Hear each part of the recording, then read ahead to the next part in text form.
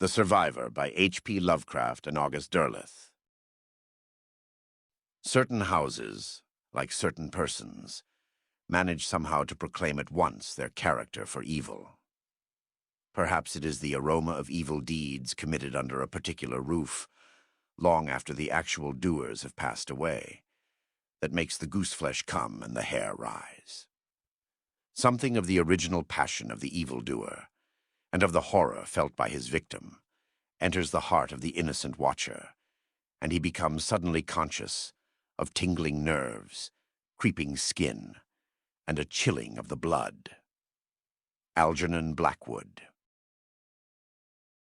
I had never intended to speak or write again of the Charriere house, once I had fled Providence on that shocking night of discovery.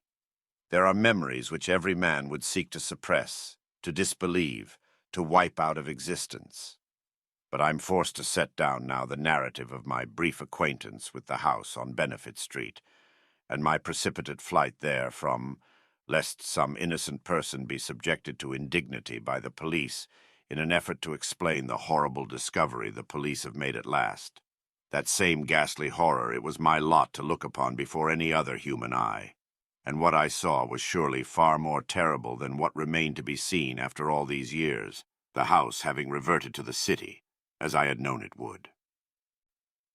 While it is true that an antiquarian might be expected to know considerably less about some ancient avenues of human research than about old houses, it is surely conceivable that one who is steeped in the processes of research among the habitations of the human race might occasionally encounter a more abstruse mystery than the date of an ell or the source of a gambrel roof, and find it possible to come to certain conclusions about it, no matter how incredible, how horrible or frightening, or even, yes, damnable.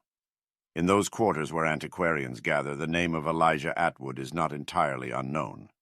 Modesty forbids me to say more, but it is surely permissible to point out that anyone sufficiently interested to look up references will find more than a few paragraphs about me in those directories devoted to information for the antiquary.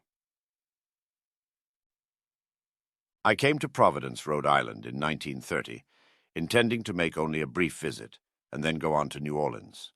But I saw the Charriere house on Benefit Street, and was drawn to it as only an antiquarian would be drawn to any unusual house isolated in a New England street of a period not its own, a house clearly of some age, and with an indefinable aura that both attracted and repelled. What was said about the Charriere house, that it was haunted, was no more than what was said about many an old, abandoned dwelling in the Old World, as well as in the New.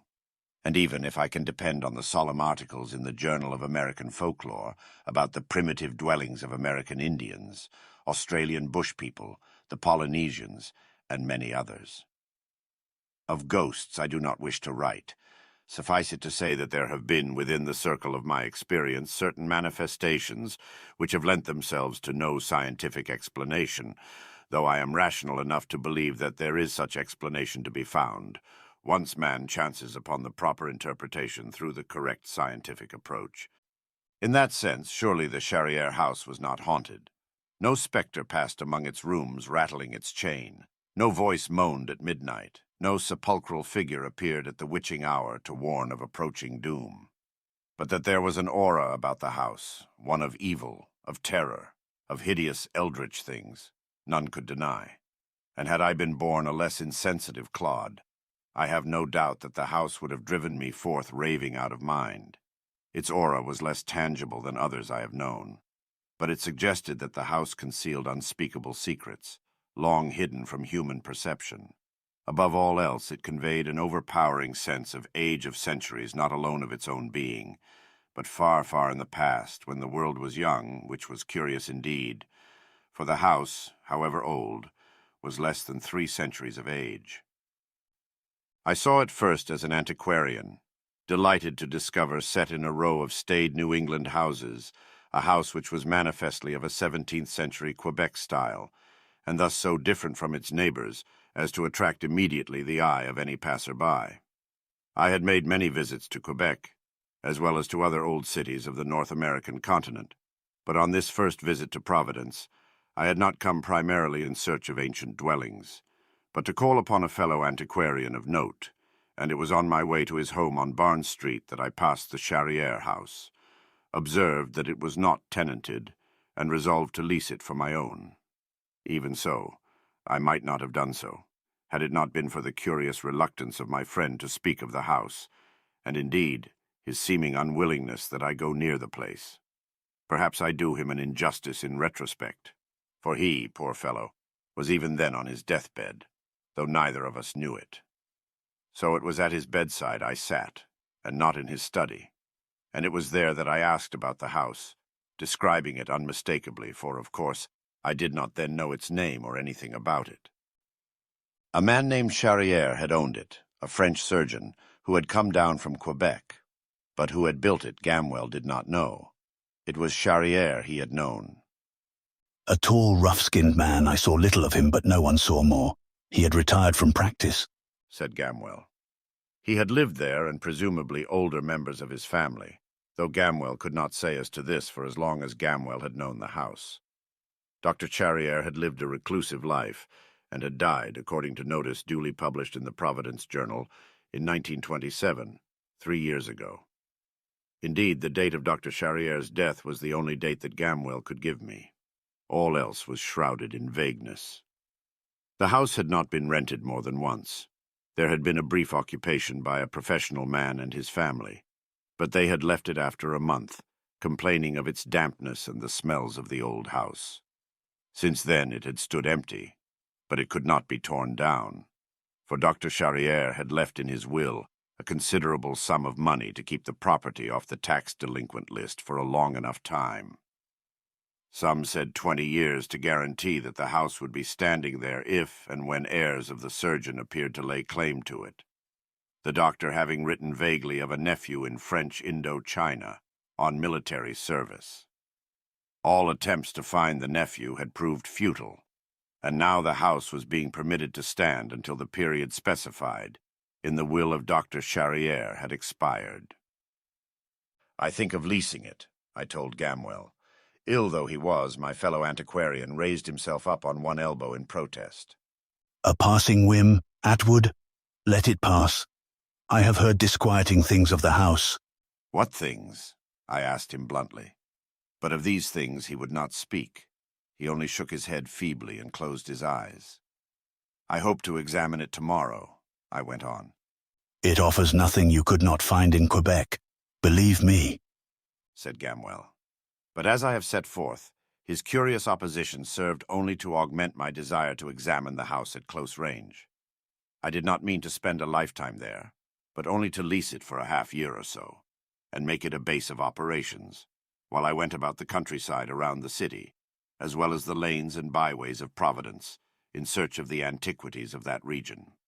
Gamwell did surrender at last the name of the firm of lawyers in whose hands the Charrière will had been placed, and when I made application to them, and overcame their own lack of enthusiasm, I became master of the old Charrière house for a period of not more than 6 months, and less, if I so chose. I took possession of the house at once, though I was somewhat nonplussed to discover that, while running water had been put in, electricity had not. I found among the furnishings of the house, these had been left in each room exactly as at the death of Dr. Charrière. A half-dozen lamps of various shapes and ages, some of them apparently dating back a century or more, with which to light my way. I had expected to find the house cobwebbed and dusty, but I was surprised to learn that this was not the case, though I had not understood that the lawyers, the firm of Baker and Amp Greenbaugh, had undertaken to care for the house during the half-century it was to stand, short of someone's appearing to lay claim to it as the sole survivor of Dr. Charrière and his line.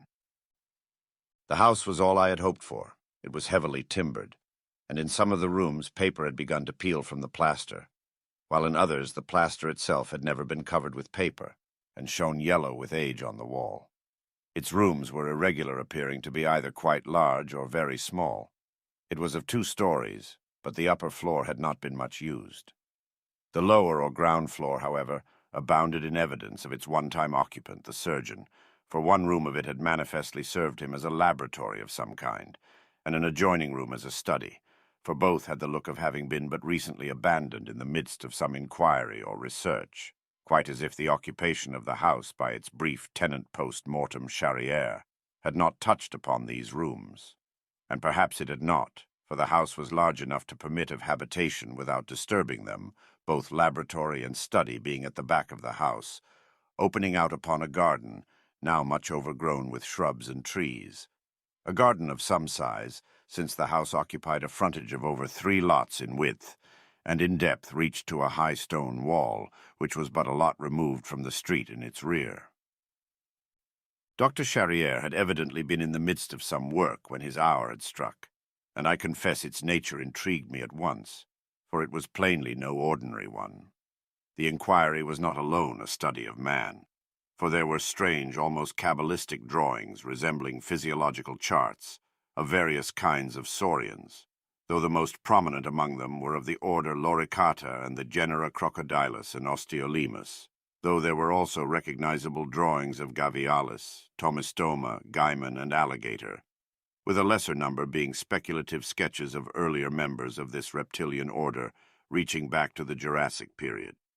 Yet even this fascinating glimpse of the surgeon's odd vein of inquiry would not have stimulated any really genuine delving into his affairs, had it not been for the antiquarian mystery of the house. The Charrière house impressed me at once as having been the product of its age, save for the later introduction of waterworks. I had all along assumed that Dr. Charrière himself had built it. Gamwell had nowhere in our somewhat elliptical conversation given me to understand otherwise, nor had he, for that matter, mentioned the surgeon's age at his death. Presuming it to be a well-rounded 80 years, then it was certainly not he who had built the house, for internal evidence spoke clearly of its origin in the vicinity of the year 1700, or over 2 centuries before Dr. Charrière's death. It seemed to me, therefore, that the house only bore the name of its most recent long-time tenant, and not that of its builder. It was the pursuit of this problem which brought me to several disturbing facts, which bore no relationship, seemingly, to credible facts. For one thing, the year of Dr. Charrière's birth was nowhere in evidence. I sought out his grave. It was, strangely, on his own property. He had obtained permission to be buried in his garden, not far from a gracious old well which stood, roofed over with bucket and all, still as it had stood, doubtless, for almost as long as the house had been standing, with a view to examining his headstone for the date of his birth. But, to my disappointment and chagrin, his stone bore only his name. Jean-François Charrière, his calling. Surgeon, his places of residence or professional occupation. Bayonne, Paris, Pondicherry, Quebec. Providence and the year of his death, 1927. No more. This was enough only to further me on my quest, and forthwith I started to make inquiry by letter of acquaintances in various places where research might be done. Within a fortnight, the results of my inquiries were at hand. But far from being in any way satisfied, I was more perplexed than ever. I had made my first inquiry of a correspondent in Bayonne, presuming that since this was first mentioned on the stone, Charrière might have been born in that vicinity. I had next inquired in Paris, then of a friend in London, who might have access to information in British archives pertaining to India, and then in Quebec. What did I glean from all this correspondence but a riddling sequence of dates? A Jean-François Charrière had indeed been born in Bayonne, but in the year 1636. The name was not unknown in Paris either, for a 17-year-old lad of that name had studied under the royalist exile Richard Wiseman in 1653 and for 3 years thereafter. At Pondicherry and later, too, on the Coromandel coast of India, one Dr. Jean-François Charrière, surgeon in the French army, had been on duty from 1674 onward. And in Quebec, the earliest record of Dr. Charrière was in 1691. He had practiced in that city for 6 years, and had then left the city for an unknown destination.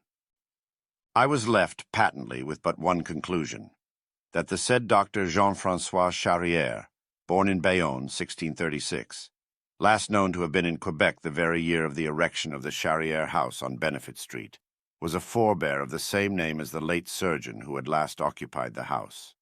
But if so, there was an absolute lacuna between that time in 1697 and the lifetime of the last occupant of the house, for there was nowhere any account of the family of that earlier Jean-François Charrière. If there had been a Madame Charrière, if there had been children, as assuredly there must have been for the line to continue to the present century, there was no record of them.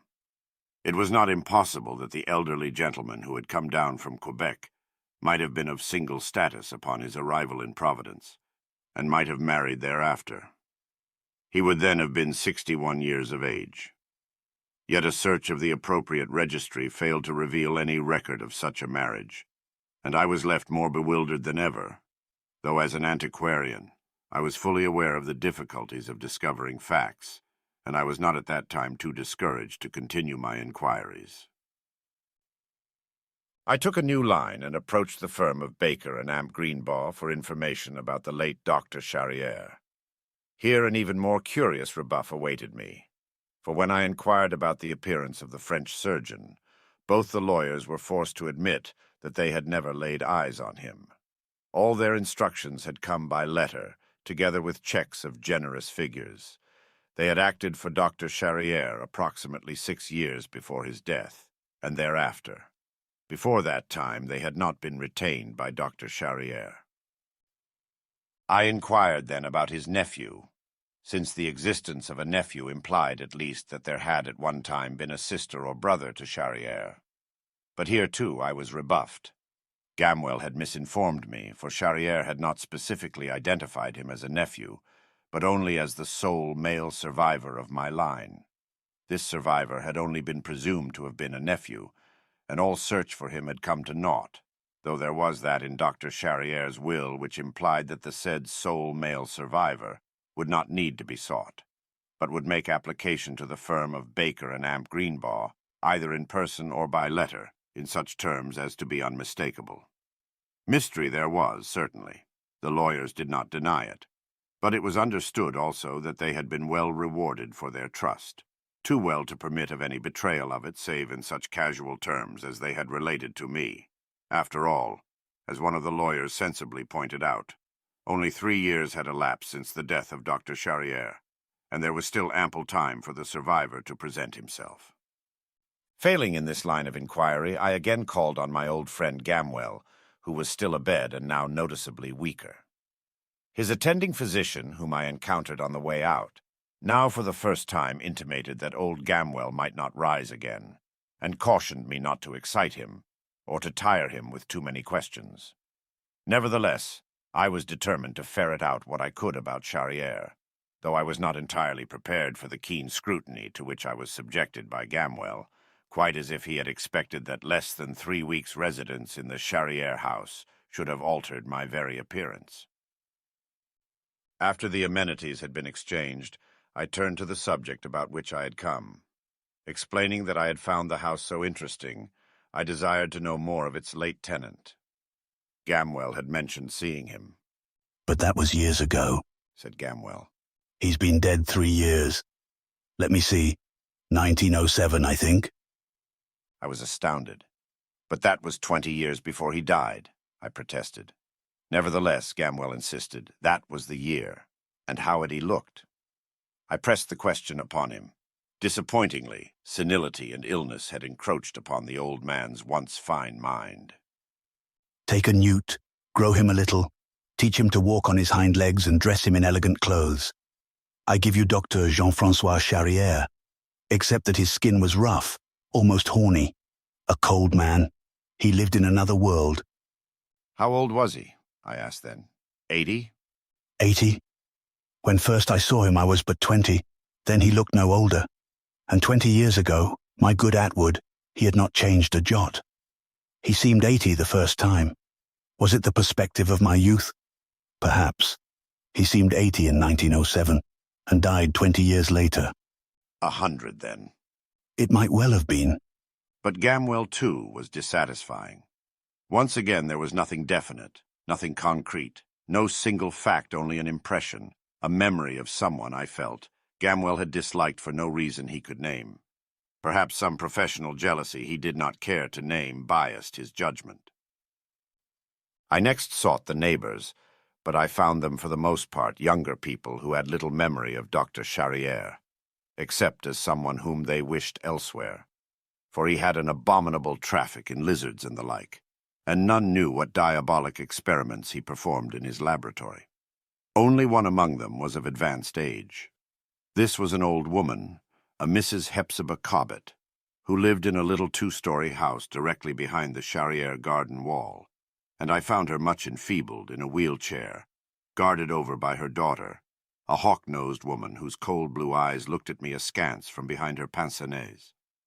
Yet the old woman spoke, starting to life at mention of Dr. Charrière's name, realizing that I lived in the house. "You'll not live there long. Mark my words. It's a devil's house," she said with some spirit that degenerated rapidly into a senile cackling. "Many's the time I've laid eyes on him. A tall man, bent like a sickle, with a wee tuft of beard like a goat's whisker on his chin. And what was it that crawled about at his feet I could not see? A long black thing, too big for a snake, though 'twas snakes I thought of every time I set eyes on Dr. Charrière. And what was it screamed that night? And what barked at the well? A fox, indeed. I know a fox and a dog, too, like the yawping of a seal. I've seen things, I tell ye, but nobody'll believe a poor old woman with one foot in her grave, and ye won't either, for none does." What was I to make of this? Perhaps the daughter was right when she said as she showed me out, "You must overlook Mother's ramblings. She has an arteriosclerotic condition which occasionally makes her sound quite weak-minded." but I did not think old Mrs. Cobbett weak-minded, for her eyes snapped and sparkled when she talked, quite as if she were enjoying a secret joke of proportions so vast that its very outlines escaped her keeper, the grim daughter who hovered ever near. Disappointment seemed to await me at every turn. All avenues of information yielded little more together than anyone had yielded. Newspaper files, library, records, all that was to be found was the date of the erection of the house, 1697, and the date of the death of Dr. Jean-François Charrière. If any other Charrière had died in the city's history, there was no mention of him.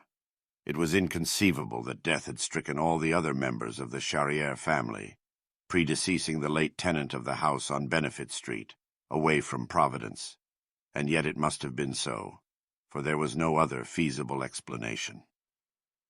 Yet there was one additional fact, a likeness of Dr. Charrière which I discovered in the house, though no name was appended to it where it hung in a remote and almost inaccessible corner of an upstairs room.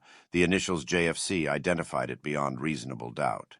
It was the likeness of a thin-faced ascetic, wearing a straggly goatee. His face was distinguished by high cheekbones, sunken cheeks, and dark, blazing eyes. His aspect was gaunt and sepulchral. Thus, in the absence of other avenues of information, I was driven once again to the papers and books left in Dr. Charrière's study and laboratory. Hitherto I had been much away from the house in the pursuit of my inquiry into Dr. Charrière's background, but now I was as much confined to the house as I had previously been away from it. Perhaps it was because of this confinement that I began to grow more keenly aware of the aura of the house, both in a psychic and a physical sense. That unhappy professional man and his family, who had remained here but a month and then left because of the smells abounding, had perhaps conditioned me to smell the house. And now, for the first time, I did indeed become sharply cognizant of various aromas and musks, some of them typical of old houses, but others completely alien to me. The dominant one, however, was identifiable. It was a musk I had encountered several times before in zoos, swamps, along stagnant pools, almost a miasma which suggested most strongly the presence of reptiles. It was not impossible that reptiles had found their way through the city to the haven of the garden behind the Charrière house, but it was incredible that they should have persisted in such numbers as to taint the very air of the place. Yet, seek as I might, I could find no source of this reptilian musk, inside or out, though I fancied once that it emanated from the well, which was doubtless a result of an illusory conviction. This musk persisted, and it was especially strong whenever rain fell, or a fog formed, or dew lay on the grass, as might have been expected, moisture heightening all odors. The house was moist, too. Its short-lived tenantry had been explained in part by this, And in this, certainly, the renter had not been in error. I found it often unpleasant, but not disturbing, not half so disturbing as other aspects of the house. Indeed, it was as if my invasion of the study and laboratory had stirred the old house to protest, for certain hallucinations began to occur with annoying regularity. There was, for one, the curious barking sound which seemed to emanate from the garden late at night, and for another, the illusion that an oddly bent reptilian figure haunted the darkness of the garden outside the study windows.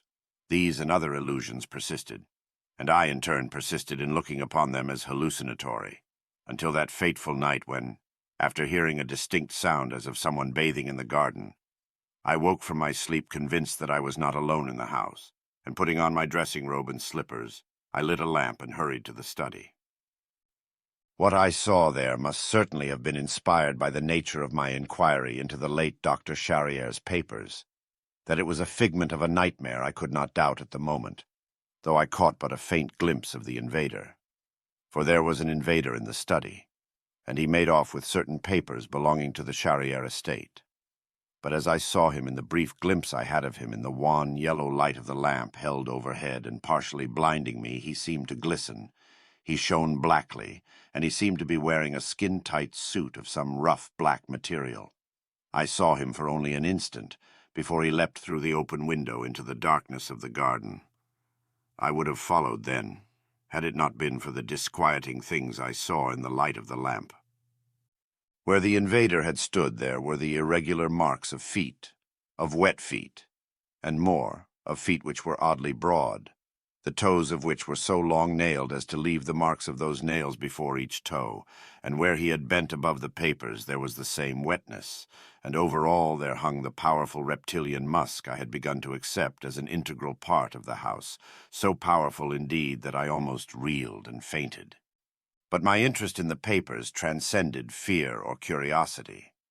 At that time the only rational explanation which occurred to me was that one of the neighbors, who had some animus against the Charriere house, and were constantly agitating to have it torn down, must have come from swimming to invade the study.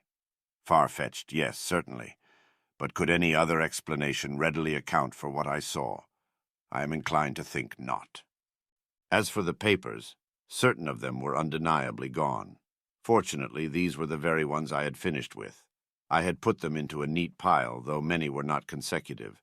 I could not imagine why anyone would have wanted to take them, unless someone other than myself were interested in Dr. Charriere, perhaps with a view to laying claim to the house and property.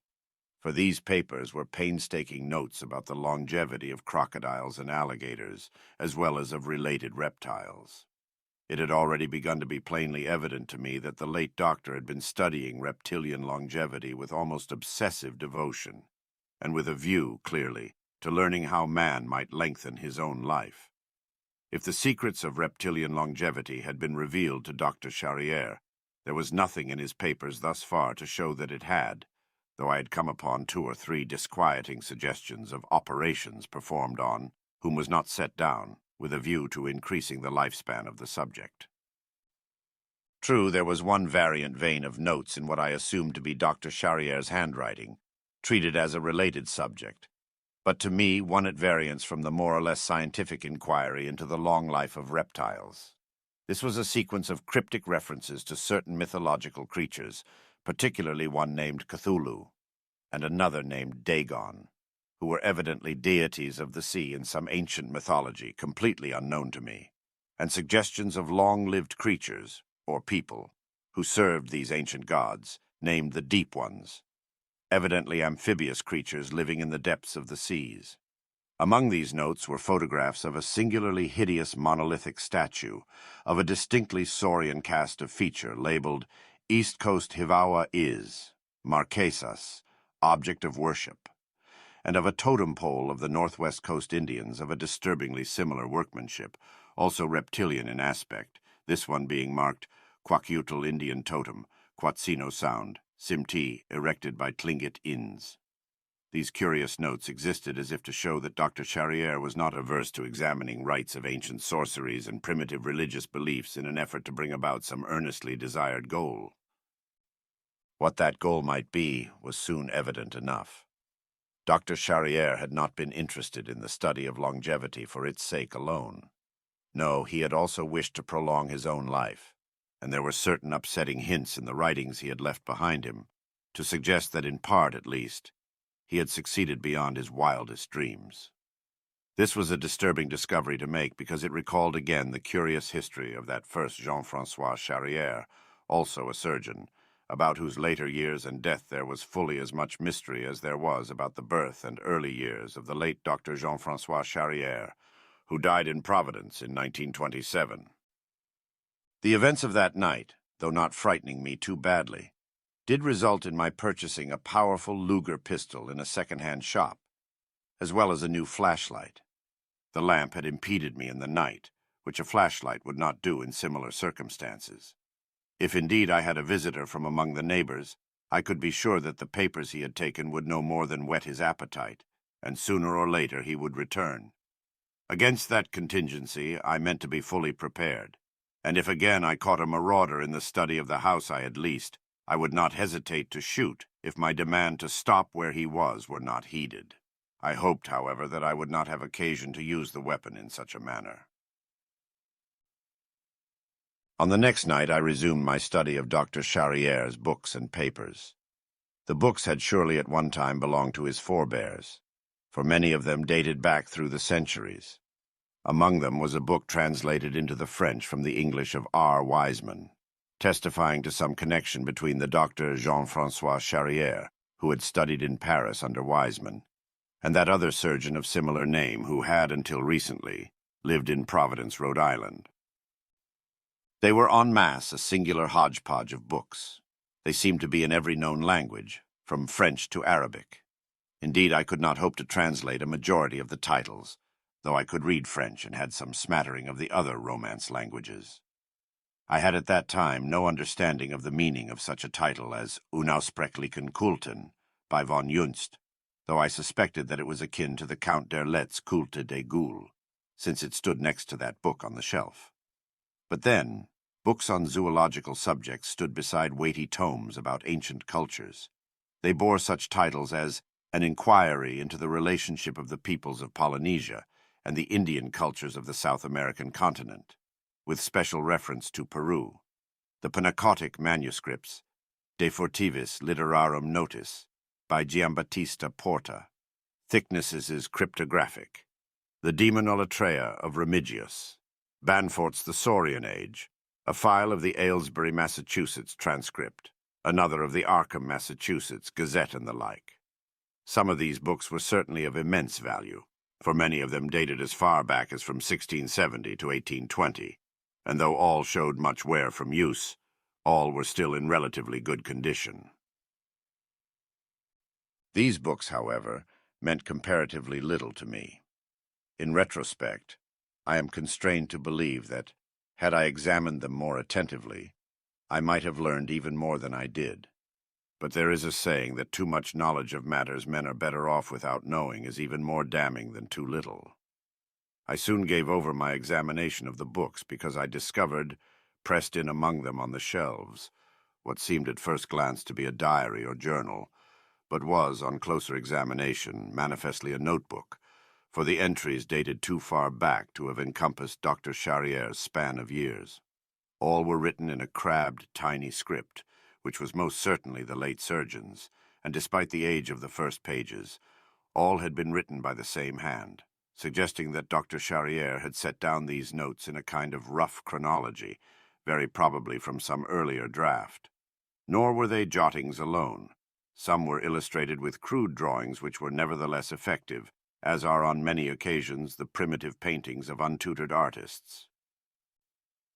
Thus, upon the very first page of the hand-bound manuscript, I came upon this entry, 1851, Arkham, Asaph Goad, D.O., and with it a drawing, presumably of the said Asaph Goad, emphasizing certain aspects of his features, which were batrachian in essence, for they were distinguished by an abnormally wide mouth, with peculiar leathery lips, a very low brow, strangely webbed eyes, and a generally squat physiognomy, giving them a distinctly and unmistakably frog-like appearance.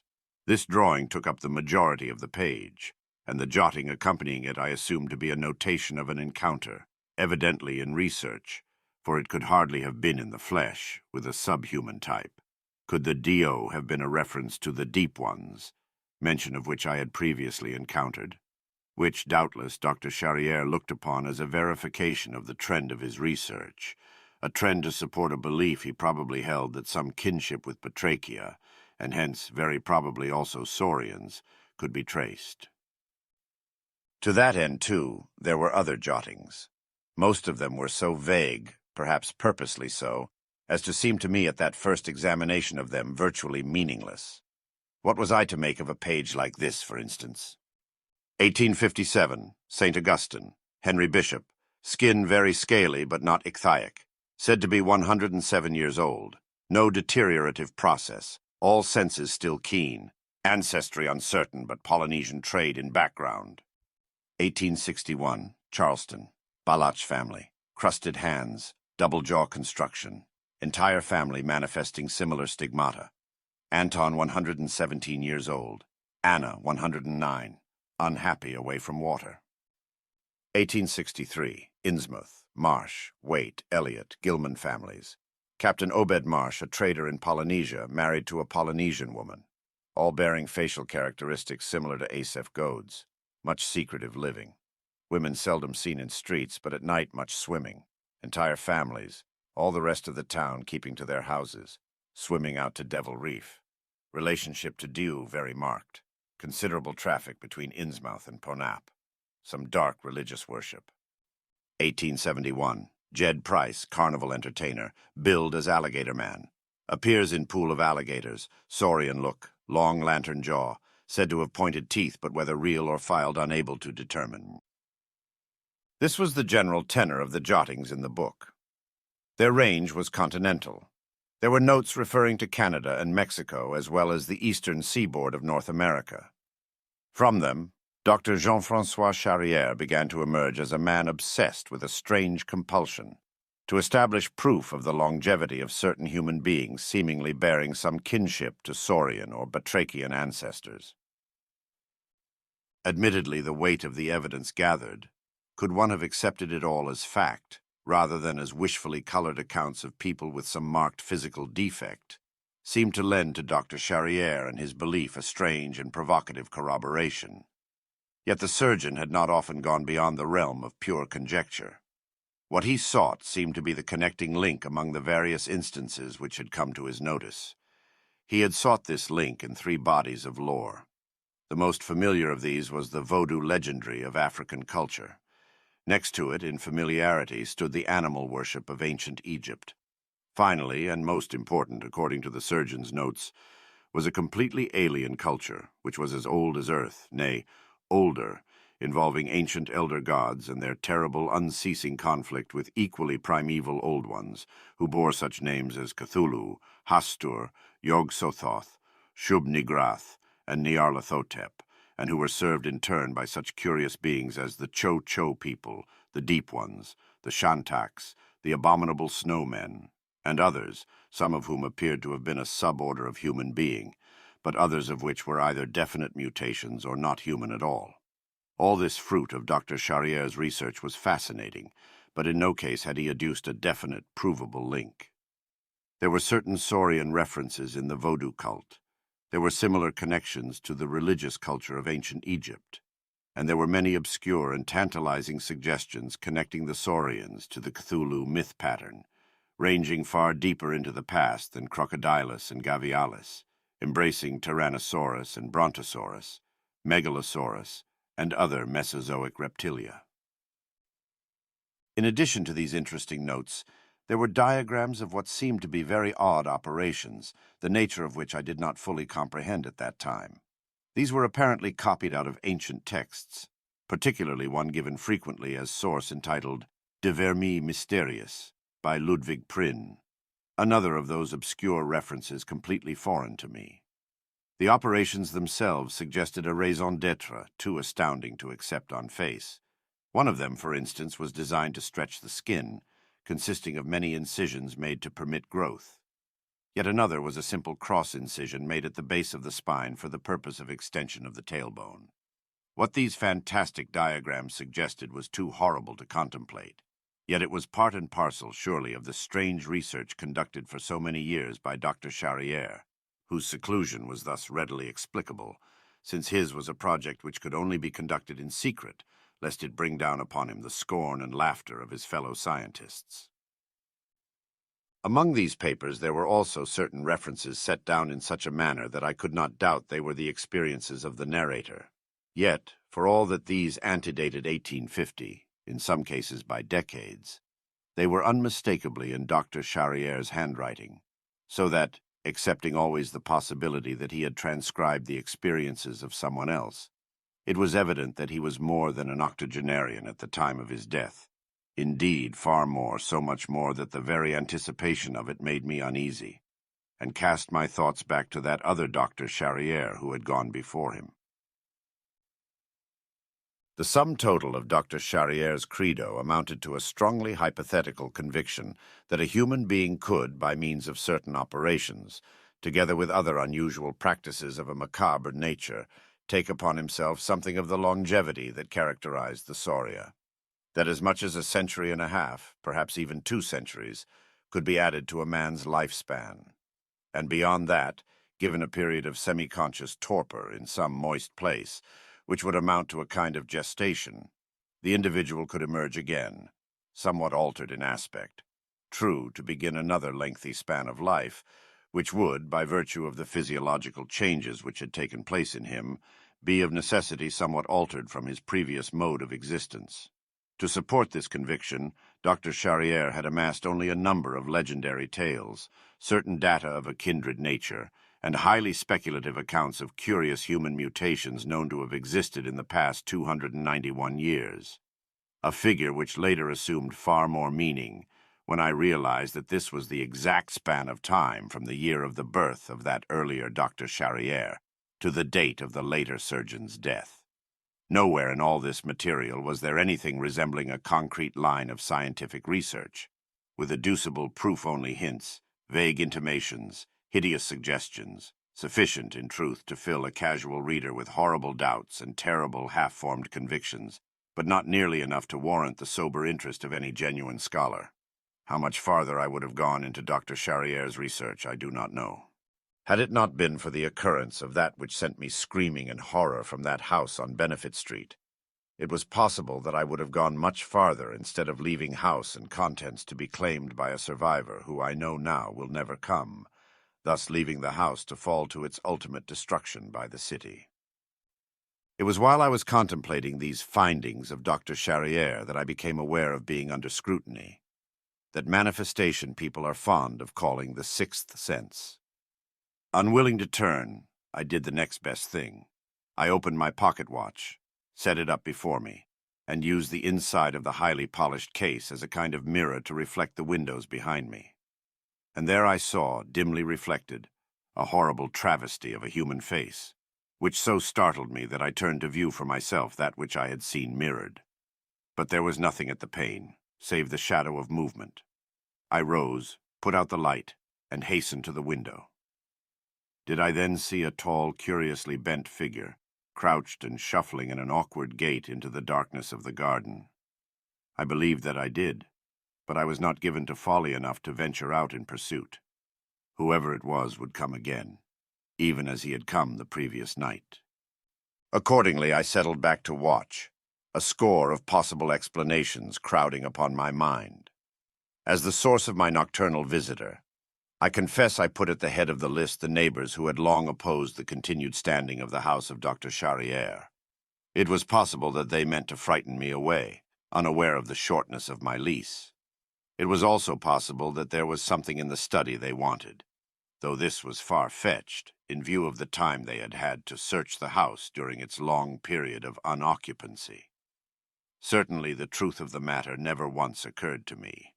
I am not by nature any more skeptical than an antiquarian might be expected to be, but the true identity of my visitor did not, I confess, suggest itself to me, despite all the curious interlocking circumstances which might have conveyed a greater meaning to a less scientific mind than my own. As I sat there in the dark, I was more than ever impressed with the aura of the old house. The very darkness seemed alive, but incredibly remote from the life of Providence which swirled all around it. The interior darkness was filled instead with the psychic residue of years, the persistent smell of moisture, accompanied by that musk so commonly associated with reptilian quarters at the zoo, the smell of old wood, old limestone, of which the cellar walls were composed, the odor of decay, for the centuries had begun to deteriorate both wood and stone. And there was something more, the vaporous hint of an animal presence, which seemed indeed to grow stronger with every passing moment. I sat there well over an hour before I heard any untoward sound. Then it was indistinguishable.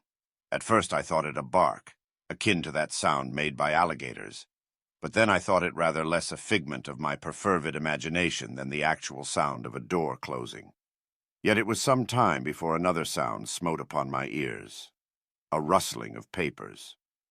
Astonishing as it was, an intruder had actually found his way into the study before my very eyes without being seen. I turned on the flashlight, which was directed at the desk I had left. What I saw was incredible, horrible. It was not a man who stood there, but a travesty of a man. I know that for one cataclysmic moment I thought consciousness would leave me, but a sense of urgency coupled with an awareness of acute danger swept over me, and without a moment's hesitation I fired 4 times, at such range that I knew each shot had found harbor in the body of the bestial thing that leaned over Dr. Charrier's desk in that darkened study. Of what followed I have mercifully only the vaguest memory. A wild thrashing about the escape of the invader, my own uncertain pursuit. I had struck him, certainly, for a trail of blood led from the study to the windows through which he had gone, tearing away glass and frame in one. Outside, the light of my flash gleamed on the drops of blood, so that I had no difficulty following them. Even without this to follow, the strong musk pervading the night air would have enabled me to trace whoever had gone ahead. I was led not away from the house, but deeper into the garden, straight to the curb of the well behind the house, and over the curb into the well, where I saw for the first time in the glow of the flashlight the cunningly fashioned steps which led down into that dark maw. So great was the discharge of blood at the well curb that I was confident I had mortally wounded the intruder. It was that confidence which impelled me to follow, despite the manifest danger. Would that I had turned at the well curb and gone away from that accursed place. For I followed down the rungs of the ladder set into the well wall, not to the water below, as I had first thought I might be led, but to an aperture opening into a tunnel in the well wall, leading even deeper into the garden. Compelled now by a burning desire to know the nature of my victim, I pushed into this tunnel, unmindful of the damp earth which stained my clothes, with my light thrust before me, and my weapon in instant readiness. Up ahead I could see a kind of hollowed-out cavern, not any larger than enough to permit a man to kneel upright, and in the center of my flashlight's glow stood a casket, at sight of which I hesitated momentarily, for I recognized the direction of the tunnel away from the well led toward the grave of Dr. Charrier. But I had come too far to retreat. The smell in this narrow opening was almost indescribable. Pervading every part of the tunnel was the nauseatingly strong musk of reptiles. Indeed, it lay so thickly in the air that I had to force myself to press on toward the casket. I came up to it and saw that it lay uncovered. The trail of blood led to the edge of the casket and into it. Impelled by burning curiosity and a half-formed fear of what I might find, I rose to my knees and forced the light tremblingly into the casket. It may well be charged that after so many years my memory is no longer to be relied upon. But what I saw there was imprinted indelibly on my memory. For there, in the glow of my light, lay a newly dead being, the implications of whose existence overwhelmed me with horror. This was the thing I had killed. Half man, half saurian, it was a ghastly travesty upon what had once been a human being. Its clothes were split and torn by the horrible mutations of the flesh, by the crusted skin which had burst its bonds. Its hands and unshod feet were flat, powerful in appearance, claw-like.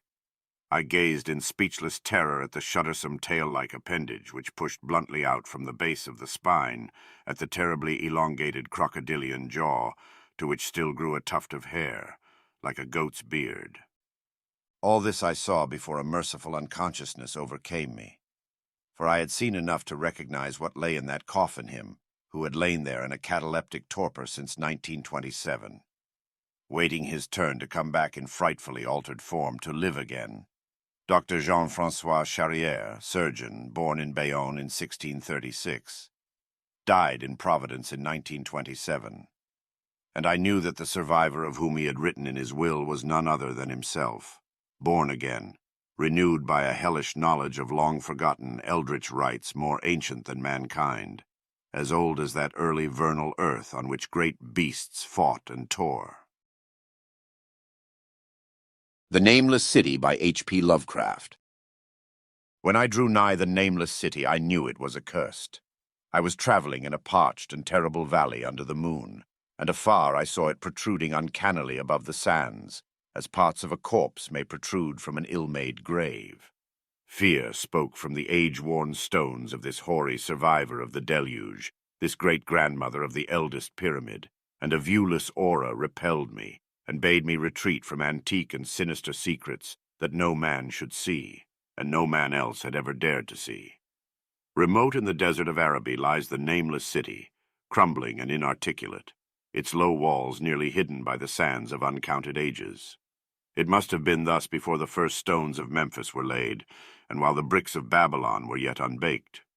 There is no legend so old as to give it a name, or to recall that it was ever alive, but it is told of in whispers around campfires and muttered about by grandames in the tents of sheikhs, so that all the tribes shun it without wholly knowing why. It was of this place that Abdul Alhazred, the mad poet, dreamed on the night before he sang his unexplainable couplet, "That is not dead which can eternal lie, and with strange eons even death may die." I should have known that the Arabs had good reason for shunning the Nameless City, the city told of in strange tales but seen by no living man. Yet I defied them, and went into the untrodden waste with my camel. I alone have seen it, and that is why no other face bears such hideous lines of fear as mine, why no other man shivers so horribly when the night wind rattles the windows. When I came upon it in the ghastly stillness of unending sleep, it looked at me, chilly from the rays of a cold moon amidst the desert's heat. And as I returned its look, I forgot my triumph at finding it, and stopped still with my camel to wait for the dawn. For hours I waited, till the east grew gray and the stars faded, and the gray turned to roseal light edged with gold. I heard a moaning and saw a storm of sand stirring among the antique stones, though the sky was clear, and the vast reaches of the desert still.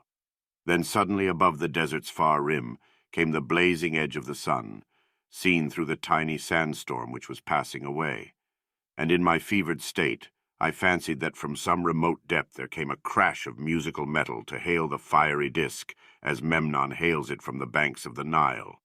My ears rang, and my imagination seethed as I led my camel slowly across the sand to that unvocal stone place, that place too old for Egypt and Meroe to remember, that place which I alone of living men had seen.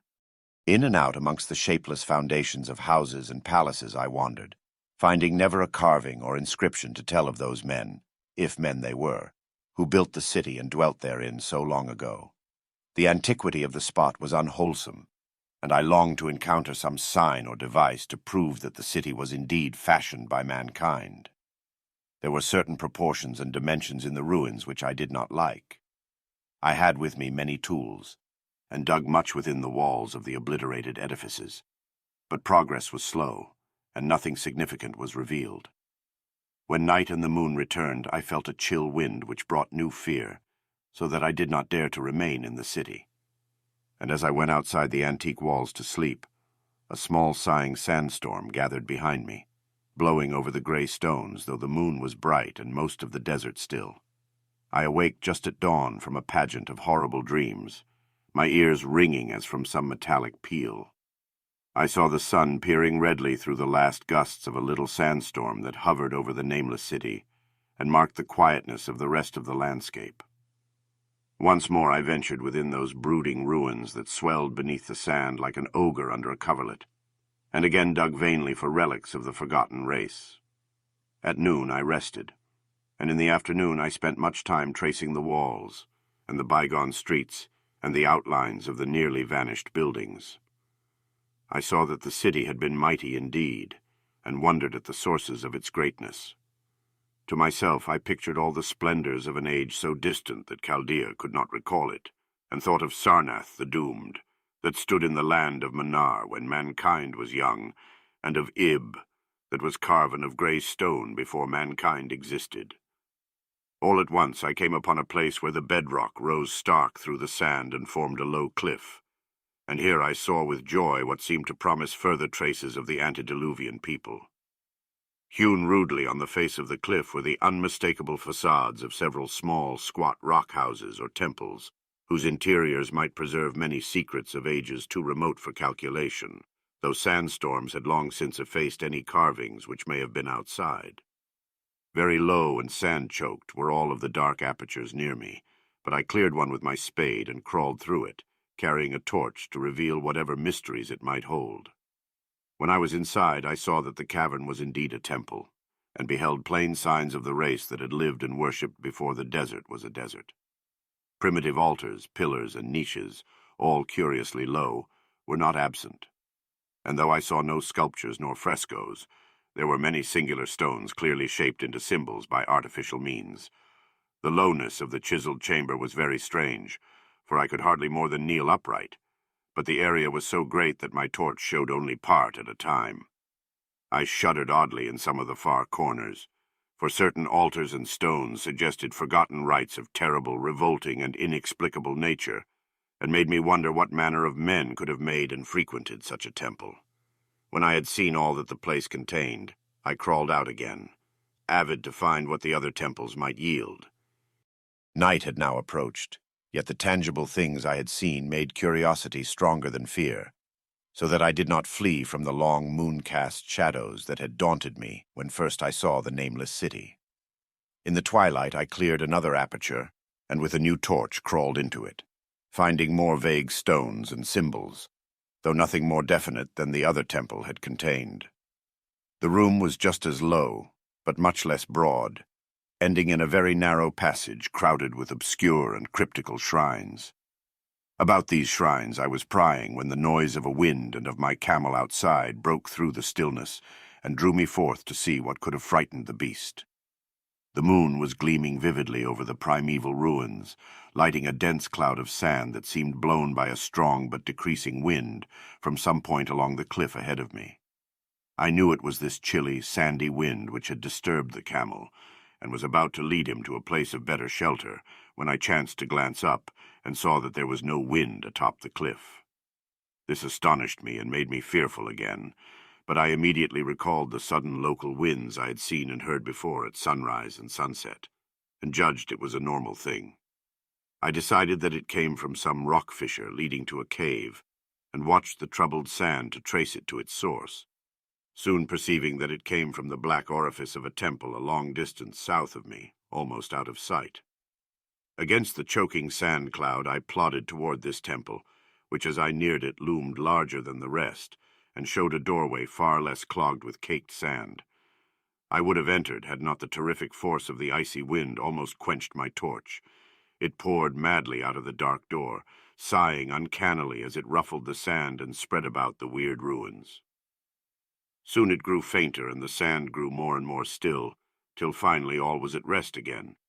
But a presence seemed stalking among the spectral stones of the city, and when I glanced at the moon it seemed to quiver as though mirrored in unquiet waters. I was more afraid than I could explain, but not enough to dull my thirst for wonder. So as soon as the wind was quite gone, I crossed into the dark chamber from which it had come. This temple, as I had fancied from the outside, was larger than either of those I had visited before, and was presumably a natural cavern, since it bore winds from some region beyond. Here I could stand quite upright, but saw that the stones and altars were as low as those in the other temples. On the walls and roof I beheld for the first time some traces of the pictorial art of the ancient race, curious curling streaks of paint that had almost faded or crumbled away. And on two of the altars I saw with rising excitement a maze of well-fashioned curvilinear carvings. As I held my torch aloft, it seemed to me that the shape of the roof was too regular to be natural, and I wondered what the prehistoric cutters of stone had first worked upon. Their engineering skill must have been vast. Then a brighter flare of the fantastic flame showed me that for which I had been seeking, the opening to those remoter abysses whence the sudden wind had blown. And I grew faint when I saw that it was a small and plainly artificial door chiseled in the solid rock. I thrust my torch within, beholding a black tunnel with the roof arching low over a rough flight of very small, numerous and steeply descending steps. I shall always see those steps in my dreams, for I came to learn what they meant. At the time I hardly knew whether to call them steps or mere footholds in a precipitous descent. My mind was whirling with mad thoughts, and the words and warnings of Arab prophets seemed to float across the desert from the lands that men know to the nameless city that men dare not know. Yet I hesitated only a moment before advancing through the portal and commencing to climb cautiously down the steep passage, feet first, as though on a ladder. It is only in the terrible phantasms of drugs or delirium that any other man can have had such a descent as mine. The narrow passage led infinitely down like some hideous haunted well, and the torch I held above my head could not light the unknown depths toward which I was crawling. I lost track of the hours and forgot to consult my watch, though I was frightened when I thought of the distance I must be traversing. There were changes of direction and of steepness, and once I came to a long, low, level passage where I had to wriggle feet first along the rocky floor, holding my torch at arm's length beyond my head. The place was not high enough for kneeling. After that were more of the steep steps, and I was still scrambling down interminably when my failing torch died out. I do not think I noticed it at the time, for when I did notice it, I was still holding it high above me as if it were ablaze. I was quite unbalanced with that instinct for the strange and the unknown which has made me a wanderer upon earth, and a haunter of far, ancient, and forbidden places.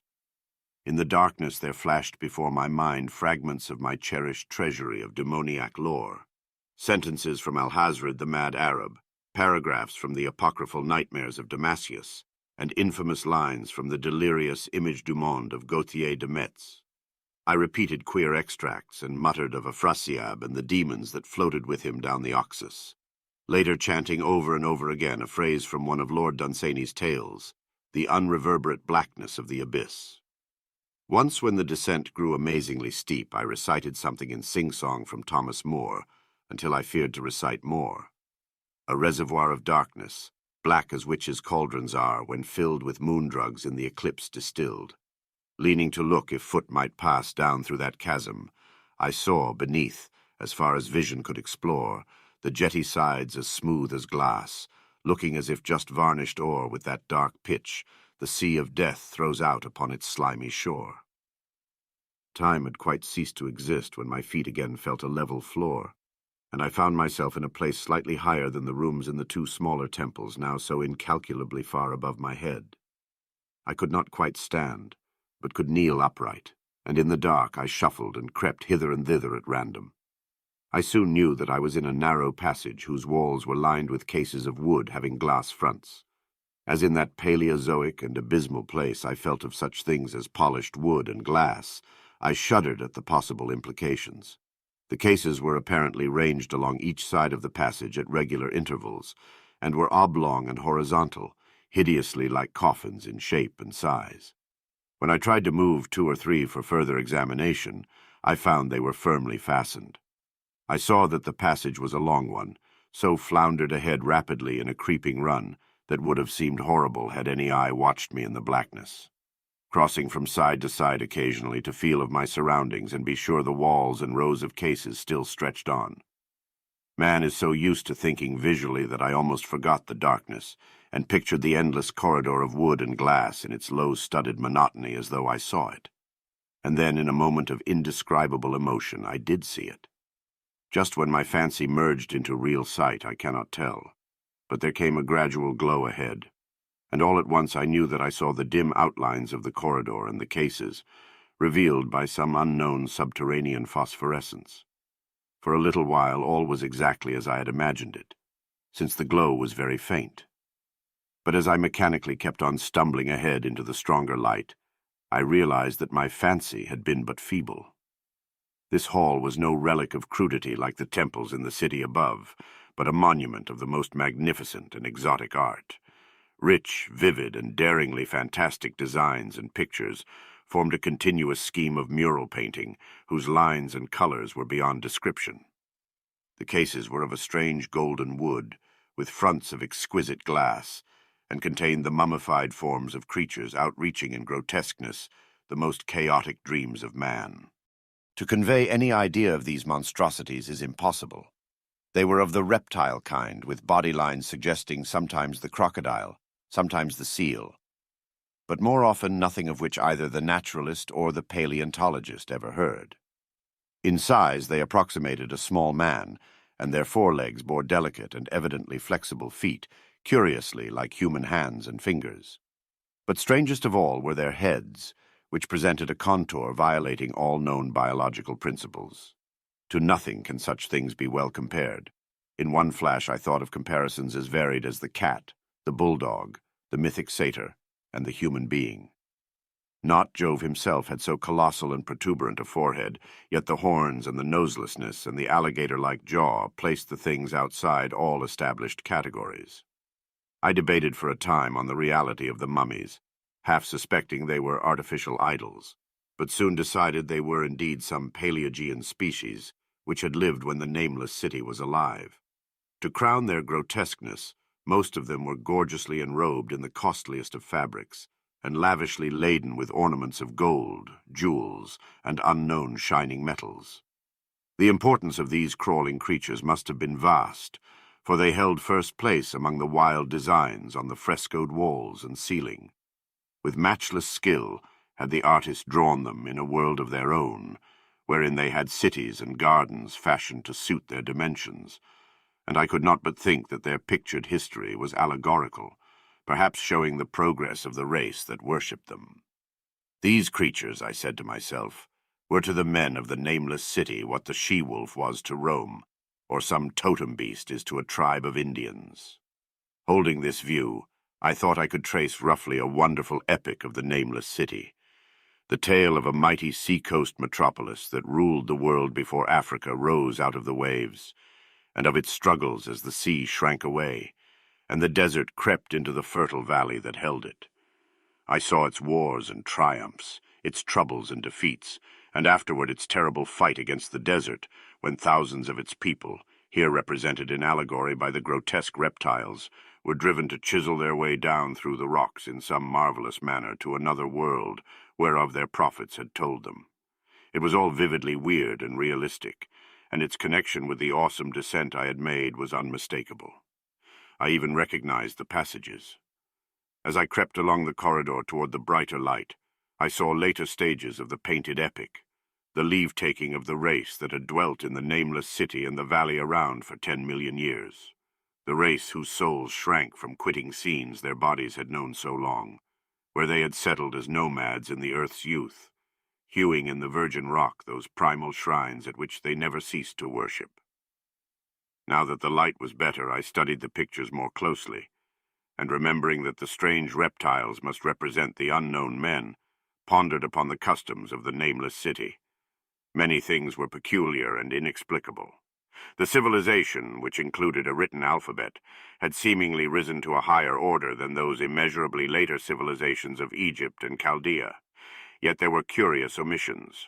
I could, for example, find no pictures to represent deaths or funeral customs, save such as were related to wars, violence, and plagues, and I wondered at the reticence shown concerning natural death.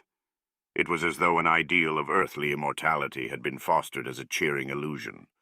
Still nearer the end of the passage were painted scenes of the utmost picturesqueness and extravagance, contrasted views of the Nameless City in its desertion and growing ruin, and of the strange new realm or paradise to which the race had hewed its way through the stone. In these views, the city and the desert valley were shown always by moonlight, a golden nimbus hovering over the fallen walls and half revealing the splendid perfection of former times, shown spectrally and elusively by the artist. The paradisal scenes were almost too extravagant to be believed, portraying a hidden world of eternal day filled with glorious cities and ethereal hills and valleys. At the very last, I thought I saw signs of an artistic anticlimax.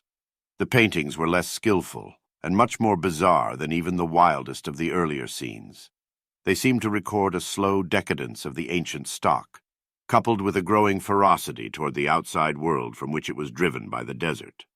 The forms of the people, always represented by the sacred reptiles, appeared to be gradually wasting away, though their spirit, as shown hovering about the ruins by moonlight, gained in proportion.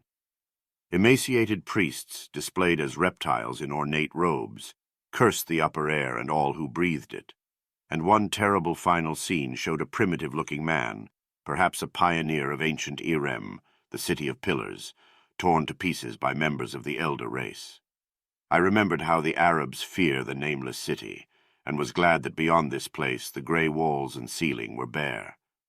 As I viewed the pageant of mural history, I had approached very closely the end of the low-ceiled hall, and was aware of a great gate through which came all of the illuminating phosphorescence. Creeping up to it, I cried aloud in transcendent amazement at what lay beyond, for instead of other and brighter chambers, there was only an illimitable void of uniform radiance, such as one might fancy when gazing down from the peak of Mount Everest upon a sea of sunlit mist. Behind me was a passage so cramped that I could not stand upright in it. Before me was an infinity of subterranean effulgence. Reaching down from the passage into the abyss was the head of a steep flight of steps, small, numerous steps like those of the black passages I had traversed, but after a few feet the glowing vapors concealed everything. Swung back open against the left-hand wall of the passage was a massive door of brass, incredibly thick and decorated with fantastic bas-reliefs, which could, if closed, shut the whole inner world of light away from the vaults and passages of rock. I looked at the steps, and for the nonce dared not try them. I touched the open brass door and could not move it. Then I sank prone to the stone floor, my mind aflame with prodigious reflections which not even a death-like exhaustion could banish. As I lay still with closed eyes, free to ponder, many things I had lightly noted in the frescoes came back to me with new and terrible significance, scenes representing the Nameless City in its heyday, the vegetation of the valley around it, and the distant lands with which its merchants traded. The allegory of the crawling creatures puzzled me by its universal prominence, and I wondered that it should be so closely followed in a pictured history of such importance. In the frescoes, the Nameless City had been shown in proportions fitted to the reptiles. I wondered what its real proportions and magnificence had been, and reflected a moment on certain oddities I had noticed in the ruins. I thought curiously of the lowness of the primal temples, and of the underground corridor, which were doubtless hewn thus out of deference to the reptile deities there honored, though it perforce reduced the worshippers to crawling. Perhaps the very rites had involved a crawling in imitation of the creatures. No religious theory, however, could easily explain why the level passage in that awesome descent should be as low as the temples, or lower, since one could not even kneel in it. As I thought of the crawling creatures, whose hideous mummified forms were so close to me, I felt a new throb of fear. Mental associations are curious, and I shrank from the idea that except for the poor primitive man torn to pieces in the last painting, mine was the only human form amidst the many relics and symbols of primordial life. But as always in my strange and roving existence, wonder soon drove out fear, for the luminous abyss and what it might contain presented a problem worthy of the greatest explorer. That a weird world of mystery lay far down that flight of peculiarly small steps I could not doubt, and I hoped to find there those human memorials which the painted corridor had failed to give.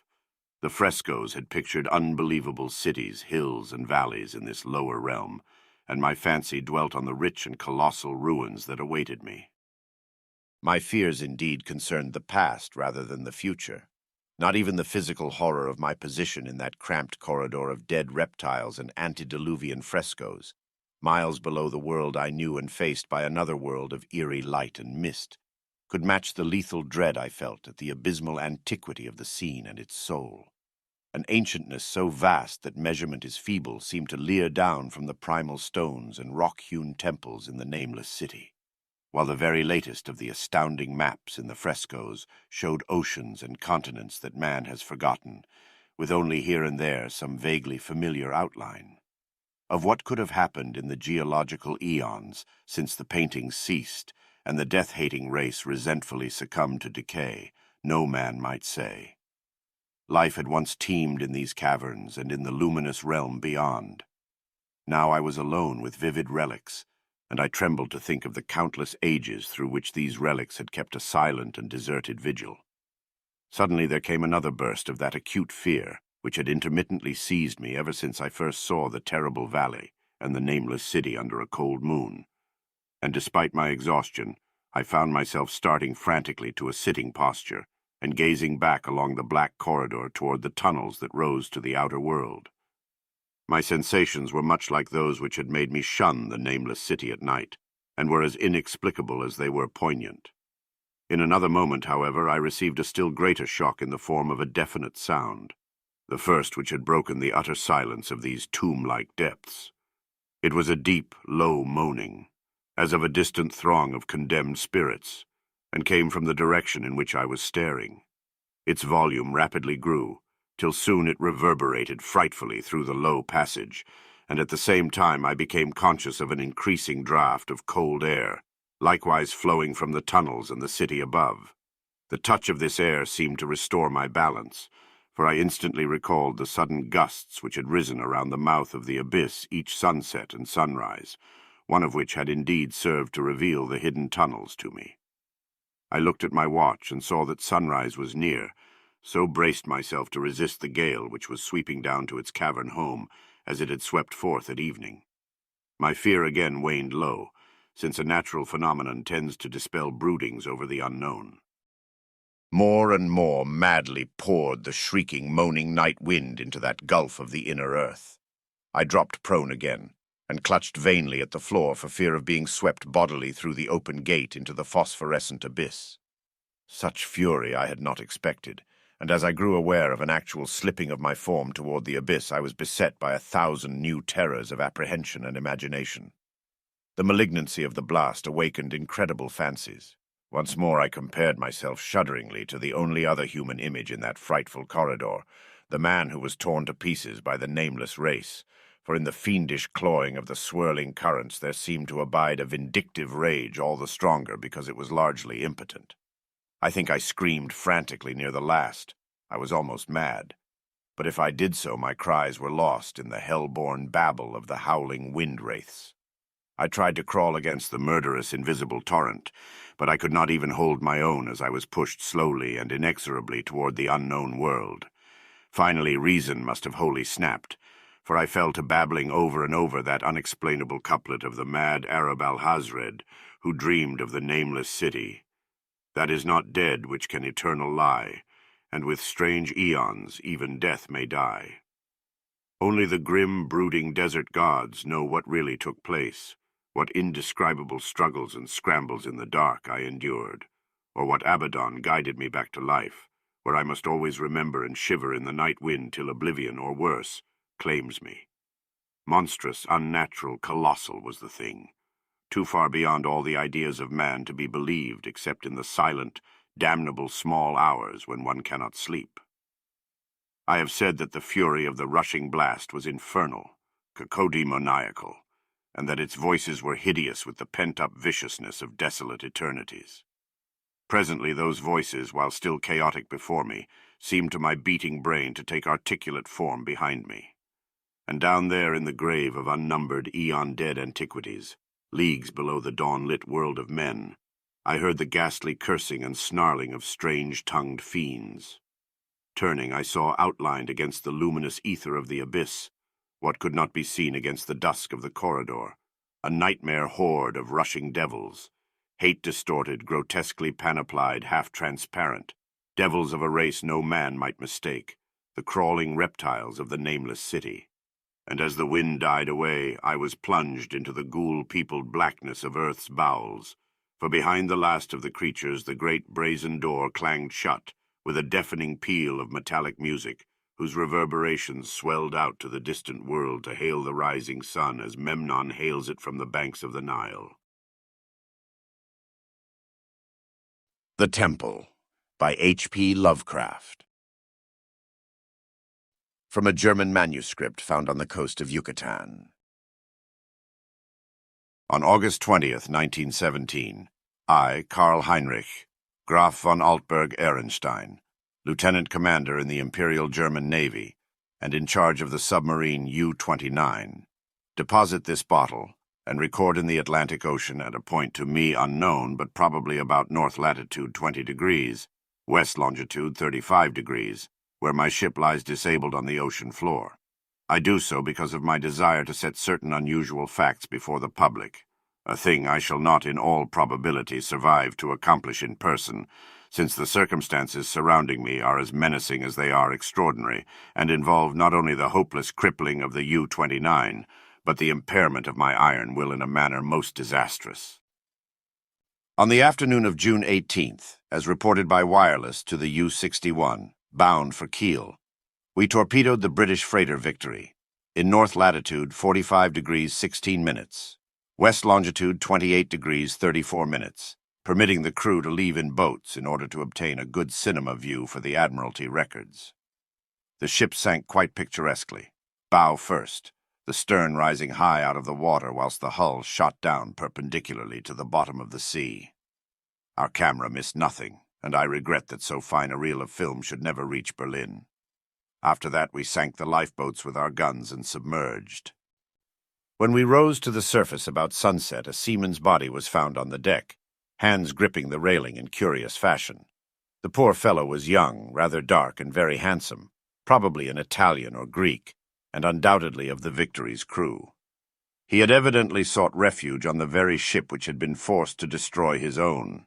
One more victim of the unjust war of aggression which the English are waging upon the fatherland. Our men searched him for souvenirs, and found in his coat pocket a very odd bit of ivory carved to represent a youth's head crowned with laurel. My fellow officer, Lieutenant Clenzy, believed that the thing was of great age and artistic value, so took it from the men for himself. How it had ever come into the possession of a common sailor, neither he nor I could imagine. As the dead man was thrown overboard, there occurred two incidents which created much disturbance amongst the crew. The fellow's eyes had been closed, but in the dragging of his body to the rail they were jarred open, and many seemed to entertain a queer delusion that they gazed steadily and mockingly at Schmidt and Zimmer, who were bent over the corpse. The boatswain Muller, an elderly man who would have known better had he not been a superstitious, became so excited by this impression that he watched the body in the water, and swore that after it sank a little it drew its limbs into a swimming position and sped away to the south under the waves. Clenzy and I did not like these displays of peasant ignorance and severely reprimanded the men, particularly Muller. The next day, a very troublesome situation was created by the indisposition of some of the crew. They were evidently suffering from the nervous strain of our long voyage, and had had bad dreams. Several seemed quite dazed and stupid, and after satisfying myself that they were not feigning their weakness, I excused them from their duties. The sea was rather rough, so we descended to a depth where the waves were less troublesome. Here we were comparatively calm, despite a somewhat puzzling southward current, which we could not identify from our oceanographic charts. The moans of the sick men were decidedly annoying, but since they did not appear to demoralize the rest of the crew, we did not resort to extreme measures. It was our plan to remain where we were and intercept the liner Dacia, mentioned in information from agents in New York. In the early evening we rose to the surface and found the sea less heavy. The smoke of a battleship was on the northern horizon, but our distance and ability to submerge made us safe. What worried us more was the talk of Boatswain Muller, which grew wilder as night came on. He was in a detestably childish state, and babbled of some illusion of dead bodies drifting past the undersea portholes, bodies which looked at him intensely, and which he recognized in spite of bloating as having seen dying during some of our victorious German exploits. And he said that the young man we had found and tossed overboard was their leader. This was very gruesome and abnormal, so we confined Muller in irons and had him soundly whipped. The men were not pleased at his punishment, but discipline was necessary. We also denied the request of a delegation headed by Seaman Zimmer that the curious carved ivory head be cast into the sea. On June 20th, Seaman Bohm and Schmidt, who had been ill the day before, became violently insane. I regretted that no physician was included in our complement of officers, since German lives are precious. But the constant ravings of the two concerning a terrible curse were most subversive of discipline, so drastic steps were taken. The crew accepted the event in a sullen fashion, but it seemed to quiet Muller, who thereafter gave us no trouble. In the evening we released him, and he went about his duties silently. In the week that followed, we were all very nervous, watching for the Dacia. The tension was aggravated by the disappearance of Muller and Zimmer, who undoubtedly ended themselves as a result of the fears which had seemed to harass them, though they were not observed in the act of jumping overboard. I was rather glad to be rid of Muller, for even his silence had unfavorably affected the crew. Everyone seemed inclined to be silent now, as though holding a secret fear. Many were ill, but none made a disturbance. Lieutenant Clenza chafed under the strain, and was annoyed by the merest trifles, such as the school of dolphins which gathered about the U-29 in increasing numbers, and the growing intensity of that southward current which was not on our chart. It at length became apparent that we had missed the Dacia altogether. Such failures are not uncommon, and we were more pleased than disappointed, since our return to Wilhelmshaven was now in order. At noon, June 28th, we turned northeastward, and despite some rather comical entanglements with the unusual masses of dolphins, were soon under way. The explosion in the engine room at 2 p.m. was wholly a surprise. No defect in the machinery or carelessness in the men had been noticed, yet without warning the ship was racked from end to end with a colossal shock. Lieutenant Clenza hurried to the engine room, finding the fuel tank and most of the mechanism shattered, and engineers Rabe and Schneider instantly killed. Our situation had suddenly become grave indeed, for though the chemical air regenerators were intact, and though we could use the devices for raising and submerging the ship and opening the hatches as long as compressed air and storage batteries might hold out, we were powerless to propel or guide the submarine. To seek rescue in the lifeboats would be to deliver ourselves into the hands of enemies unreasonably embittered against our great German nation, and our wireless had failed ever since the Victory affair to put us in touch with a fellow U-boat of the Imperial Navy. From the hour of the accident till July 2nd, we drifted constantly to the south, almost without plans and encountering no vessel. Dolphins still encircled the U-29, a somewhat remarkable circumstance considering the distance we had covered. On the morning of July 2nd, we sighted a warship flying American colors, and the men became very restless in their desire to surrender. Finally, Lieutenant Clenza had to shoot a seaman named Traube, who urged this un-German act with especial violence. This quieted the crew for the time, and we submerged unseen. The next afternoon, a dense flock of seabirds appeared from the south, and the ocean began to heave ominously. Closing our hatches, we awaited developments until we realized that we must either submerge or be swamped in the mounting waves. Our air pressure and electricity were diminishing, and we wished to avoid all unnecessary use of our slender mechanical resources. But in this case, there was no choice. We did not descend far, and when after several hours the sea was calmer, we decided to return to the surface. Here, however, a new trouble developed, for the ship failed to respond to our direction in spite of all that the mechanics could do.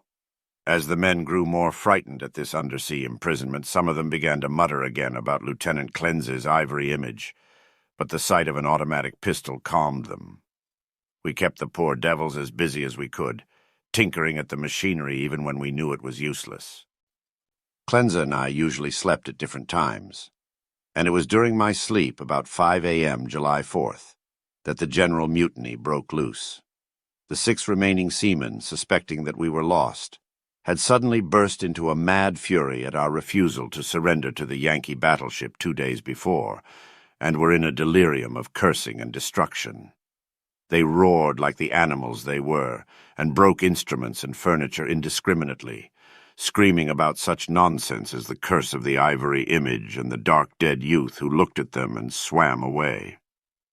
Lieutenant Cleanser seemed paralyzed and inefficient, as one might expect. I shot all 6 men, for it was necessary, and made sure that none remained alive. We expelled the bodies through the double hatches and were alone in the U-29. Cleanser seemed very nervous and drank heavily. It was decided that we remain alive as long as possible, using the large stock of provisions and chemical supply of oxygen, none of which had suffered from the crazy antics of those swinehound seamen.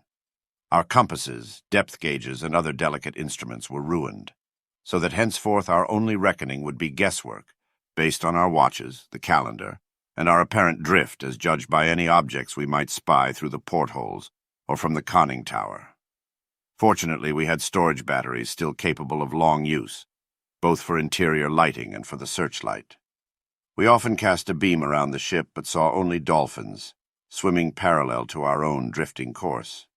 I was scientifically interested in those dolphins, for though the ordinary Delphinus delphis is a cetacean mammal, unable to subsist without air, I watched one of the swimmers closely for 2 hours, and did not see him alter his submerged condition. With the passage of time, Cleanser and I decided that we were still drifting south, meanwhile sinking deeper and deeper.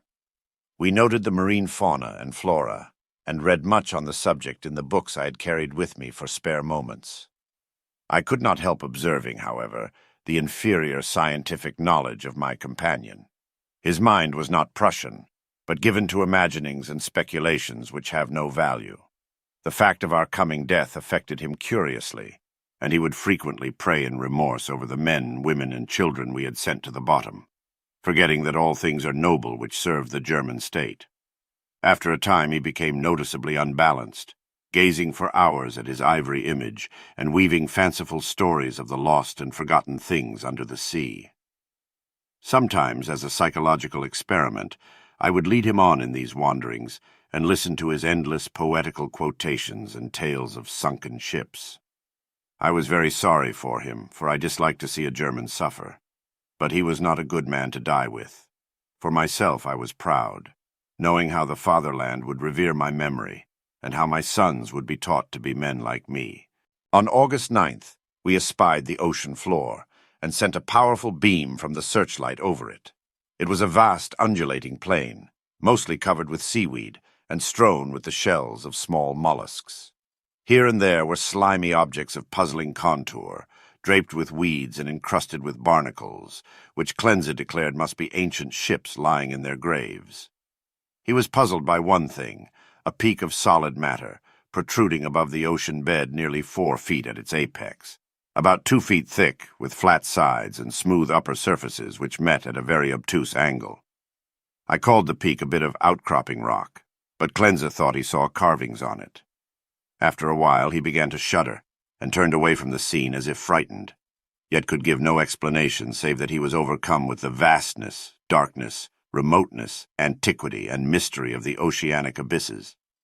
His mind was tired, but I'm always a German, and was quick to notice 2 things: that the U-29 was standing the deep-sea pressure splendidly, and that the peculiar dolphins were still about us, even at a depth where the existence of high organisms is considered impossible by most naturalists. That I had previously overestimated our depth, I was sure, but nonetheless we must still be deep enough to make these phenomena remarkable.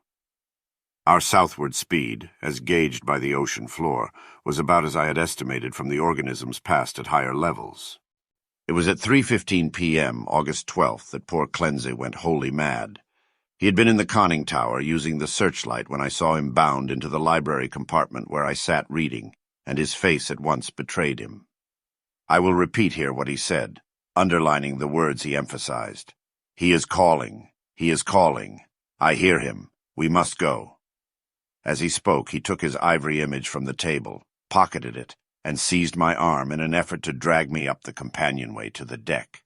In a moment I understood that he meant to open the hatch and plunge with me into the water outside, a vagary of homicidal mania for which I was scarcely prepared. As I hung back and attempted to soothe him, he grew more violent, saying, "Come now, do not wait until later. It is better to repent and be forgiven than to defy and be condemned." Then I tried the opposite of the soothing plan and told him he was mad, pitifully demented. But he was unmoved and cried, If I am mad, it is mercy. May the gods pity the man who in his callousness can remain sane to the hideous end. Come and be mad whilst he still calls with mercy. This outburst seemed to relieve a pressure in his brain, for as he finished he grew much milder, asking me to let him depart alone if I would not accompany him. My course at once became clear. He was a German, and he was now a potentially dangerous madman. By complying with his request, I could immediately free myself from one who was no longer a companion but a menace. I asked him to give me the ivory image before he went, but this request brought from him such uncanny laughter that I did not repeat it. Then I asked him if he wished to leave any keepsake or lock of hair for his family in Germany in case I should be rescued. But again he gave me that strange laugh. So as he climbed the ladder, I went to the levers, and allowing proper time intervals, operated the machinery which sent him to his death. After I saw that he was no longer in the boat, I threw the searchlight around the water in an effort to obtain a last glimpse of him. Since I wished to ascertain whether the water pressure would flatten him as it theoretically should, or whether the body would be unaffected, like those extraordinary dolphins. I did not, however, succeed in finding my late companion, for the dolphins were massed thickly and obscuringly about the conning tower. That evening I regretted that I had not taken the ivory image surreptitiously from poor Cleanse's pocket as he left, for the memory of it fascinated me. I could not forget the youthful, beautiful head with its leafy crown, though I am not by nature an artist. I was also sorry that I had no one with whom to converse. Cleanse, though not my mental equal, was much better than no one. I did not sleep well that night, and wondered exactly when the end would come. Surely I had little enough chance of rescue. The next day I ascended to the conning tower and commenced the customary searchlight explorations. Northward the view was much the same as it had been all the 4 days since we had sighted the bottom, but I perceived that the drifting of the U-29 was less rapid. As I swung the beam around to the south, I noticed that the ocean floor ahead fell away in a marked declivity, and bore curiously regular blocks of stone in certain places, disposed as if in accordance with definite patterns. The boat did not at once descend to match the greater ocean depth, so I was soon forced to adjust the searchlight to cast a sharply downward beam. Owing to the abruptness of the change, a wire was disconnected, which necessitated a delay of many minutes for repairs. But at length the light streamed on again, flooding the marine valley below me.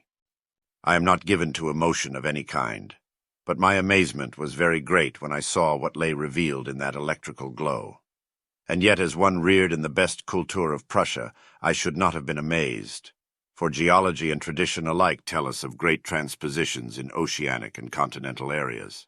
What I saw was an extended and elaborate array of ruined edifices, all of magnificent though unclassified architecture, and in various stages of preservation.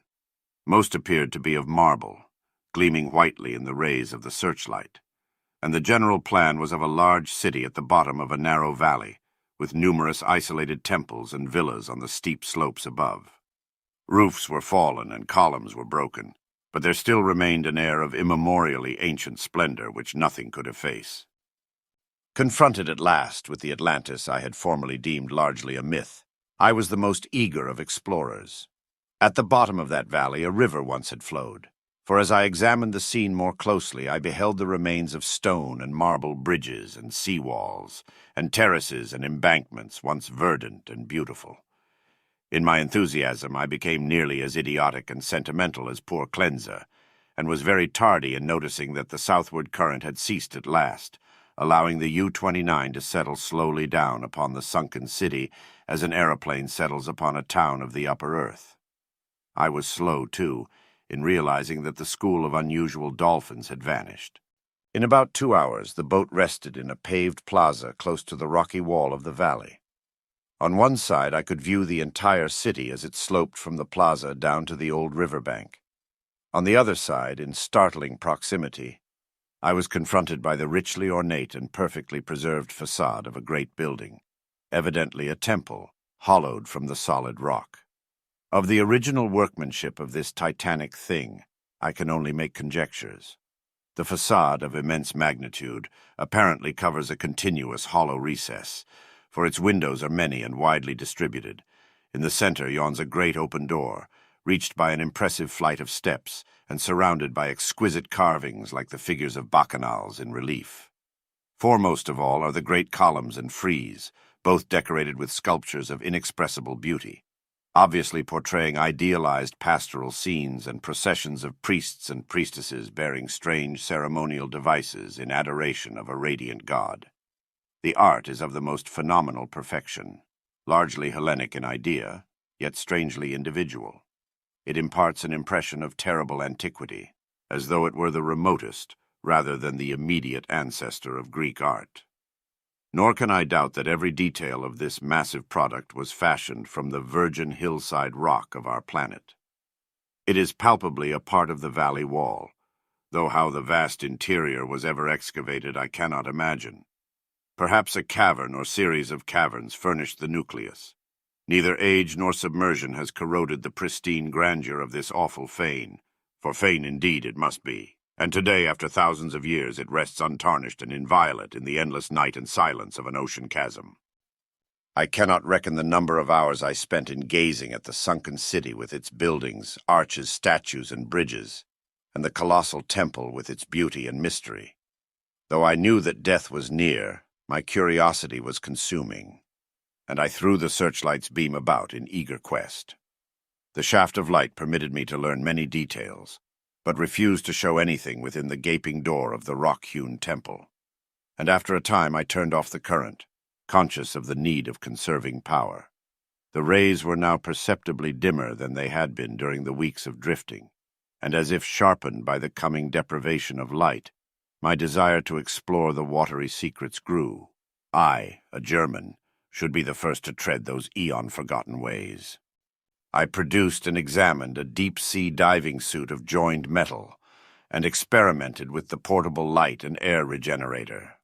Though I should have trouble in managing the double hatches alone, I believed I could overcome all obstacles with my scientific skill, and actually walk about the dead city in person. On August 16th, I effected an exit from the U-29, and laboriously made my way through the ruined and mud-choked streets to the ancient river. I found no skeletons or other human remains, but gleaned a wealth of archaeological lore from sculptures and coins. Of this I cannot now speak save to utter my awe at a culture in the full noon of glory when cave-dwellers roamed Europe and the Nile flowed unwatched to the sea. Others, guided by this manuscript, if it shall ever be found, must unfold the mysteries at which I can only hint. I returned to the boat as my electric batteries grew feeble, resolved to explore the rock temple on the following day. On the 17th, as my impulse to search out the mystery of the temple waxed still more insistent, a great disappointment befell me, for I found that the materials needed to replenish the portable light had perished in the mutiny of those pigs in July. My rage was unbounded, yet my German sense forbade me to venture unprepared into an utterly black interior, which might prove the lair of some indescribable marine monster, or a labyrinth of passages from whose windings I could never extricate myself. All I could do was to turn on the waning searchlight of the U-29, and with its aid walk up the temple steps and study the exterior carvings. The shaft of light entered the door at an upward angle, and I peered in to see if I could glimpse anything, but all in vain. Not even the roof was visible, and though I took a step or two inside after testing the floor with a staff, I dared not go farther. Moreover, for the first time in my life, I experienced the emotion of dread. I began to realize how some of poor Cleanse's moods had arisen, for as the temple drew me more and more, I feared its aqueous abysses with a blind and mounting terror. Returning to the submarine, I turned off the lights and sat thinking in the dark. Electricity must now be saved for emergencies. Saturday the 18th I spent in total darkness, tormented by thoughts and memories that threatened to overcome my German will. Cleanse had gone mad and perished before reaching this sinister remnant of a past unwholesomely remote, and had advised me to go with him. Was indeed fate preserving my reason only to draw me irresistibly to an end more horrible and unthinkable than any man has dreamed of? Clearly my nerves were sorely taxed, and I must cast off these impressions of weaker men. I could not sleep Saturday night, and turned on the lights regardless of the future. It was annoying that the electricity should not last out the air and provisions. I revived my thoughts of euthanasia and examined my automatic pistol. Toward morning, I must have dropped asleep with the lights on, for I awoke in darkness yesterday afternoon to find the batteries dead. I struck several matches in succession, and desperately regretted the improvidence which had caused us long ago to use up the few candles we carried. After the fading of the last match I dared to waste, I sat very quietly without a light. As I considered the inevitable end, my mind ran over preceding events, and developed a hitherto dormant impression, which would have caused a weaker and more superstitious man to shudder. The head of the radiant god in the sculptures on the rock temple is the same as that carven bit of ivory, which the dead sailor brought from the sea, and which poor Cleanse carried back into the sea. I was a little dazed by this coincidence, but did not become terrified. It is only the inferior thinker who hastens to explain the singular and the complex by the primitive shortcut of supernaturalism. The coincidence was strange, but I was too sound a reasoner to connect circumstances which admit of no logical connection, or to associate in any uncanny fashion the disastrous events which had led from the Victory affair to my present plight. Feeling the need of more rest, I took a sedative and secured some more sleep. My nervous condition was reflected in my dreams, for I seemed to hear the cries of drowning persons, and to see dead faces pressing against the portholes of the boat. And among the dead faces was the living, mocking face of the youth with the ivory image. I must be careful how I record my awaking today, for I am unstrung, and much hallucination is necessarily mixed with the fact. Psychologically, my case is most interesting, and I regret that it cannot be observed scientifically by a competent German authority. Upon opening my eyes, my first sensation was an overmastering desire to visit the rock temple, a desire which grew every instant, yet which I automatically sought to resist through some emotion of fear which operated in the reverse direction. Next there came to me the impression of light amidst the darkness of dead batteries, and I seemed to see a sort of phosphorescent glow in the water through the porthole which opened toward the temple. This aroused my curiosity, for I knew of no deep-sea organism capable of emitting such luminosity. But before I could investigate, there came a third impression, which because of its irrationality caused me to doubt the objectivity of anything my senses might record. It was an aural delusion, a sensation of rhythmic melodic sound as of some wild yet beautiful chant or choral hymn coming from the outside through the absolutely soundproof hull of the U-29. Convinced of my psychological and nervous abnormality, I lighted some matches and poured a stiff dose of sodium bromide solution, which seemed to calm me to the extent of dispelling the illusion of sound. But the phosphorescence remained, and I had difficulty in repressing a childish impulse to go to the porthole and seek its source. It was horribly realistic, and I could soon distinguish by its aid the familiar objects around me, as well as the empty sodium bromide glass of which I had had no former visual impression in its present location.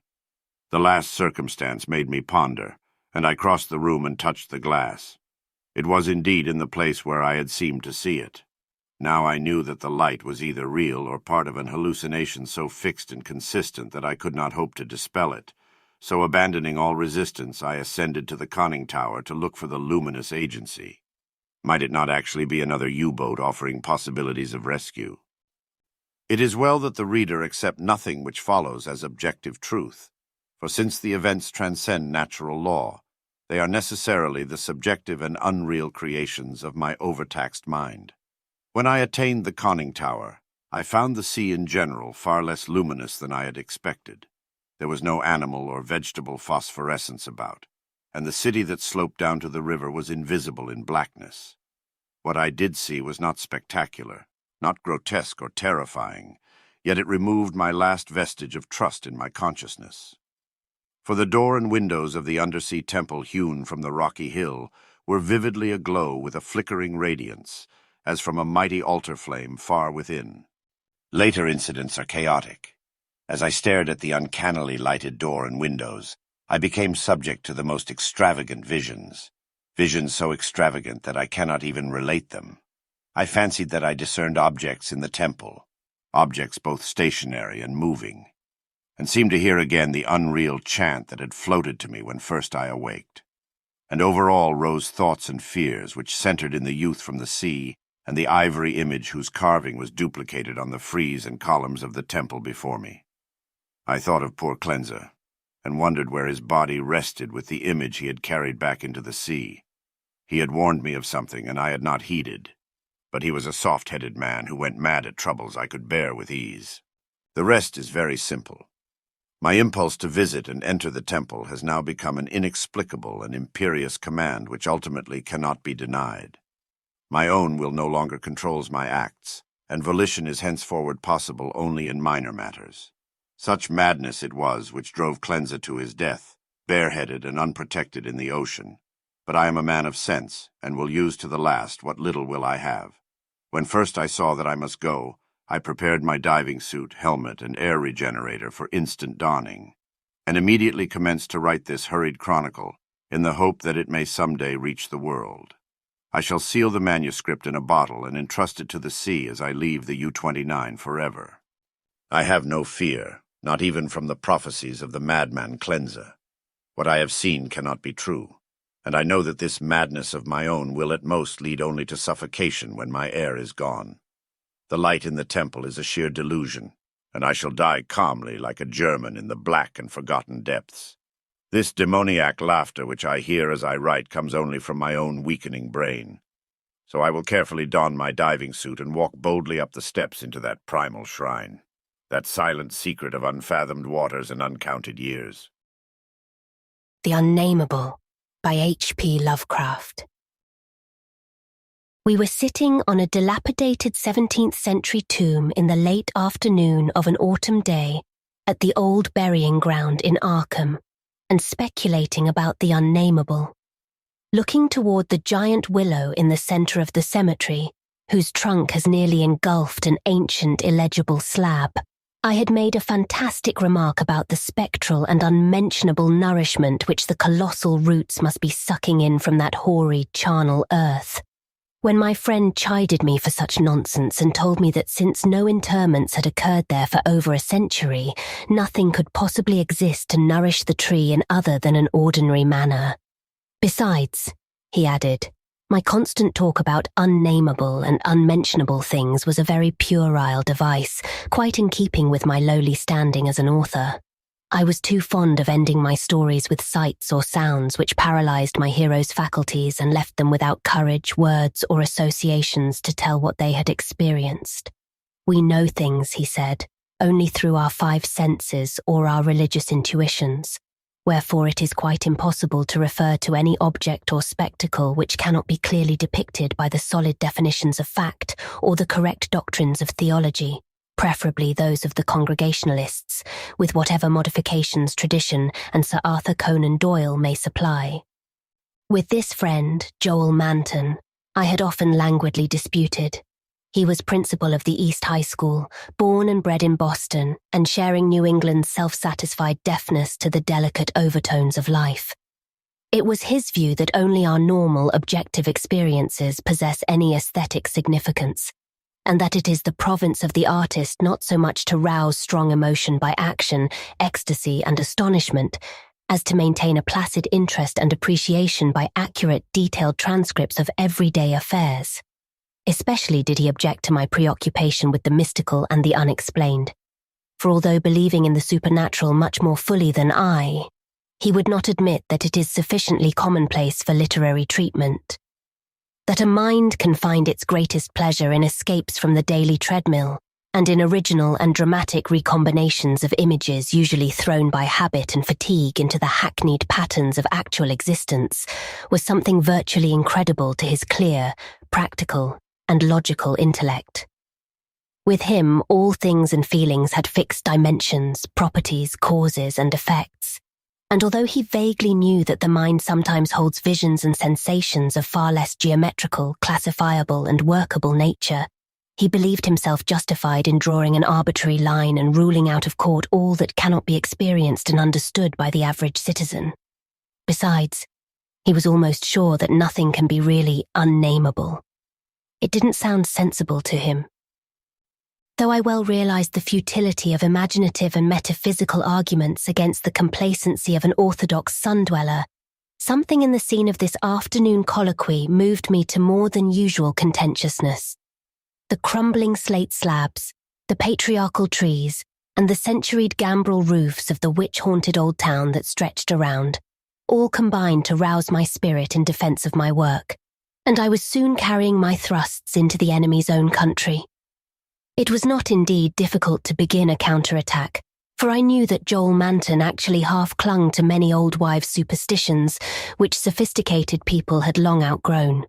Beliefs in the appearance of dying persons at distant places, and in the impressions left by old faces on the windows through which they had gazed all their lives.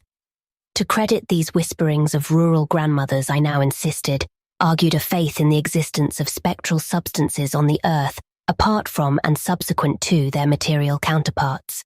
It argued a capability of believing in phenomena beyond all normal notions. For if a dead man can transmit his visible or tangible image half across the world or down the stretch of the centuries, how can it be absurd to suppose that deserted houses are full of queer sentient things, or that old graveyards teem with the terrible unbodied intelligence of generations? And since spirit, in order to cause all the manifestations attributed to it, cannot be limited by any of the laws of matter, why is it extravagant to imagine psychically living dead things in shapes, or absences of shapes, which must for human spectators be utterly and appallingly unnameable? Common sense in reflecting on these subjects, I assured my friend with some warmth, is merely a stupid absence of imagination and mental flexibility. Twilight had now approached, but neither of us felt any wish to cease speaking. Manton seemed unimpressed by my arguments and eager to refute them, having that confidence in his own opinions which had doubtless caused his success as a teacher, whilst I was too sure of my ground to fear defeat. The dusk fell, and lights faintly gleamed in some of the distant windows, but we did not move. Our seat on the tomb was very comfortable, and I knew that my prosaic friend would not mind the cavernous rift in the ancient, root-disturbed brickwork close behind us, or the utter blackness of the spot brought by the intervention of a tottering, deserted 17th-century house between us and the nearest lighted road. There in the dark, upon that riven tomb by the deserted house, we talked on about the unnameable, and after my friend had finished his scoffing, I told him of the awful evidence behind the story at which he had scoffed the most. My tale had been called The Attic Window and appeared in the January 1922 issue of Whispers. In a good many places, especially the South and the Pacific coast, they took the magazines off the stands at the complaints of silly milksops, but New England didn't get the thrill and merely shrugged its shoulders at my extravagance.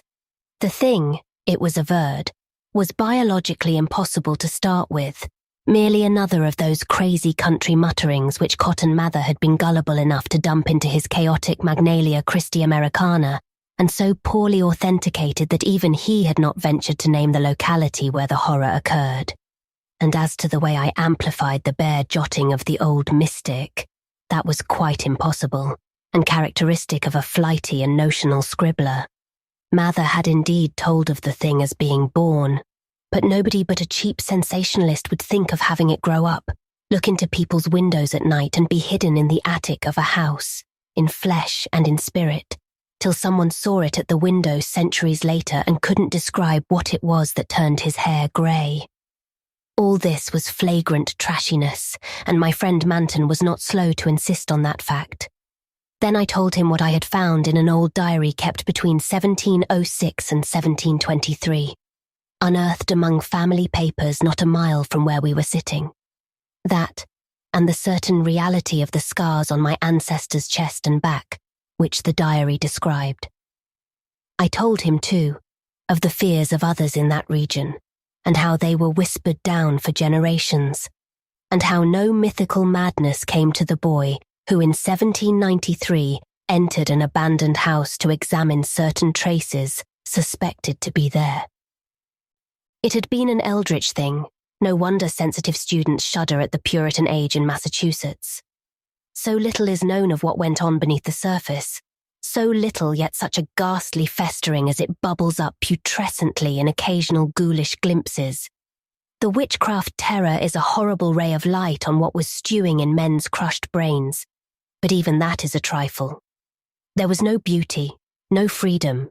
We can see that from the architectural and household remains and the poisonous sermons of the cramped divines. And inside that rusted iron straitjacket lurked gibbering hideousness, perversion, and diabolism.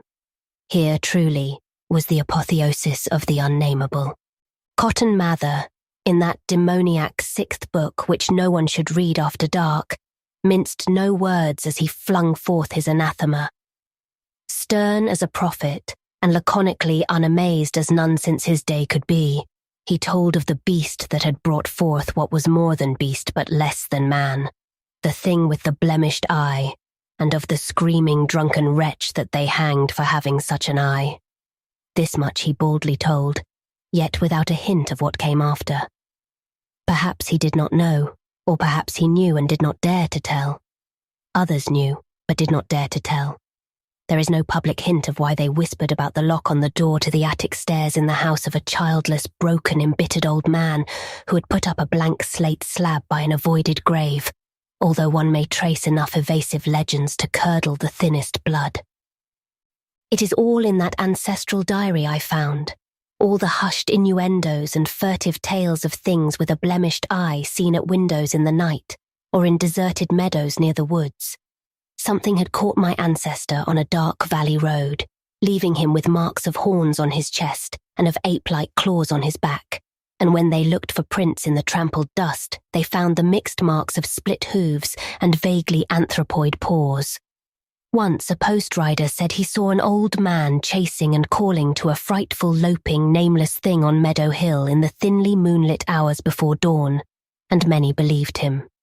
Certainly, there was strange talk one night in 1710 when the childless, broken old man was buried in the crypt behind his own house in sight of the blank slate slab. They never unlocked that attic door, but left the whole house as it was, dreaded and deserted. When noises came from it, they whispered and shivered, and hoped that the lock on that attic door was strong. Then they stopped hoping when the horror occurred at the parsonage, leaving not a soul alive or in one piece. With the years, the legends take on a spectral character. I suppose the thing, if it was a living thing, must have died. The memory had lingered hideously, all the more hideous because it was so secret. During this narration, my friend Manton had become very silent, and I saw that my words had impressed him. He did not laugh as I paused, but asked quite seriously about the boy who went mad in 1793, and who had presumably been the hero of my fiction. I told him why the boy had gone to that shunned, deserted house, and remarked that he ought to be interested since he believed that windows retained latent images of those who had sat at them. The boy had gone to look at the windows of that horrible attic because of tales of things seen behind them, and had come back screaming maniacally. Manton remained thoughtful as I said this, but gradually reverted to his analytical mood. He granted for the sake of argument that some unnatural monster had really existed, but reminded me that even the most morbid perversion of nature need not be unnameable or scientifically indescribable. I admired his clearness and persistence, and added some further revelations I had collected among the old people. Those later spectral legends I made plain related to monstrous apparitions more frightful than anything organic could be. Apparitions of gigantic bestial forms, sometimes visible and sometimes only tangible, which floated about on moonless nights and haunted the old house, the crypt behind it, and the grave where a sapling had sprouted beside an illegible slab. Whether or not such apparitions had ever gored or smothered people to death, as told in uncorroborated traditions, they had produced a strong and consistent impression, and were yet darkly feared by very aged natives, though largely forgotten by the last 2 generations, perhaps dying for lack of being thought about.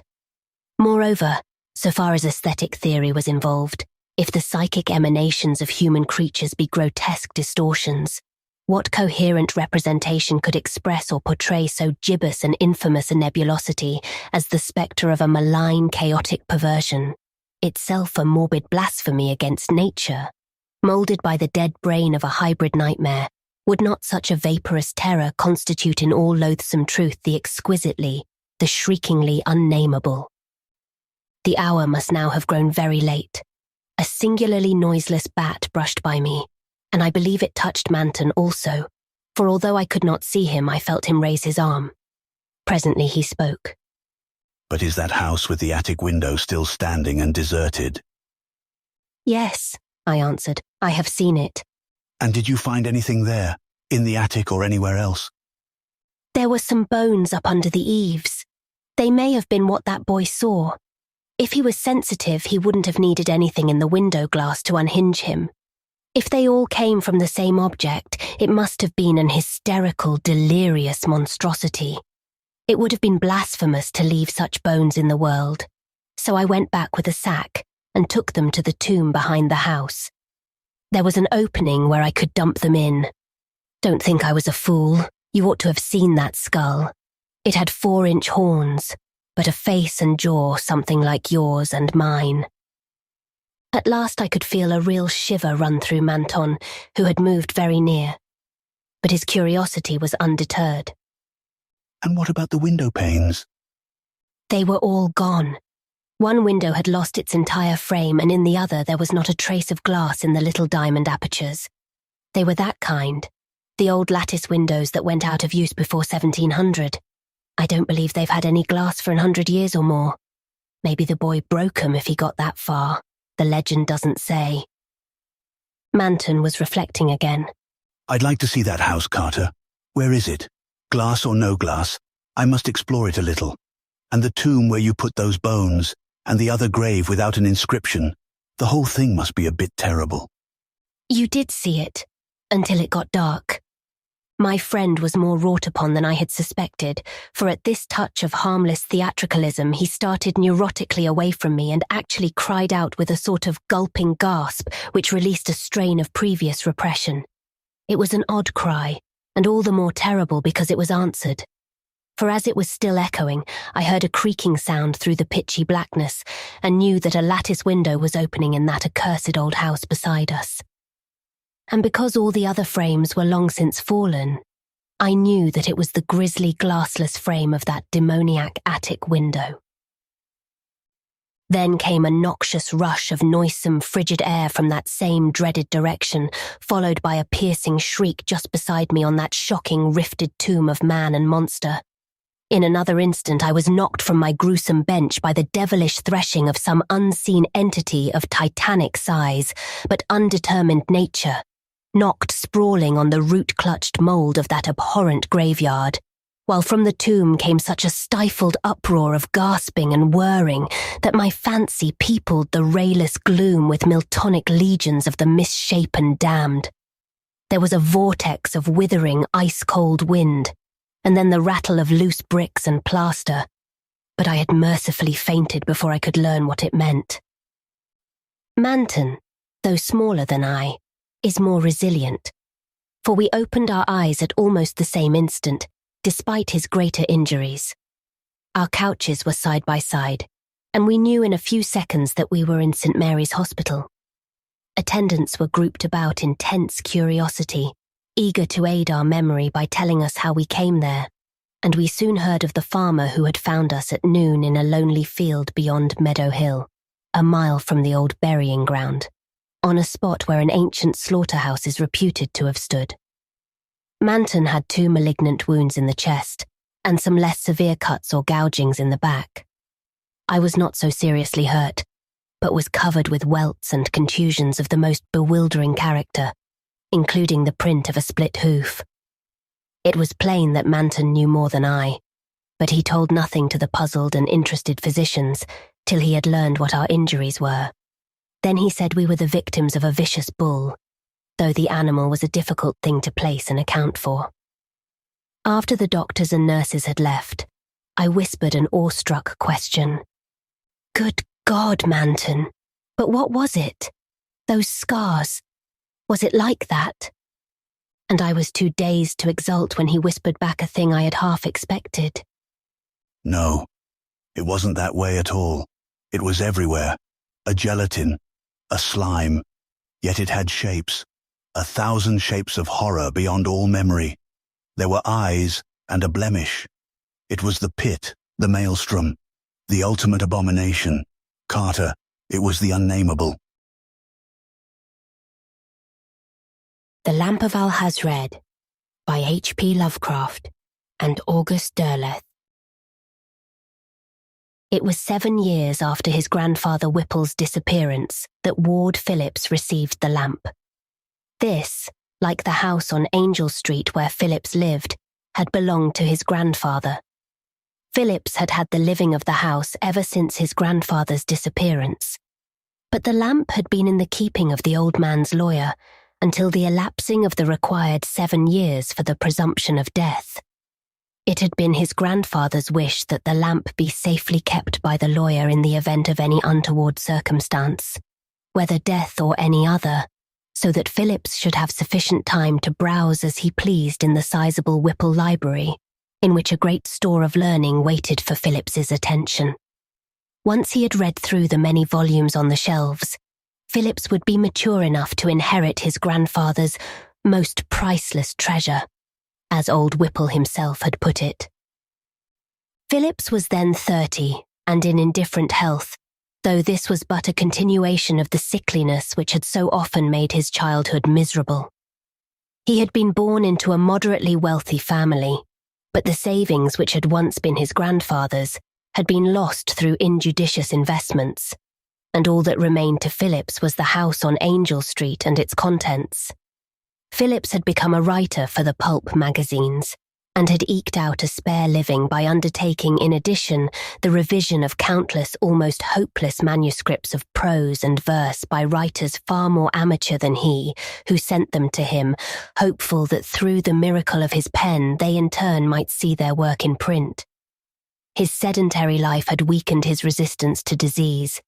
He was tall, thin, wore glasses and was prey to colds, and once, much to his embarrassment, he came down with the measles. He was much given on warm days to wandering out into the country where he had played as a child, taking his work outdoors, where often he sat on the same lovely wooded riverbank which had been his favourite haunt since infancy. This Seekonk river shore had changed not at all in the years since then, and Phillips, who lived much in the past, believed that the way to defeat the sense of time was to cling close to unaltered early haunts.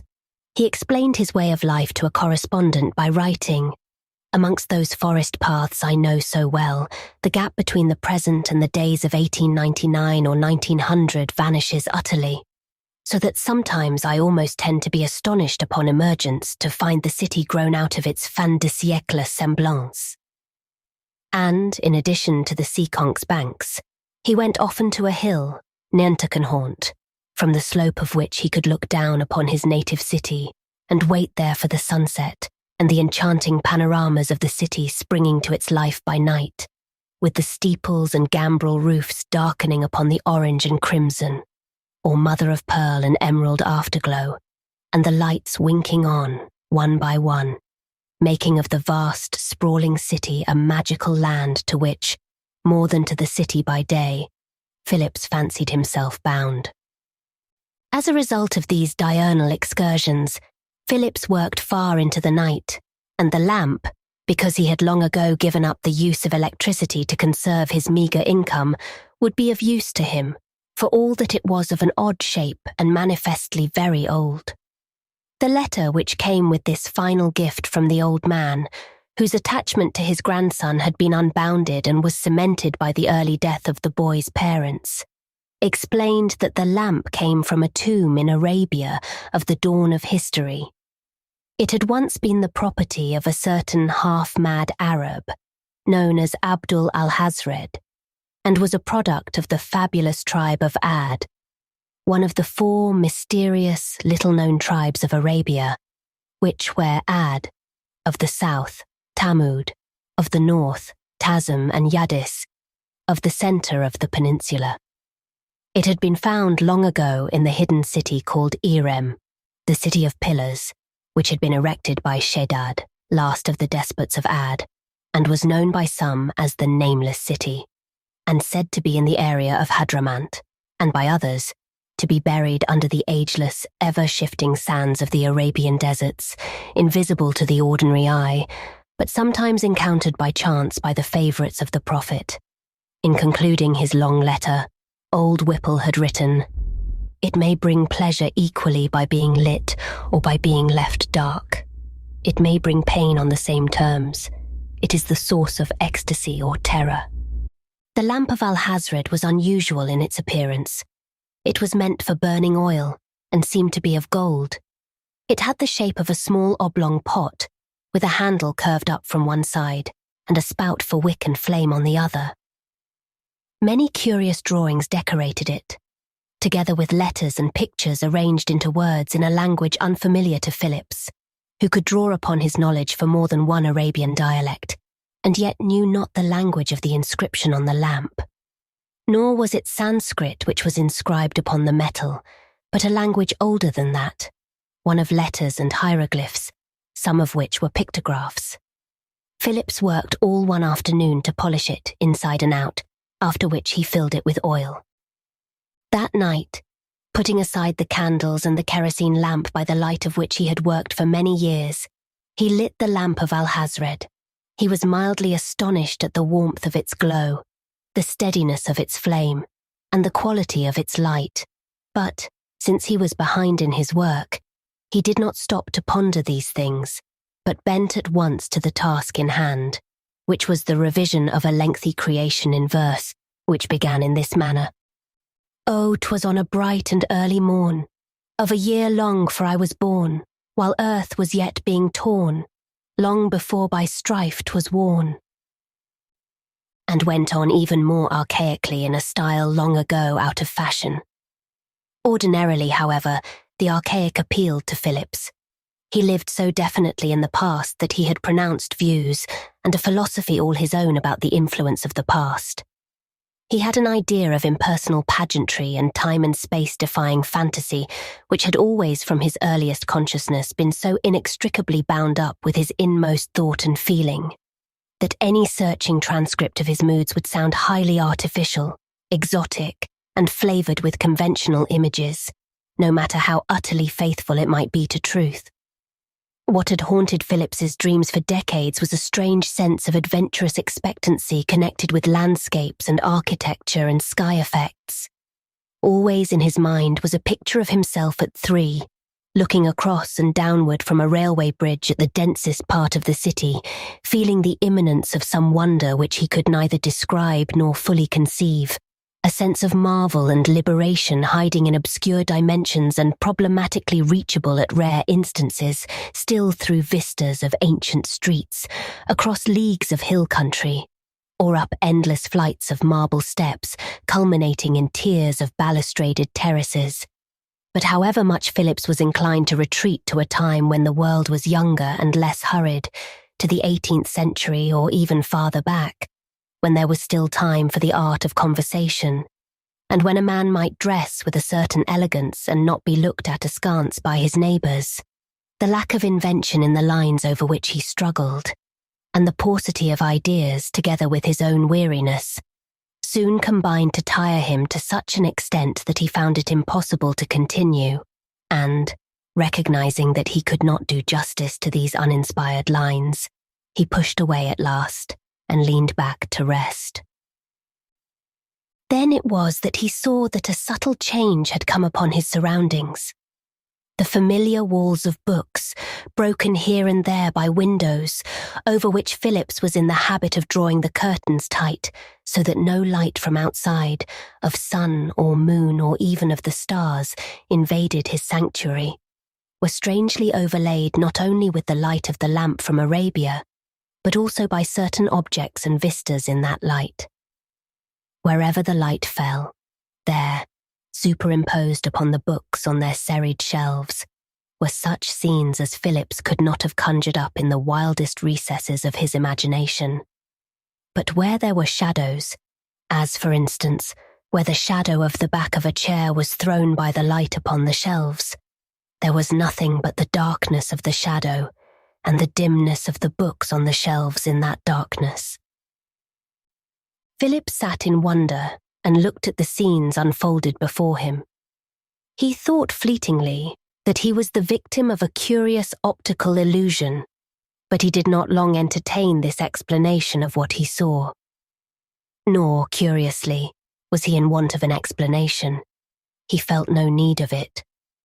A marvel had come to pass, and he looked upon it with but a passing question, only the wonder at what he saw.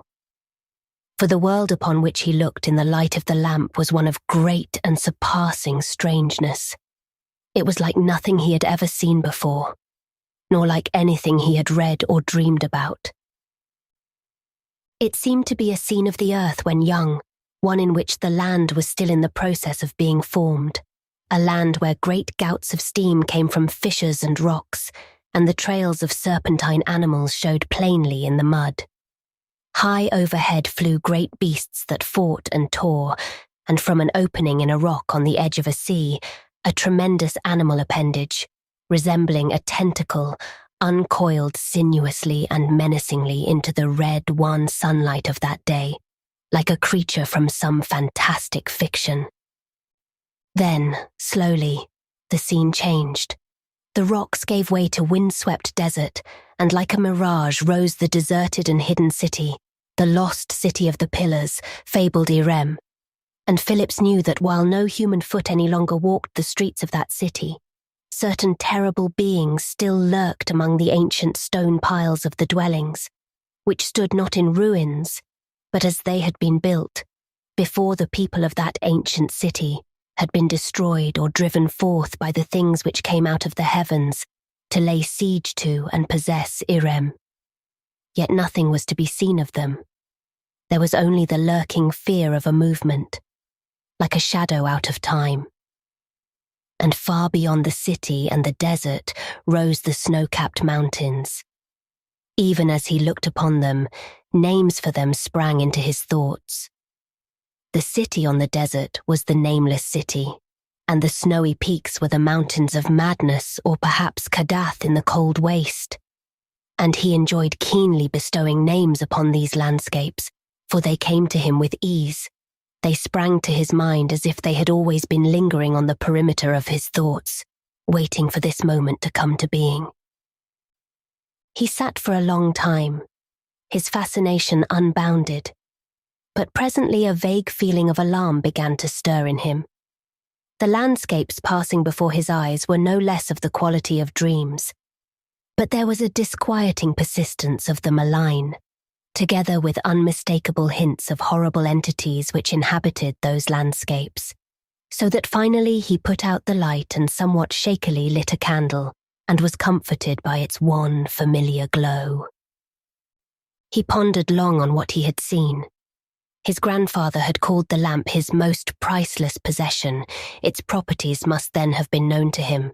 And what were its properties but an ancestral memory and a magic gift of revelation, so that he who sat in its glow was enabled to see in turn the places of beauty and terror its owners had known. What Phillips had seen, he was convinced, were landscapes known to Alhazred.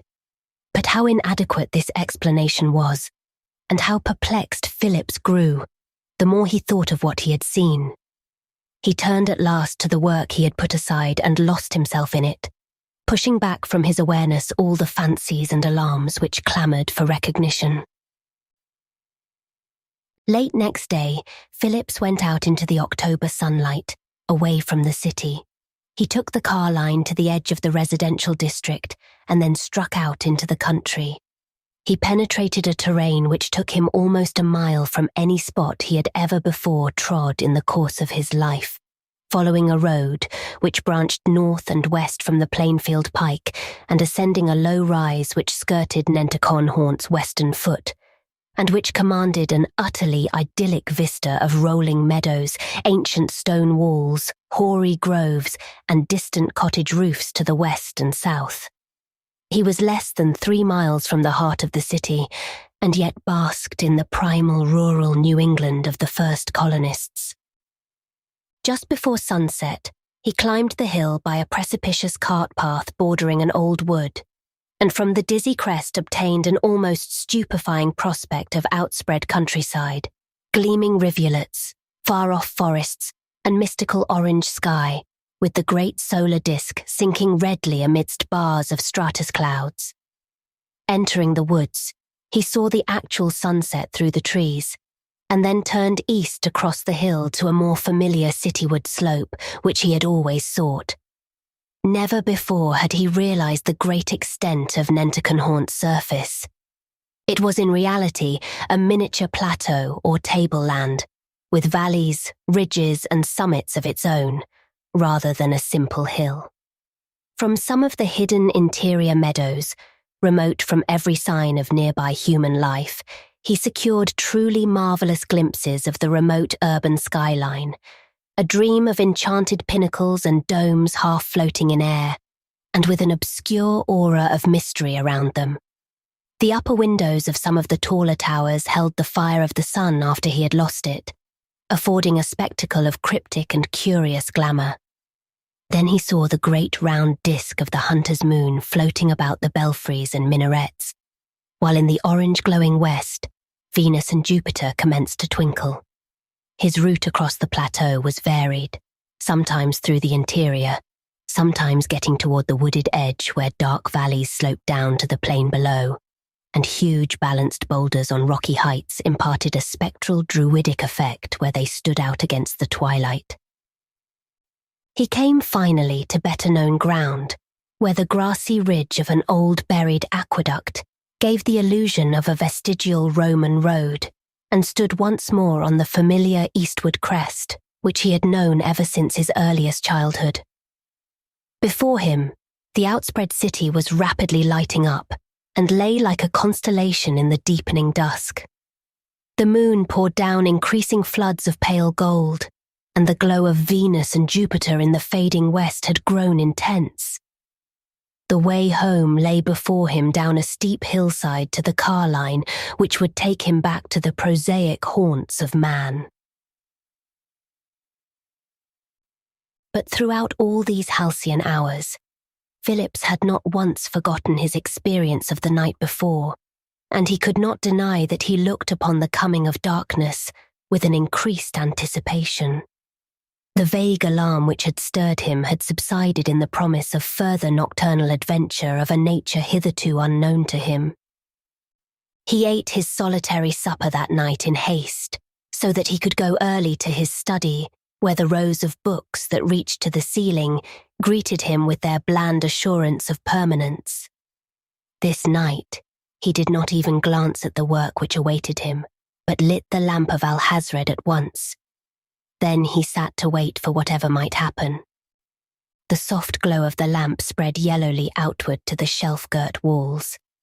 It did not flicker. The flame burned steadily, and as before, the first impression Phillips received was one of comforting, lulling warmth. Then slowly the books and the shelves seemed to grow dim, to fade, and gave way to the scenes of another world and time. For hour upon hour that night Phillips watched, and he named the scenes and places he saw, drawing upon a hitherto unopened vein of his imagination, stimulated by the glow from the Lamp of Alhazred.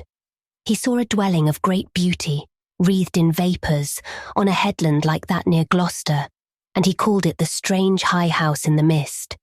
He saw an ancient gambrel-roofed town with a dark river flowing through it, a town like to Salem, but more eldritch and uncanny, and he called the town Arkham, and the river Miskatonic.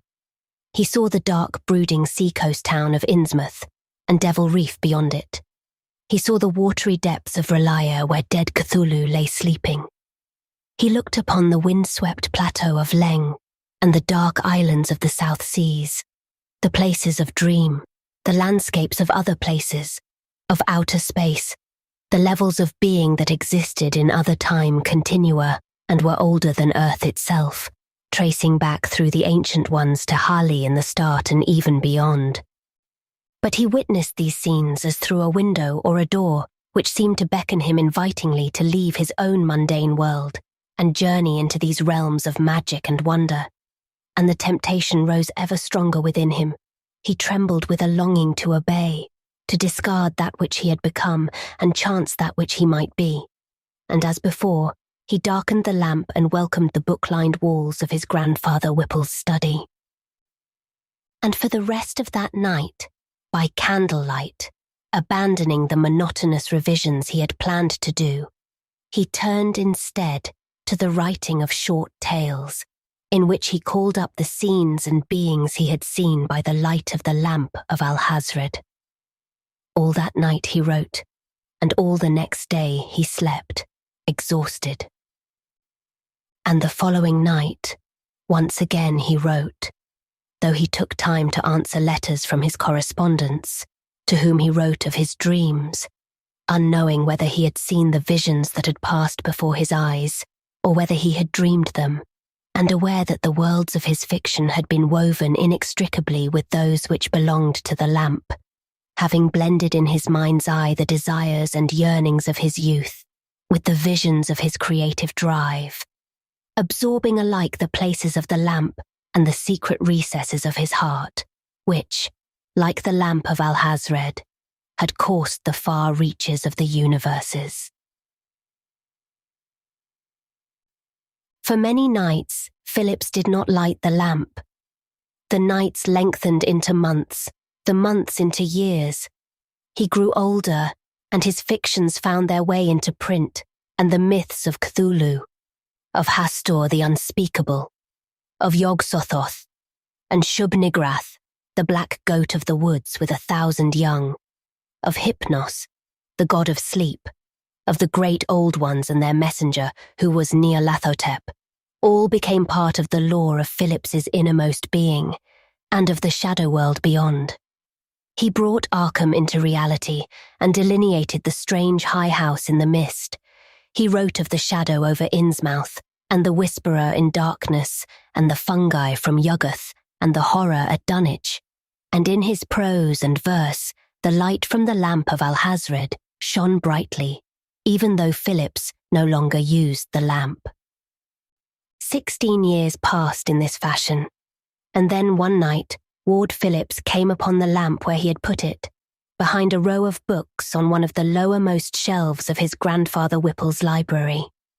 He took it out, and at once all the old enchantment and wonder were upon him, and he polished it anew and set it once more on his table. In the long years which had passed, Phillips had grown progressively weaker. He was now mortally ill, and knew that his years were numbered, and he wanted to see again the worlds of beauty and terror that lay within the glow of the Lamp of Alhazred. He lit the lamp once more and looked to the walls. But a strange thing came to pass. Where before there had been on the walls the places and beings of Alhazred's adventures, there now came to be a magical presentation of a country intimately known to Ward Phillips, but not to his time, rather of a time gone by, a dear lost time, when he had romped through his childhood playing his imaginative games of Greek mythology along the banks of the Seekonk. For there, once again, were the glades of childhood. There were the familiar coves and inlets where he had spent his tender years. There was once more the bower he had built in homage to Great Pan, and all the irresponsibility, the happy freedoms of that childhood lay upon those walls. For the lamp now gave back his own memory, and he thought eagerly that perhaps it had always given him an ancestral memory, for who could deny that perhaps in the days of his grandfather Whipple's youth, or the youth of those who had gone before him, someone in the Ward Phillips line had seen the places illuminated by the lamp. And once again it was as if he saw as through a door. The scene invited him, and he stumbled weakly to his feet and walked toward the walls. He hesitated only for a moment, then he strode toward the books. The sunlight burst suddenly all about him. He felt shorn of his shackles, and he began to run lithely along the shore of the Seekonk to where, ahead of him, the scenes of his childhood waited, and he could renew himself, beginning again, living once more the halcyon time when all the world was young.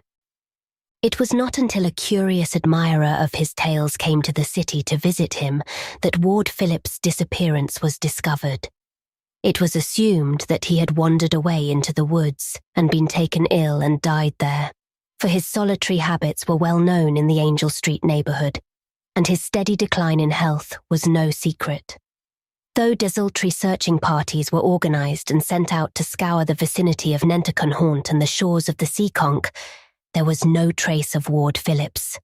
The police were confident that his remains would someday be found, but nothing was discovered, and in time the unsolved mystery was lost in the police and newspaper files. The years passed. The old house on Angel Street was torn down, the library was bought up by bookshops, and the contents of the house were sold for junk, including an old-fashioned antique Arabian lamp, for which no one in the technological world past Phillips's time could devise any use.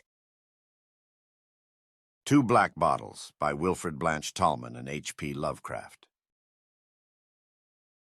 Not all of the few remaining inhabitants of Dahlbergen, that dismal little village in the Ramapo Mountains, believe that my uncle, old Dominie Vanderhoof, is really dead. Some of them believe he is suspended somewhere between heaven and hell because of the old sexton's curse. If it had not been for that old magician, he might still be preaching in the little damp church across the moor. After what has happened to me in Dahlbergen, I can almost share the opinion of the villagers. I am not sure that my uncle is dead, but I am very sure that he is not alive upon this earth. There is no doubt that the old sexton buried him once, but he is not in that grave now. I can almost feel him behind me as I write, impelling me to tell the truth about those strange happenings in Dahlbergen so many years ago. It was the 4th day of October when I arrived at Dahlbergen in answer to a summons. The letter was from a former member of my uncle's congregation, who wrote that the old man had passed away and that there should be some small estate which I, as his only living relative, might inherit. Having reached the secluded little hamlet by a wearying series of changes on branch railways, I found my way to the grocery store of Mark Haynes, writer of the letter, and he, leading me into a stuffy back room, told me a peculiar tale concerning Dominie Vanderhoof's death. "You should be careful, Hoffman," Haynes told me. "when you meet that old sexton, Abel Foster. He's in league with the devil, sure's you're alive. 'Twant 2 weeks ago, Sam Pryor, when he passed the old graveyard, heard him mumbling to the dead there. 'Twant right he should talk that way, and Sam does vow that there was a voice answered him, a kind of half-voice, hollow and muffled like, as though it come out of the ground. There's others, too, as could tell you about seeing him standin' afore old Dominie Slot's grave, that one right agin the church wall, a wringin' his hands and a-talkin' to the moss on the tombstone as though it was the old Dominie himself." Old Foster, Haynes said, had come to Dahlbergen about 10 years before, and had been immediately engaged by Vanderhoof to take care of the damp stone church at which most of the villagers worshipped. No one but Vanderhoof seemed to like him, for his presence brought a suggestion almost of the uncanny. He would sometimes stand by the door when the people came to church, and the men would coldly return his servile bow while the women brushed past in haste, holding their skirts aside to avoid touching him. He could be seen on weekdays cutting the grass in the cemetery and tending the flowers around the graves, now and then crooning and muttering to himself. And few failed to notice the particular attention he paid to the grave of the Reverend Gilliam Slot, first pastor of the church in 1701. It was not long after Foster's establishment as a village fixture that disaster began to lower. First came the failure of the mountain mine where most of the men worked. The vein of iron had given out, and many of the people moved away to better localities, while those who had large holdings of land in the vicinity took to farming, and managed to wrest a meager living from the rocky hillsides.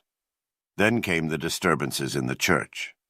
It was whispered about that the Reverend Johannes Vanderhoof had made a compact with the devil and was preaching his word in the house of God.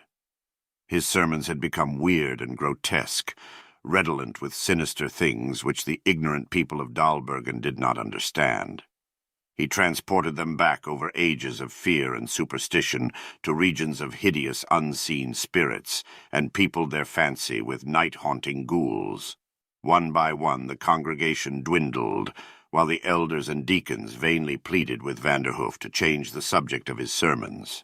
Though the old man continually promised to comply, he seemed to be enthralled by some higher power which forced him to do its will. A giant in stature, Johannes Vanderhoof was known to be weak and timid at heart. Yet even when threatened with expulsion he continued his eerie sermons, until scarcely a handful of people remained to listen to him on Sunday morning. Because of weak finances, it was found impossible to call a new pastor, and before long not one of the villagers dared venture near the church or the parsonage which adjoined it. Everywhere there was fear of those spectral wraiths with whom Vanderhoof was apparently in league. My uncle, Mark Haynes told me, had continued to live in the parsonage because there was no one with sufficient courage to tell him to move out of it.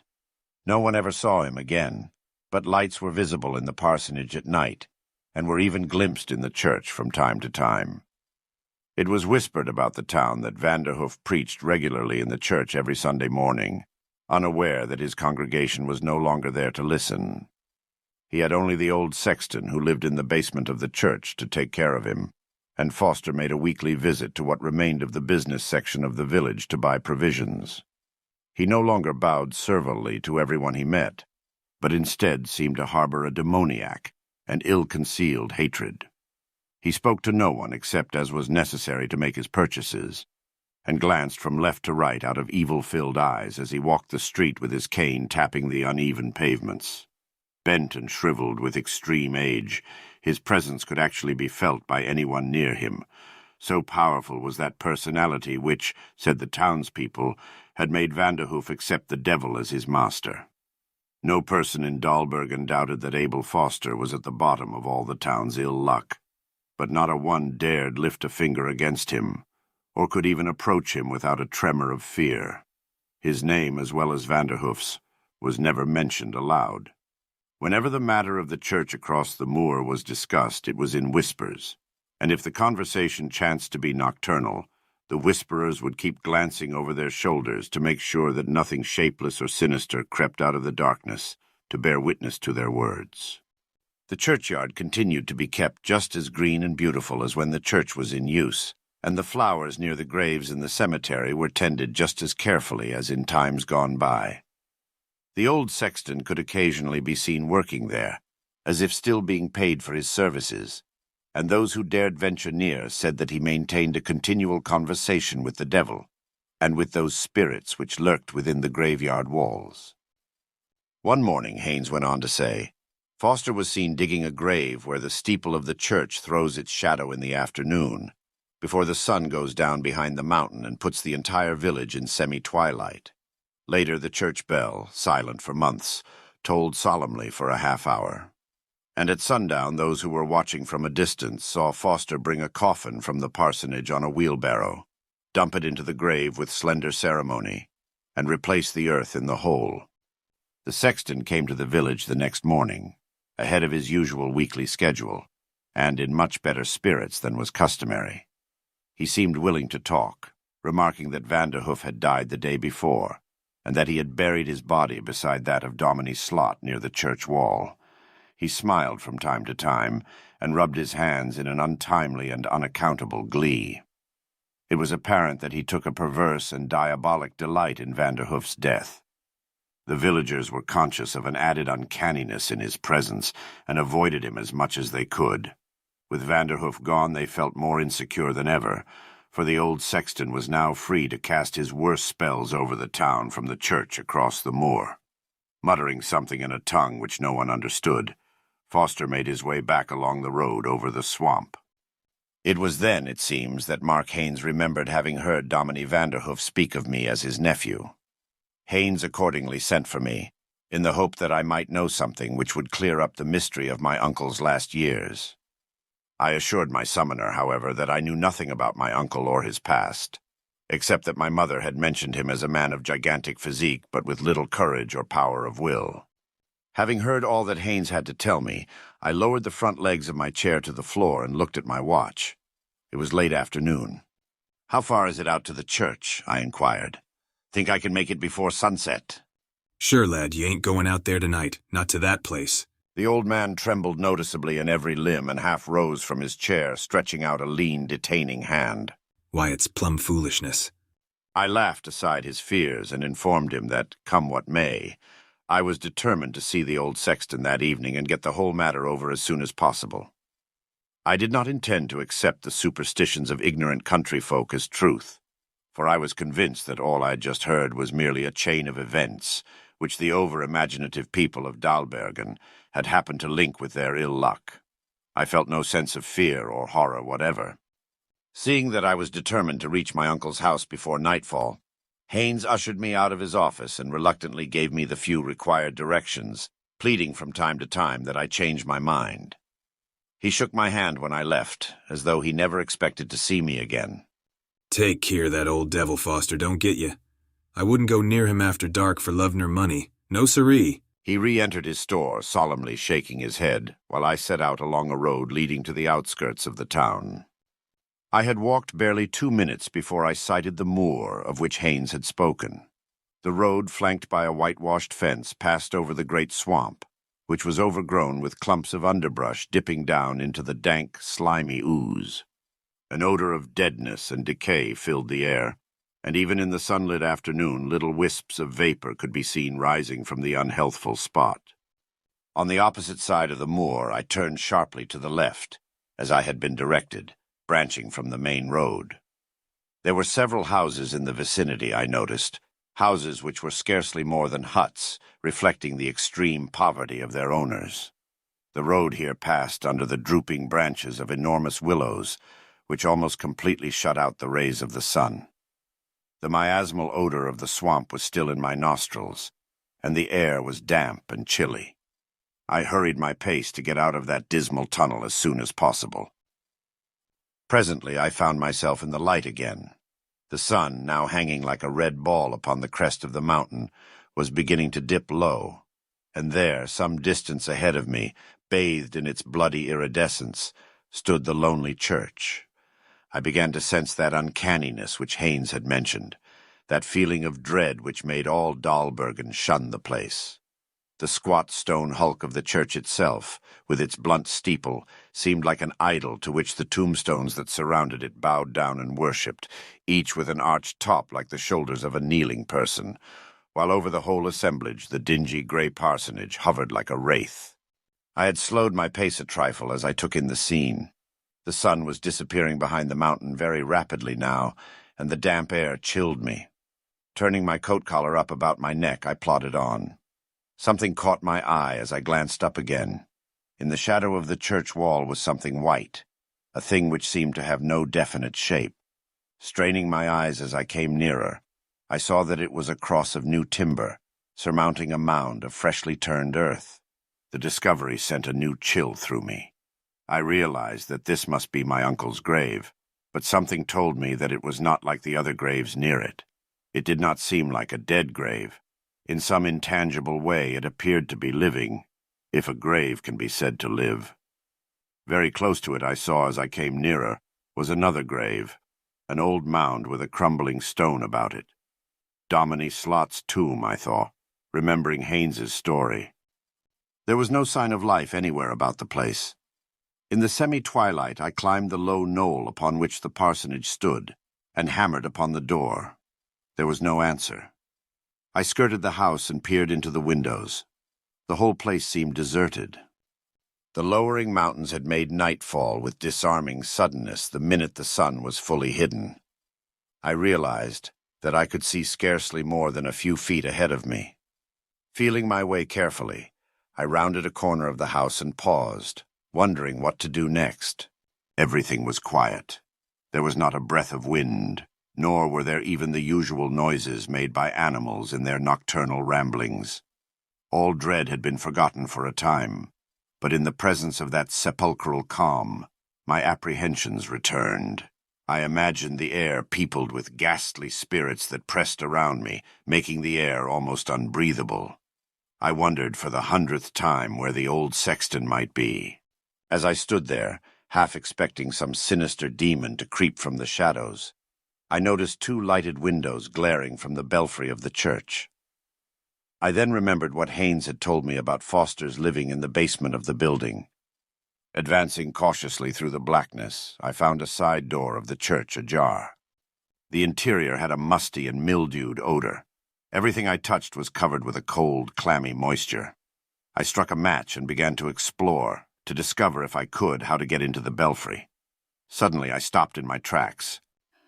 A snatch of song, loud and obscene, sung in a voice that was guttural and thick with drink, came from above me. The match burned my fingers and I dropped it. 2 pinpoints of light pierced the darkness of the farther wall of the church, and below them to one side I could see a door outlined where light filtered through its cracks. The song stopped as abruptly as it had commenced, and there was absolute silence again. My heart was thumping and blood racing through my temples. Had I not been petrified with fear, I should have fled immediately. Not caring to light another match, I felt my way among the pews until I stood in front of the door. So deep was the feeling of depression which had come over me that I felt as though I were acting in a dream. My actions were almost involuntary. The door was locked, as I found when I turned the knob. I hammered upon it for some time, but there was no answer. The silence was as complete as before. Feeling around the edge of the door, I found the hinges, removed the pins from them, and allowed the door to fall toward me. Dim light flooded down a steep flight of steps. There was a sickening odor of whiskey. I could now hear someone stirring in the belfry room above.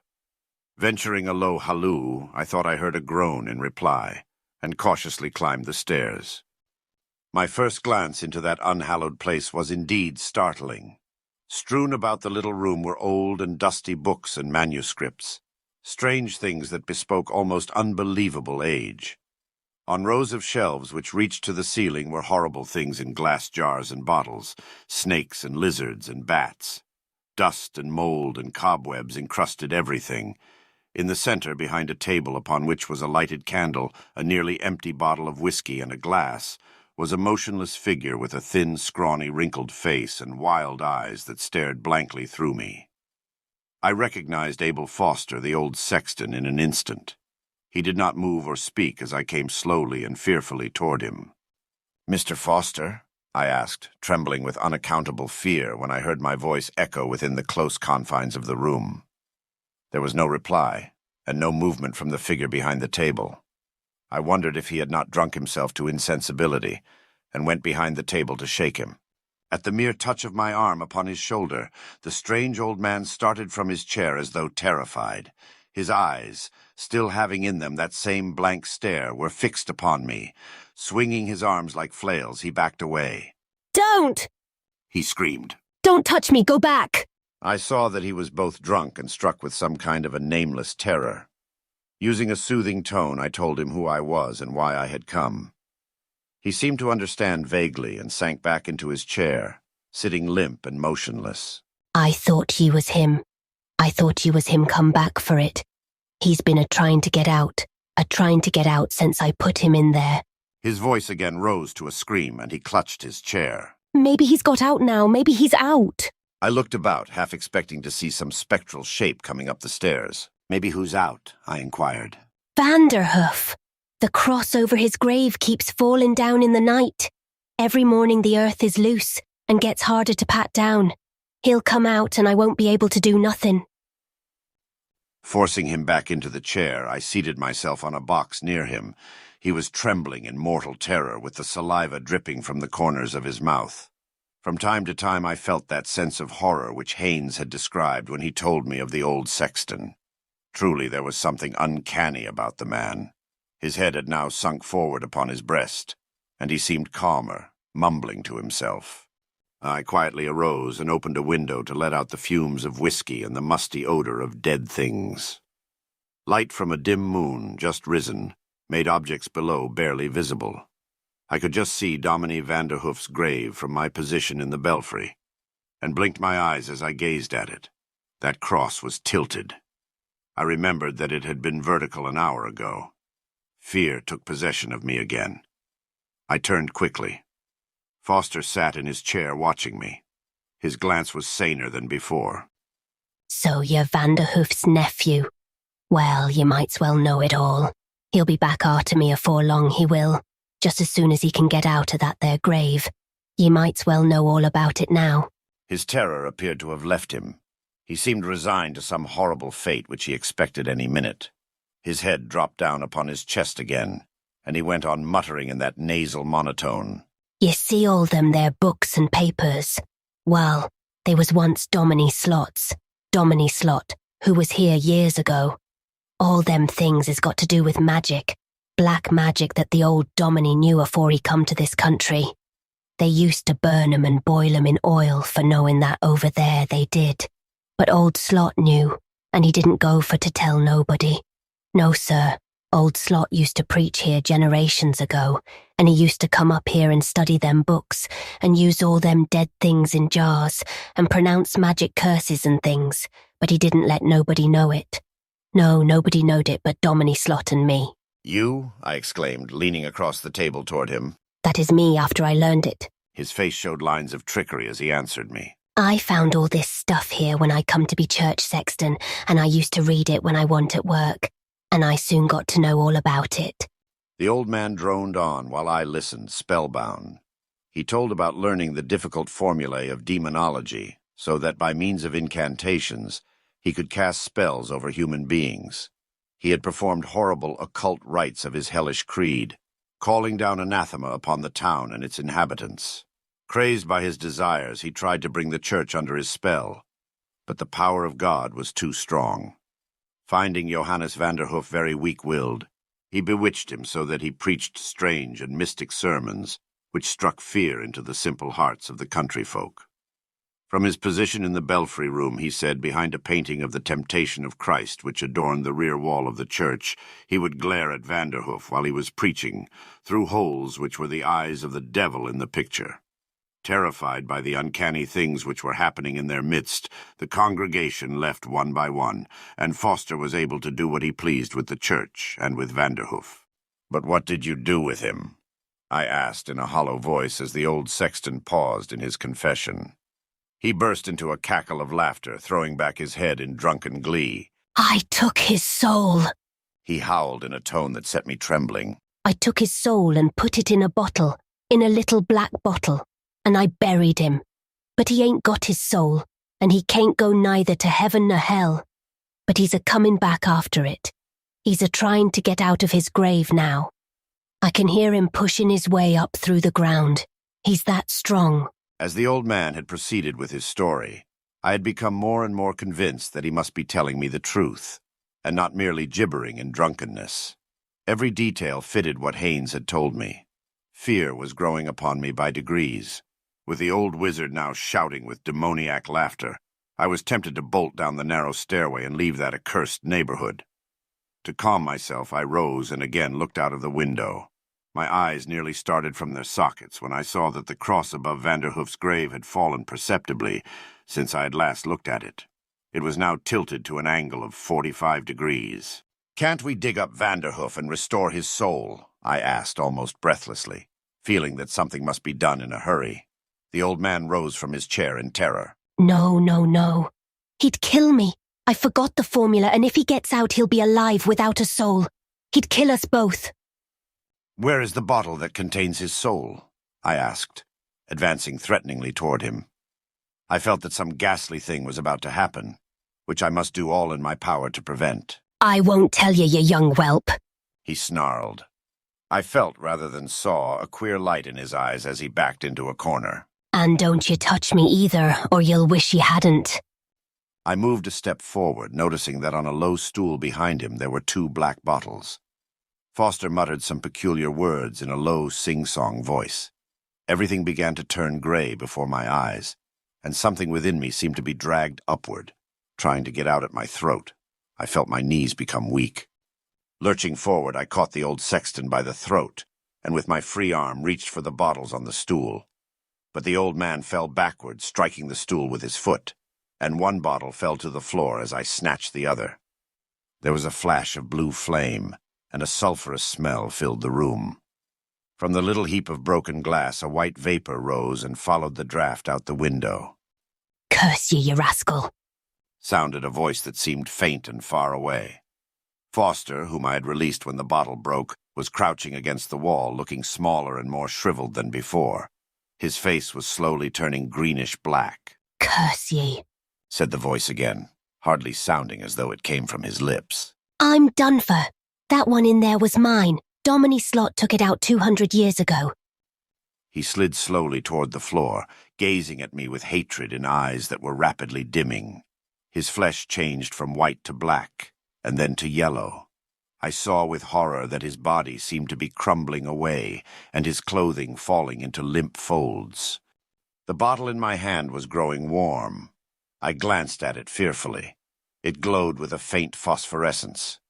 Stiff with fright, I set it upon the table but could not keep my eyes from it. There was an ominous moment of silence as its glow became brighter, and then there came distinctly to my ears the sound of sliding earth. Gasping for breath, I looked out of the window. The moon was now well up in the sky, and by its light I could see that the fresh cross above Vanderhoof's grave had completely fallen. Once again there came the sound of trickling gravel, and no longer able to control myself, I stumbled down the stairs and found my way out of doors. Falling now and then as I raced over the uneven ground, I ran on in abject terror. When I had reached the foot of the knoll, at the entrance to that gloomy tunnel beneath the willows, I heard a horrible roar behind me. Turning, I glanced back toward the church. Its wall reflected the light of the moon, and silhouetted against it was a gigantic, loathsome black shadow climbing from my uncle's grave and floundering gruesomely toward the church. I told my story to a group of villagers in Haynes's store the next morning. They looked from one to the other with little smiles during my tale, I noticed, but when I suggested that they accompany me to the spot, gave various excuses for not caring to go. Though there seemed to be a limit to their credulity, they cared to run no risks. I informed them that I would go alone, though I must confess that the project did not appeal to me. As I left the store, one old man with a long white beard hurried after me and caught my arm. "I'll go with ye, lad. It do seem that I once heard my grandpap tell us something of the sort concerning old Dominie Slot. A queer old man I've heard he were, but Vanderhoof's been worse." Dominie Vanderhoof's grave was open and deserted when we arrived. Of course it could have been grave robbers, the two of us agreed, and yet... In the belfry, the bottle which I had left upon the table was gone, though the fragments of the broken one were found on the floor, and upon the heap of yellow dust and crumpled clothing that had once been Abel Foster were certain immense footprints. After glancing at some of the books and papers strewn about the belfry room, we carried them down the stairs and burned them, as something unclean and unholy. With a spade which we found in the church basement, we filled in the grave of Johannes Vanderhoof, and, as an afterthought, flung the fallen cross upon the flames. Old wives say that now, when the moon is full, there walks about the churchyard a gigantic and bewildered figure clutching a bottle and seeking some unremembered goal. The Dreams in the Witch House by H.P. Lovecraft. Whether the dreams brought on the fever, or the fever brought on the dreams, Walter Gilman did not know. Behind everything crouched the brooding, festering horror of the ancient town, and of the mouldy, unhallowed garret gable where he wrote and studied and wrestled with figures and formulae when he was not tossing on the meagre iron bed. His ears were growing sensitive to a preternatural and intolerable degree, and he had long ago stopped the cheap mantel clock whose ticking had come to seem like a thunder of artillery. At night, the subtle stirring of the black city outside, the sinister scurrying of rats in the wormy partitions, and the creaking of hidden timbers in the centuried house were enough to give him a sense of strident pandemonium. The darkness always teemed with unexplained sound, and yet he sometimes shook with fear lest the noises he heard should subside and allow him to hear certain other, fainter noises which he suspected were lurking behind them. He was in the changeless, legend-haunted city of Arkham, with its clustering gambrel roofs that sway and sag over attics where witches hid from the king's men in the dark olden days of the province. Nor was any spot in that city more steeped in macabre memory than the gable room which harboured him. For it was this house and this room which had likewise harboured old Keziah Mason, whose flight from Salem jail at the last no one was ever able to explain. That was in 1692. The jailer had gone mad and babbled of a small, white-fanged, furry thing which scuttled out of Keziah's cell, and not even Cotton Mather could explain the curves and angles smeared on the grey stone walls with some red, sticky fluid. Possibly Gilman ought not to have studied so hard, Non-Euclidean calculus and quantum physics are enough to stretch any brain, and when one mixes them with folklore and tries to trace a strange background of multidimensional reality behind the ghoulish hints of the Gothic tales and the wild whispers of the chimney corner, one can hardly expect to be wholly free from mental tension. Gilman came from Haverhill, but it was only after he had entered college in Arkham that he began to connect his mathematics with the fantastic legends of elder magic. Something in the air of the hoary town worked obscurely on his imagination. The professors at Miskatonic had urged him to slacken up and had voluntarily cut down his course at several points. Moreover, they had stopped him from consulting the dubious old books on forbidden secrets that were kept under lock and key in a vault at the university library. But all these precautions came late in the day, so that Gilman had some terrible hints from the dreaded Necronomicon of Abdul Alhazred, the fragmentary book of Ibon, and the suppressed Unaussprechlichen Kulten of von Junst, to correlate with his abstract formulae on the properties of space and the linkage of dimensions known and unknown. He knew his room was in the old witch house. That indeed was why he had taken it. There was much in the Essex County records about Keziah Mason's trial, and what she had admitted under pressure to the court of Oyer and Terminer had fascinated Gilman beyond all reason. She had told Judge Hathorne of lines and curves that could be made to point out directions leading through the walls of space to other spaces beyond, and had implied that such lines and curves were frequently used at certain midnight meetings in the dark valley of the White Stone beyond Meadow Hill, and on the unpeopled island in the river. She had spoken also of the Black Man, of her oath, and of her new secret name of Nahab. Then she had drawn those devices on the walls of her cell and vanished. Gilman believed strange things about Keziah, and had felt a queer thrill on learning that her dwelling was still standing after more than 235 years.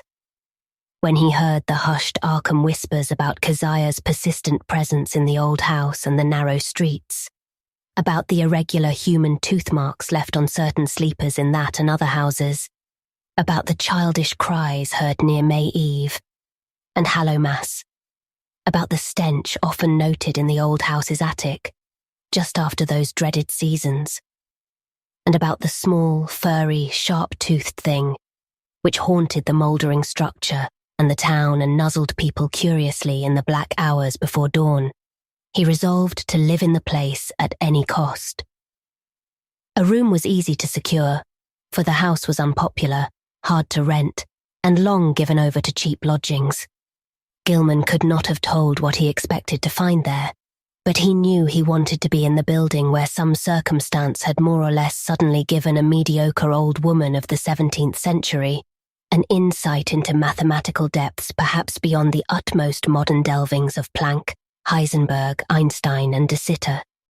He studied the timber and plaster walls for traces of cryptic designs at every accessible spot where the paper had peeled, and within a week managed to get the eastern attic room where Keziah was held to have practiced her spells.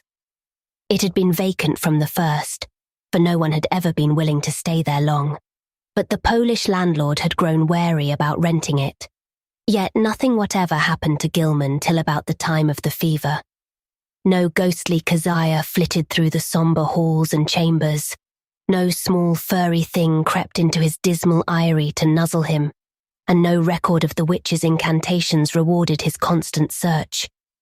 Sometimes he would take walks through shadowy tangles of unpaved, musty-smelling lanes where eldritch brown houses of unknown age leaned and tottered and leered mockingly through narrow, small-paned windows. Here he knew strange things had happened once, and there was a faint suggestion behind the surface that everything of that monstrous past might not, at least in the darkest, narrowest, and most intricately crooked alleys, have utterly perished. He also rode out twice to the ill-regarded island in the river, and made a sketch of the singular angles described by the moss-grown rows of grey standing stones whose origin was so obscure and immemorial.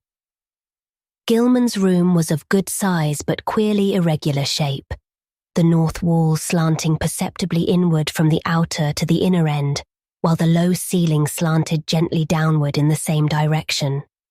Aside from an obvious rat hole and the signs of other stopped-up ones, there was no access, nor any appearance of a former avenue of access, to the space which must have existed between the slanting wall and the straight outer wall on the house's north side, though a view from the exterior showed where a window had been boarded up at a very remote date. The loft above the ceiling, which must have had a slanting floor, was likewise inaccessible. When Gilman climbed up a ladder to the cobwebbed level loft above the rest of the attic, he found vestiges of a bygone aperture tightly and heavily covered with ancient planking and secured by the stout wooden pegs common in colonial carpentry. No amount of persuasion, however, could induce the stolid landlord to let him investigate either of these two closed spaces. As time wore along, his absorption in the irregular wall and ceiling of his room increased, for he began to read into the odd angles a mathematical significance which seemed to offer vague clues regarding their purpose. Old Keziah, he reflected, might have had excellent reasons for living in a room with peculiar angles, for was it not through certain angles that she claimed to have gone outside the boundaries of the world of space we know? His interest gradually veered away from the unplumbed voids beyond the slanting surfaces, since it now appeared that the purpose of those surfaces concerned the side he was already on. The touch of brain fever and the dreams began early in February. For some time, apparently, the curious angles of Gilman's room had been having a strange, almost hypnotic effect on him, and as the bleak winter advanced, he had found himself staring more and more intently at the corner where the down-slanting ceiling met the inward slanting wall. About this period, his inability to concentrate on his formal studies worried him considerably, his apprehensions about the mid-year examinations being very acute. But the exaggerated sense of hearing was scarcely less annoying. Life had become an insistent and almost unendurable cacophony, and there was that constant, terrifying impression of other sounds, perhaps from regions beyond life, trembling on the very brink of audibility. So far as concrete noises went, the rats in the ancient partitions were the worst. Sometimes their scratching seemed not only furtive but deliberate. When it came from beyond the slanting north wall, it was mixed with a sort of dry rattling, and when it came from the century-closed loft above the slanting ceiling, Gilman always braced himself as if expecting some horror which only bided its time before descending to engulf him utterly. The dreams were wholly beyond the pale of sanity, and Gilman felt that they must be a result, jointly, of his studies in mathematics and in folklore. He had been thinking too much about the vague regions which his formulae told him must lie beyond the 3 dimensions we know, and about the possibility that old Keziah Mason, guided by some influence past all conjecture, had actually found the gate to those regions. The yellowed county records containing her testimony and that of her accusers were so damnably suggestive of things beyond human experience, and the descriptions of the darting little furry object which served as her familiar were so painfully realistic, despite their incredible details. That object, no larger than a good-sized rat, and quaintly called by the townspeople Brown Jenkin, seemed to have been the fruit of a remarkable case of sympathetic herd delusion, for in 1692, no less than 11 persons had testified to glimpsing it. There were recent rumours, too, with a baffling and disconcerting amount of agreement. Witnesses said it had long hair and the shape of a rat, but that its sharp-toothed, bearded face was evilly human, while its paws were like tiny human hands. It took messages betwixt old Keziah and the devil, and was nursed on the witch's blood, which it sucked like a vampire. Its voice was a kind of loathsome titter, and it could speak all languages. Of all the bizarre monstrosities in Gilman's dreams, nothing filled him with greater panic and nausea than this blasphemous and diminutive hybrid, whose image flitted across his vision in a form 1,000-fold more hateful than anything his waking mind had deduced from the ancient records and the modern whispers. Gilman's dreams consisted largely in plunges through limitless abysses of inexplicably coloured twilight and bafflingly disordered sound, abysses whose material and gravitational properties and whose relation to his own entity he could not even begin to explain. He did not walk or climb, fly or swim, crawl or wriggle, yet always experienced a mode of motion partly voluntary and partly involuntary. Of his own condition he could not well judge, for sight of his arms, legs and torso seemed always cut off by some odd disarrangement of perspective. But he felt that his physical organization and faculties were somehow marvelously transmuted and obliquely projected, though not without a certain grotesque relationship to his normal proportions and properties. The abysses were by no means vacant, being crowded with indescribably angled masses of alien-hued substance, some of which appeared to be organic while others seemed inorganic. A few of the organic objects tended to awake vague memories in the back of his mind, though he could form no conscious idea of what they mockingly resembled or suggested. In the later dreams, he began to distinguish separate categories into which the organic objects appeared to be divided, and which seemed to involve in each case a radically different species of conduct pattern and basic motivation. Of these categories, one seemed to him to include objects slightly less illogical and irrelevant in their motions than the members of the other categories. All the objects, organic and inorganic alike, were totally beyond description or even comprehension. Gilman sometimes compared the inorganic masses to prisms, labyrinths, clusters of cubes and planes, and cyclopean buildings, and the organic things struck him variously as groups of bubbles, octopi, centipedes, living Hindu idols, and intricate arabesques roused into a kind of Ophidian animation. Everything he saw was unspeakably menacing and horrible, and whenever one of the organic entities appeared by its motions to be noticing him, he felt a stark, hideous fright which generally jolted him awake. Of how the organic entities moved, he could tell no more than of how he moved himself. In time, he observed a further mystery, the tendency of certain entities to appear suddenly out of empty space, or to disappear totally with equal suddenness. The shrieking, roaring confusion of sound which permeated the abysses was past all analysis as to pitch, timbre, or rhythm, but seemed to be synchronous with vague visual changes in all the indefinite objects, organic and inorganic alike. Gilman had a constant sense of dread that it might rise to some unbearable degree of intensity during one or another of its obscure, relentlessly inevitable fluctuations. But it was not in these vortices of complete alienage that he saw Brown Jenkin. That shocking little horror was reserved for certain lighter, sharper dreams which assailed him just before he dropped into the fullest depths of sleep.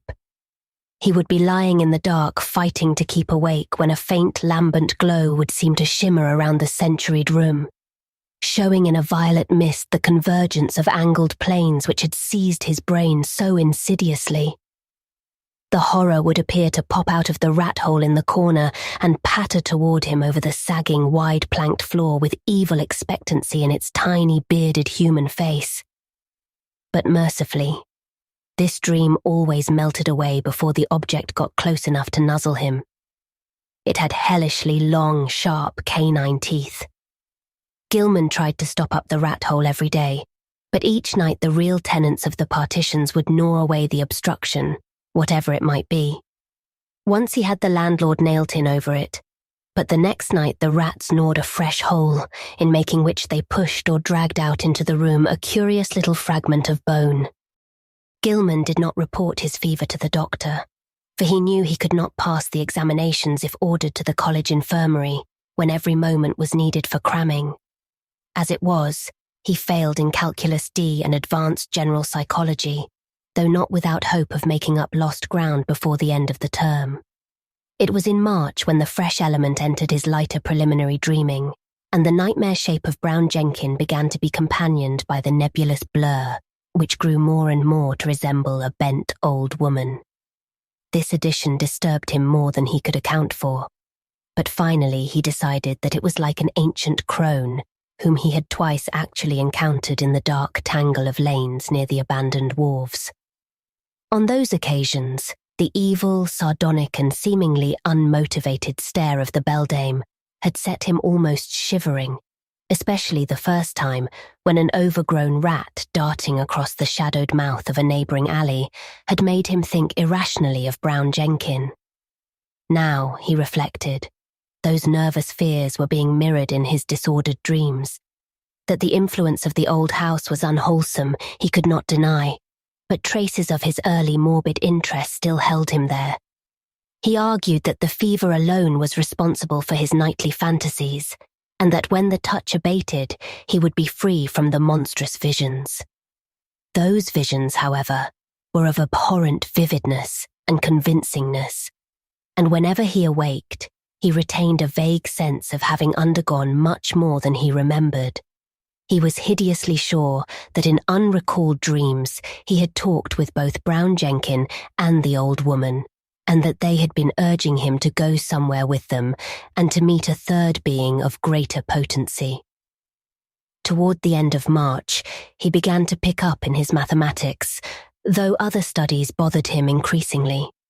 He was getting an intuitive knack for solving Riemannian equations and astonished Professor Upham by his comprehension of fourth-dimensional and other problems which had floored all the rest of the class. One afternoon there was a discussion of possible freakish curvatures in space and of theoretical points of approach or even contact between our part of the cosmos and various other regions as distant as the farthest stars or the transgalactic gulfs themselves, or even as fabulously remote as the tentatively conceivable cosmic units beyond the whole Einsteinian space-time continuum. Gilman's handling of this theme filled everyone with admiration, even though some of his hypothetical illustrations caused an increase in the always plentiful gossip about his nervous and solitary eccentricity. What made the students shake their heads was his sober theory that a man might, given mathematical knowledge admittedly beyond all likelihood of human acquirement, step deliberately from the earth to any other celestial body which might lie at one of an infinity of specific points in the cosmic pattern. Such a step, he said, would require only 2 stages. First, a passage out of the 3-dimensional sphere we know, and second, a passage back to the 3-dimensional sphere at another point, perhaps one of infinite remoteness. That this could be accomplished without loss of life was in many cases conceivable. Any being from any part of 3-dimensional space could probably survive in the 4th dimension, and its survival of the second stage would depend upon what alien part of 3-dimensional space it might select for its re-entry. Denizens of some planets might be able to live on certain others, even planets belonging to other galaxies, or to similar dimensional phases of other space-time continua, though of course there must be vast numbers of mutually uninhabitable, even though mathematically juxtaposed bodies or zones of space. It was also possible that the inhabitants of a given dimensional realm could survive entry to many unknown and incomprehensible realms of additional or indefinitely multiplied dimensions, be they within or outside the given space-time continuum, and that the converse would be likewise true. This was a matter for speculation, though one could be fairly certain that the type of mutation involved in a passage from any given dimensional plane to the next higher plane would not be destructive of biological integrity as we understand it. Gilman could not be very clear about his reasons for this last assumption, but his haziness here was more than overbalanced by his clearness on other complex points. Professor Upham especially liked his demonstration of the kinship of higher mathematics to certain phases of magical lore transmitted down the ages from an ineffable antiquity, human or pre-human, whose knowledge of the cosmos and its laws was greater than ours. Around the 1st of April, Gilman worried considerably because his slow fever did not abate. He was also troubled by what some of his fellow lodgers said about his sleepwalking. It seemed that he was often absent from his bed, and that the creaking of his floor at certain hours of the night was remarked by the man in the room below. This fellow also spoke of hearing the tread of shod feet in the night, but Gilman was sure he must have been mistaken in this, since shoes as well as other apparel were always precisely in place in the morning. One could develop all sorts of aural delusions in this morbid old house, For did not Gilman himself, even in daylight, now feel certain that noises other than rat scratchings came from the black voids beyond the slanting wall and above the slanting ceiling? His pathologically sensitive ears began to listen for faint footfalls in the immemorially sealed loft overhead, and sometimes the illusion of such things was agonizingly realistic. However, he knew that he had actually become a somnambulist. For twice at night his room had been found vacant, though with all his clothing in place. Of this he had been assured by Frank Elwood, the one fellow student whose poverty forced him to room in this squalid and unpopular house. Elwood had been studying in the small hours and had come up for help on a differential equation, only to find Gilman absent. It had been rather presumptuous of him to open the unlocked door after knocking had failed to rouse a response. But he had needed the help very badly, and thought that his host would not mind a gentle prodding awake. On neither occasion, though, had Gilman been there, and when told of the matter he wondered where he could have been wandering, barefoot and with only his nightclothes on.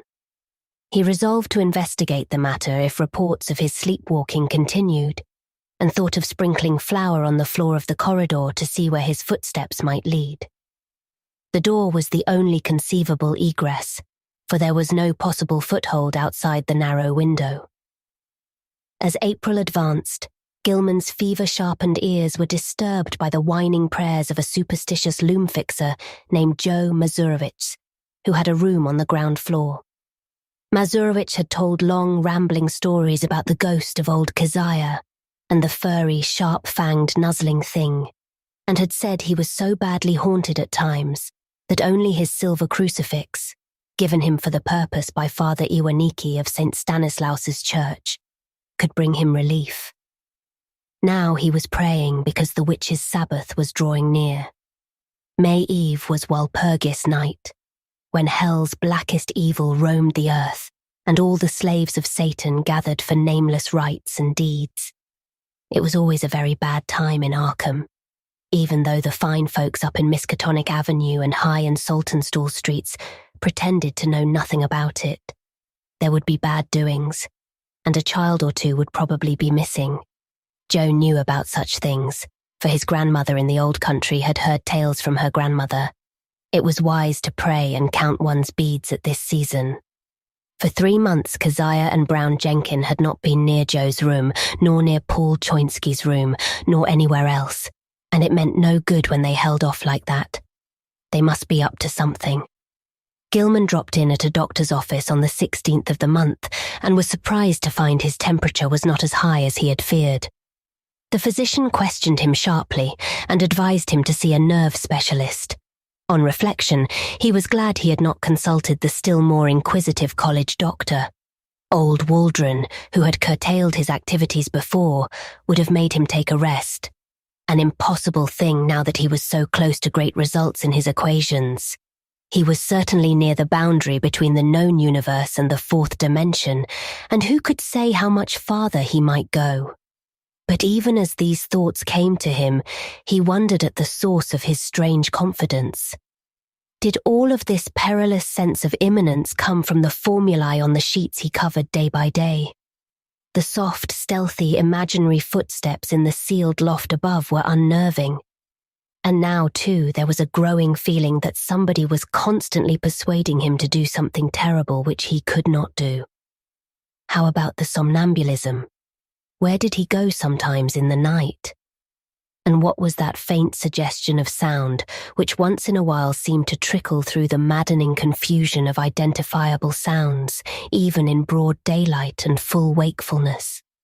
Its rhythm did not correspond to anything on earth, unless perhaps to the cadence of 1 or 2 unmentionable Sabbath chants, and sometimes he feared it corresponded to certain attributes of the vague shrieking or roaring in those wholly alien abysses of dream.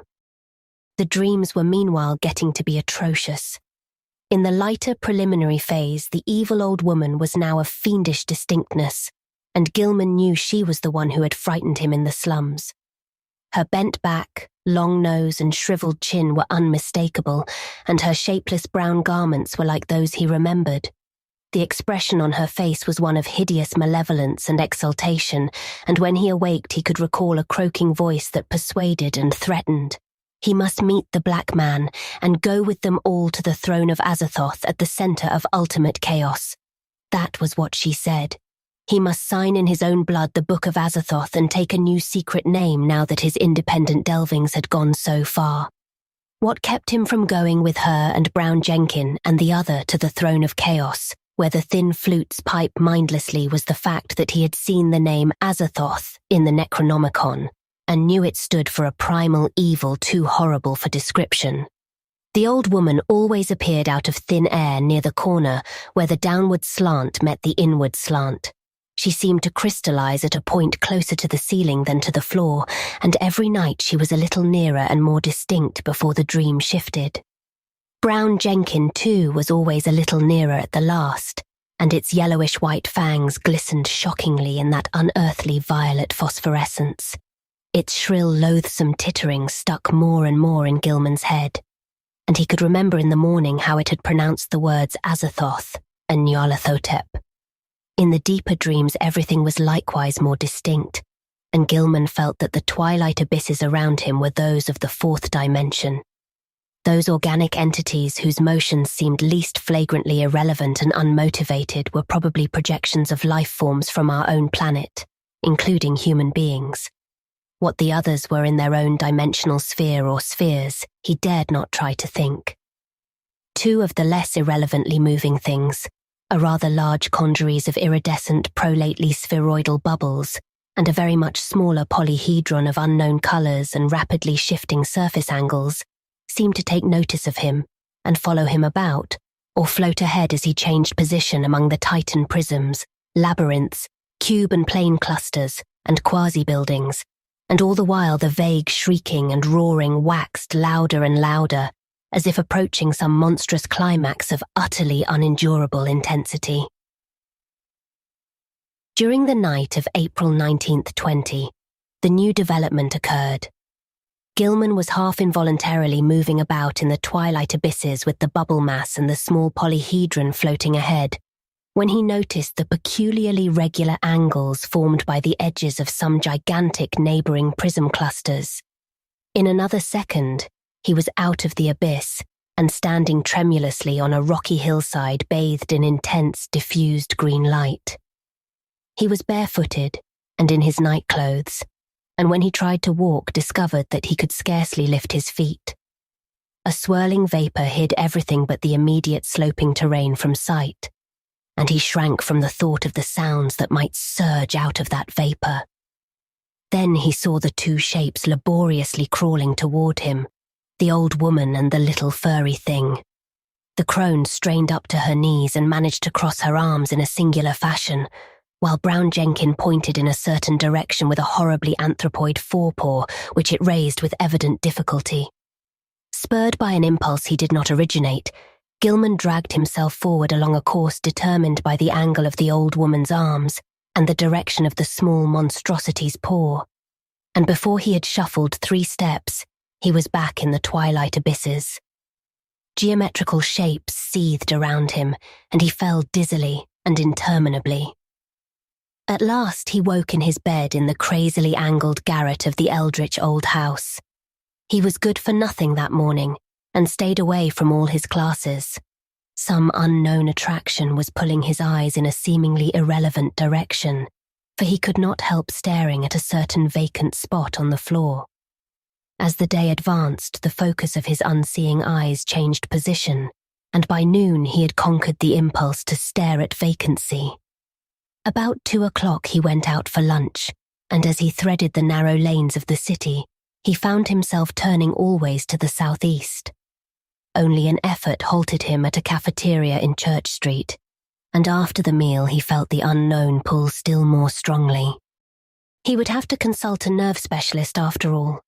Perhaps there was a connection with his somnambulism, but meanwhile he might at least try to break the morbid spell himself.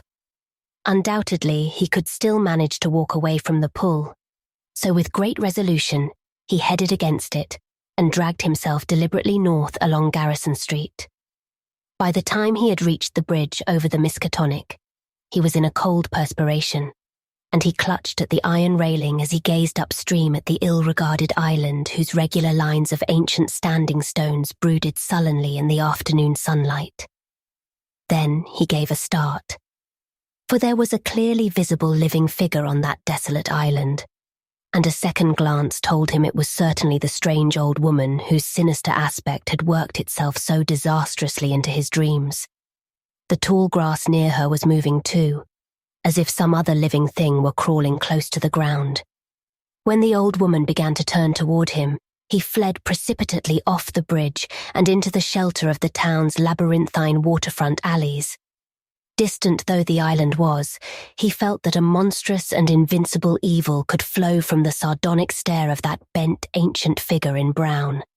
The southeastward pull still held, and only with tremendous resolution could Gilman drag himself into the old house and up the rickety stairs. For hours he sat silent and aimless, with his eyes shifting gradually westward. About 6 o'clock, his sharpened ears caught the whining prayers of Joe Mazurowicz 2 floors below, and in desperation he seized his hat and walked out into the sunset golden streets, letting the now directly southward pull carry him where it might. An hour later, darkness found him in the open fields beyond Hangman's Brook, with the glimmering spring stars shining ahead. The urge to walk was gradually changing to an urge to leap mystically into space, and suddenly he realized just where the source of the pull lay. It was in the sky. A definite point among the stars had a claim on him and was calling him. Apparently it was a point somewhere between Hydra and Argo Navis, and he knew that he had been urged toward it ever since he had awaked soon after dawn. In the morning it had been underfoot. Afternoon found it rising in the southeast, and now it was roughly south but wheeling toward the west. What was the meaning of this new thing? Was he going mad? How long would it last? Again mustering his resolution, Gilman turned and dragged himself back to the sinister old house. Mazurowicz was waiting for him at the door and seemed both anxious and reluctant to whisper some fresh bit of superstition. It was about the witchlight. Joe had been out celebrating the night before. It was Patriots' Day in Massachusetts, and had come home after midnight. Looking up at the house from outside, he had thought at first that Gilman's window was dark, but then he had seen the faint violet glow within. He wanted to warn the gentleman about that glow, for everybody in Arkham knew it was Keziah's witchlight, which played near Brown Jenkin, and the ghost of the old crone herself. He had not mentioned this before, but now he must tell about it because it meant that Keziah and her long-toothed familiar were haunting the young gentleman. Sometimes he and Paul Choinsky and landlord Dombrowski thought they saw that light seeping out of cracks in the sealed loft above the young gentleman's room, but they had all agreed not to talk about that.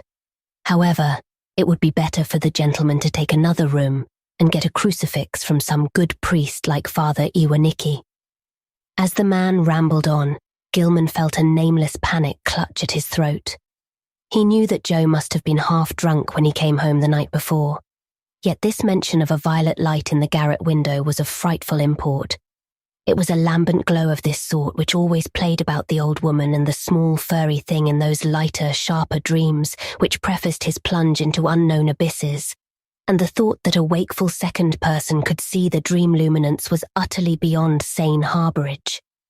Yet where had the fellow got such an odd notion? Had he himself talked as well as walked around the house in his sleep? No, Joe said. He had not, but he must check up on this. Perhaps Frank Elwood could tell him something, though he hated to ask.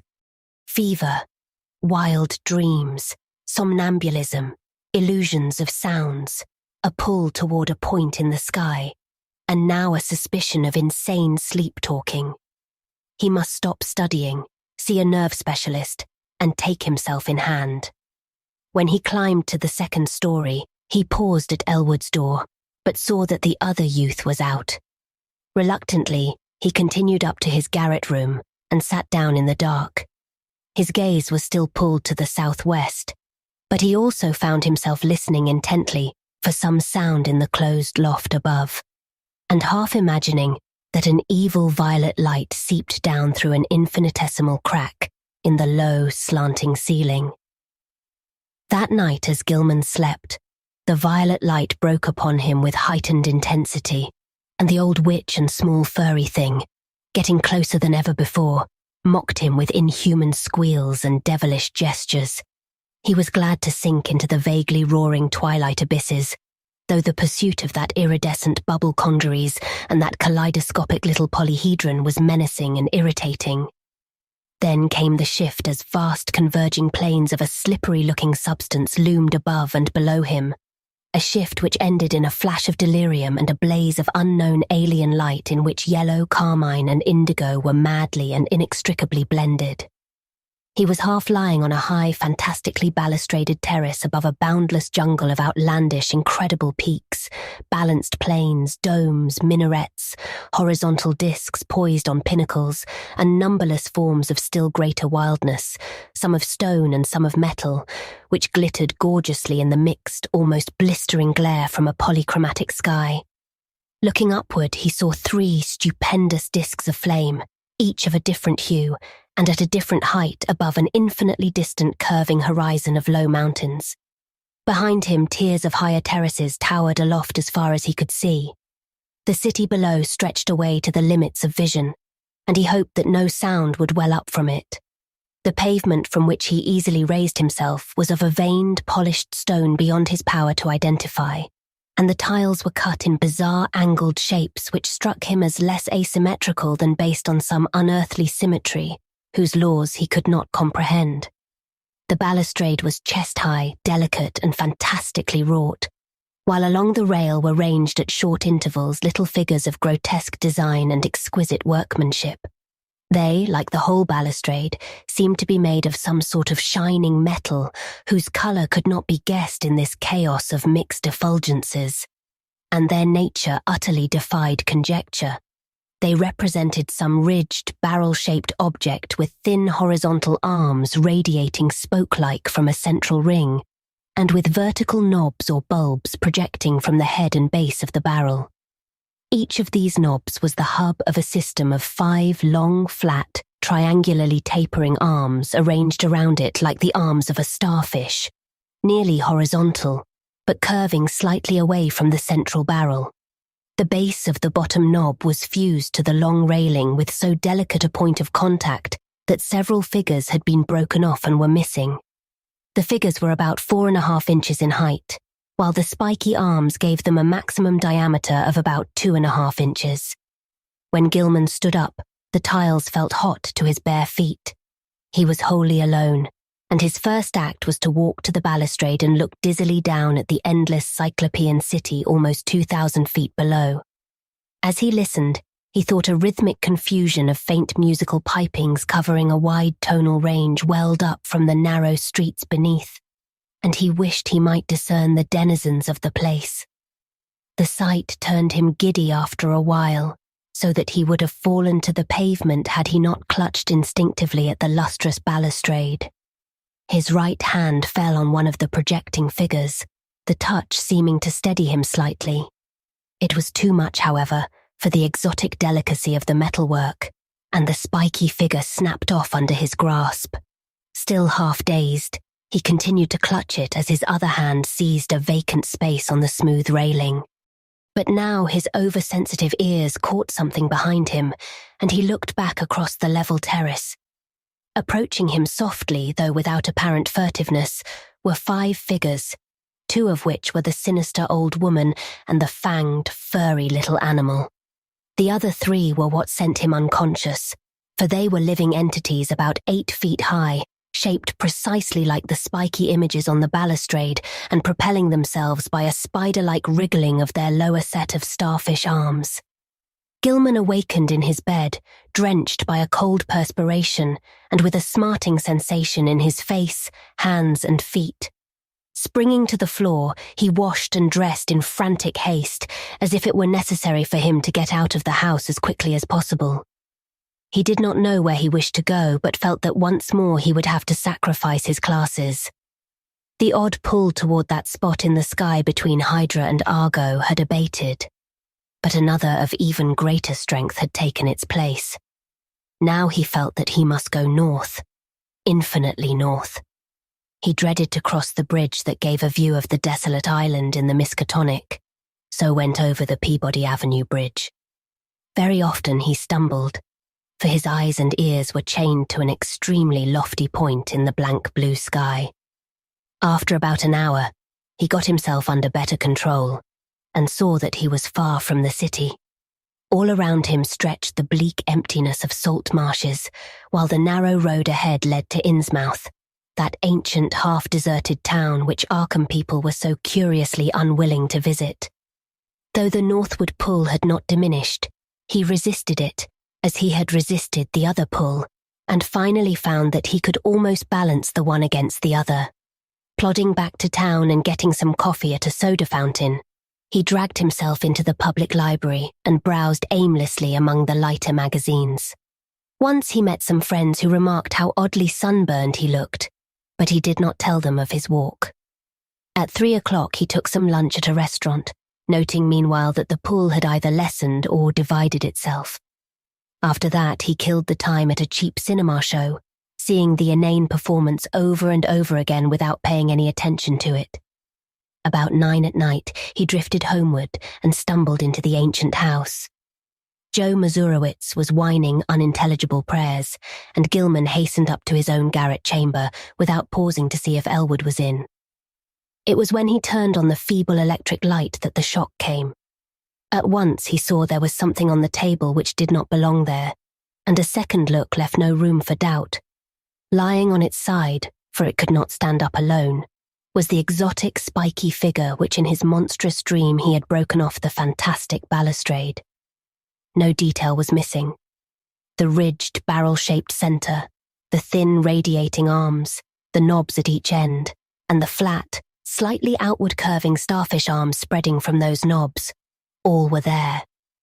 In the electric light, the colour seemed to be a kind of iridescent grey veined with green, and Gilman could see amidst his horror and bewilderment that one of the knobs ended in a jagged break corresponding to its former point of attachment to the dream railing. Only his tendency toward a dazed stupor prevented him from screaming aloud. This fusion of dream and reality was too much to bear. Still dazed, he clutched at the spiky thing and staggered downstairs to landlord Dombrowski's quarters.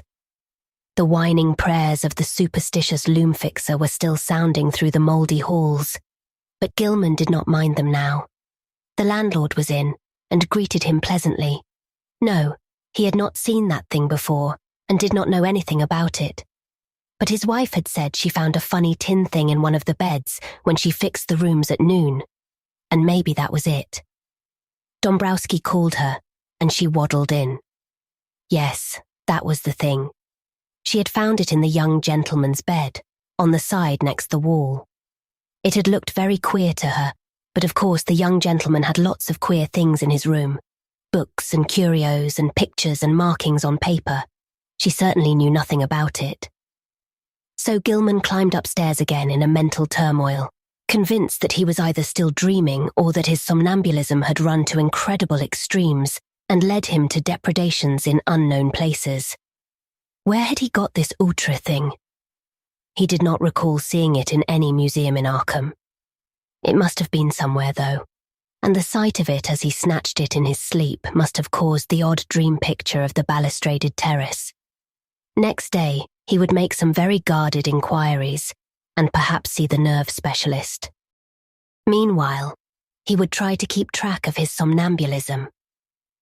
As he went upstairs and across the garret hall, he sprinkled about some flour which he had borrowed, with a frank admission as to its purpose, from the landlord.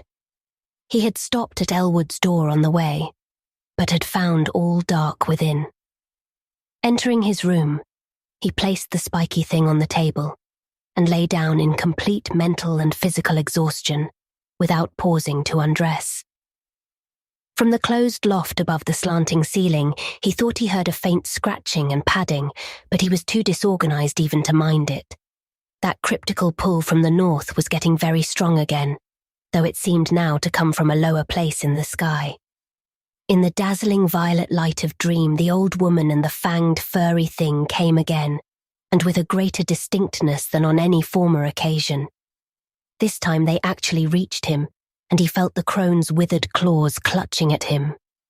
He was pulled out of bed and into empty space, and for a moment he heard a rhythmic roaring and saw the twilight amorphousness of the vague abysses seething around him. But that moment was very brief, for presently he was in a crude, windowless little space with rough beams and planks rising to a peak just above his head, and with a curious slanting floor underfoot. Propped level on that floor were low cases full of books of every degree of antiquity and disintegration, and in the centre were a table and bench, both apparently fastened in place. Small objects of unknown shape and nature were ranged on the tops of the cases, and in the flaming violet light, Gilman thought he saw a counterpart of the spiky image which had puzzled him so horribly. On the left, the floor fell abruptly away, leaving a black triangular gulf out of which, after a second's dry rattling, there presently climbed the hateful little furry thing with the yellow fangs and bearded human face. The evilly grinning beldame still clutched him, and beyond the table stood a figure he had never seen before. A tall, lean man of dead black coloration, wholly devoid of either hair or beard, and wearing as his only garment a shapeless robe of some heavy black fabric. His feet were indistinguishable because of the table and bench, but he must have been shod, since there was a clicking whenever he changed position. The man did not speak, and bore no trace of expression on his small features. He merely pointed to a book of prodigious size which lay open on the table, while the beldame thrust a huge grey quill into Gilman's right hand. Over everything was a pall of intensely maddening fear, and the climax was reached when the furry thing ran up the dreamer's clothing to his shoulders, and then down his left arm, finally biting him sharply in the wrist just below his cuff. As the blood spurted from this wound, Gilman lapsed into a faint. He awaked on the morning of the 22nd with a pain in his left wrist and saw that his cuff was brown with dried blood. His recollections were very confused, but the scene with the black man in the unknown space stood out vividly. The rats must have bitten him as he slept, giving rise to the climax of that frightful dream. Opening the door, he saw that the flower on the corridor floor was undisturbed, except for the huge prints of the loutish fellow who roomed at the other end of the garret. So he had not been sleepwalking this time, but something would have to be done about those rats. He would speak to the landlord about them. Again, he tried to stop up the hole at the base of the slanting wall, wedging in a candlestick which seemed of about the right size. His ears were ringing horribly, as if with the residual echoes of some horrible noise heard in dreams. As he bathed and changed clothes, he tried to recall what he had dreamed after the scene in the violet-litten space, but nothing definite would crystallize in his mind. That scene itself must have corresponded to the sealed loft overhead, which had begun to attack his imagination so violently. But later impressions were faint and hazy. There were suggestions of the vague twilight abysses and of still vaster, blacker abysses beyond them. Abysses in which all fixed suggestions of form were absent. He had been taken there by the bubble congeries and the little polyhedron which always dogged him. But they, like himself, had changed to wisps of milky, barely luminous mist in this farther void of ultimate blackness. Something else had gone on ahead. A larger wisp which now and then condensed into nameless approximations of form.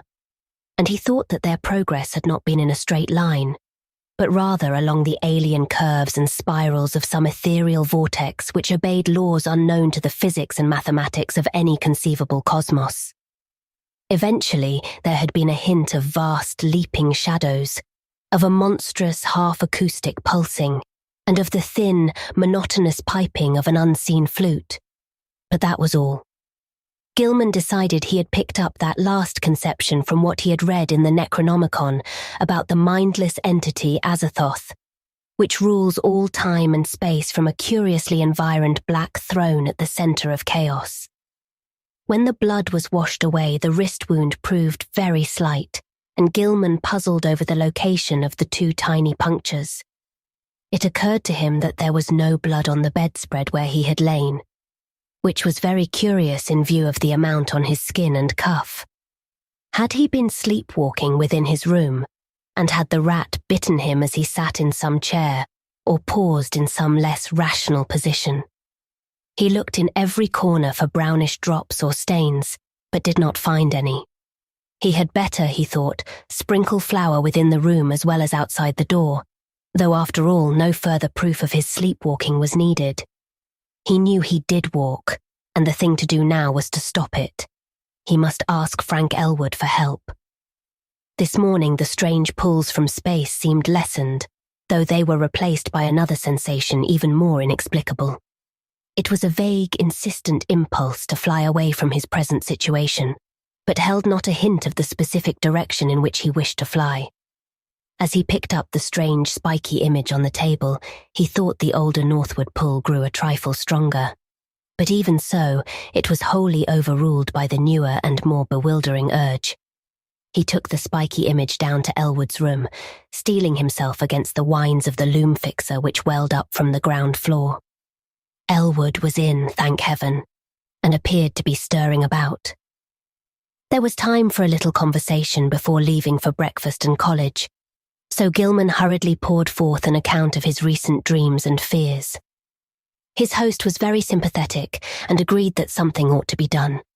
He was shocked by his guest's drawn, haggard aspect and noticed the queer, abnormal-looking sunburn which others had remarked during the past week. There was not much, though, that he could say. He had not seen Gilman on any sleepwalking expedition and had no idea what the curious image could be. He had, though, heard the French-Canadian who lodged just under Gilman talking to Mazurovich one evening. They were telling each other how badly they dreaded the coming of Walpurgis night, now only a few days off, and were exchanging pitying comments about the poor, doomed young gentleman. Des Roches, the fellow under Gilman's room, had spoken of nocturnal footsteps both shod and unshod, and of the violet light he saw one night when he had stolen fearfully up to peer through Gilman's keyhole. He had not dared to peer, he told Mazurovich, after he had glimpsed that light through the cracks around the door. There had been soft talking too, and as he began to describe it, his voice had sunk to an inaudible whisper. Elwood could not imagine what had set these superstitious creatures gossiping, but supposed their imaginations had been roused by Gilman's late hours, and somnolent walking and talking on the one hand, and by the nearness of traditionally feared May Eve on the other hand.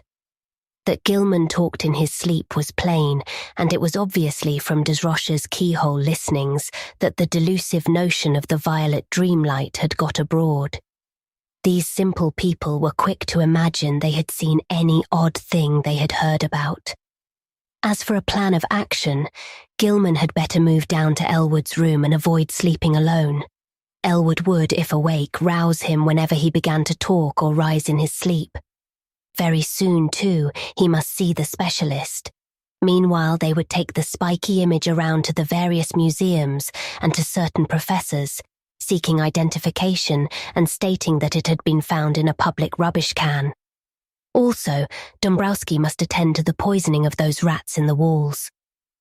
Braced up by Elwood's companionship, Gilman attended classes that day. Strange urges still tugged at him, but he could sidetrack them with considerable success.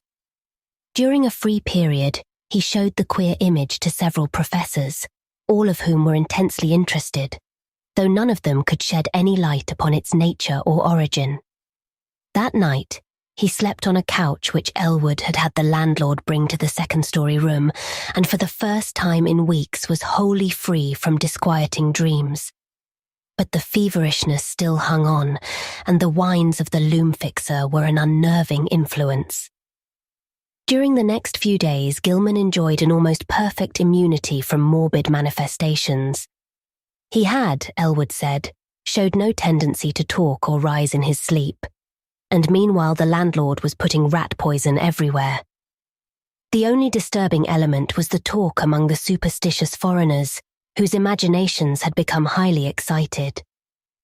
Mazurovich was always trying to make him get a crucifix, and finally forced one upon him which he said had been blessed by the good Father Iwaniki. Desroches too had something to say.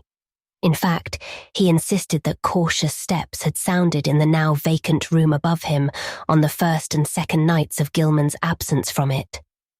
Paul Choinsky thought he heard sounds in the halls and on the stairs at night, and claimed that his door had been softly tried, while Mrs. Dombrowski vowed she had seen Brown Jenkin for the first time since All Hallows.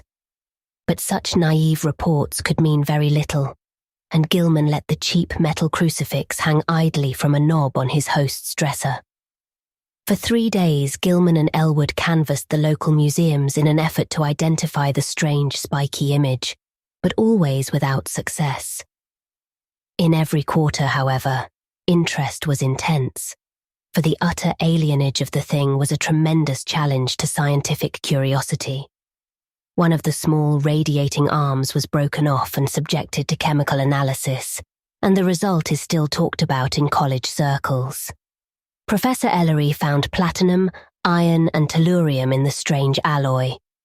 But mixed with these were at least 3 other apparent elements of high atomic weight, which chemistry was absolutely powerless to classify.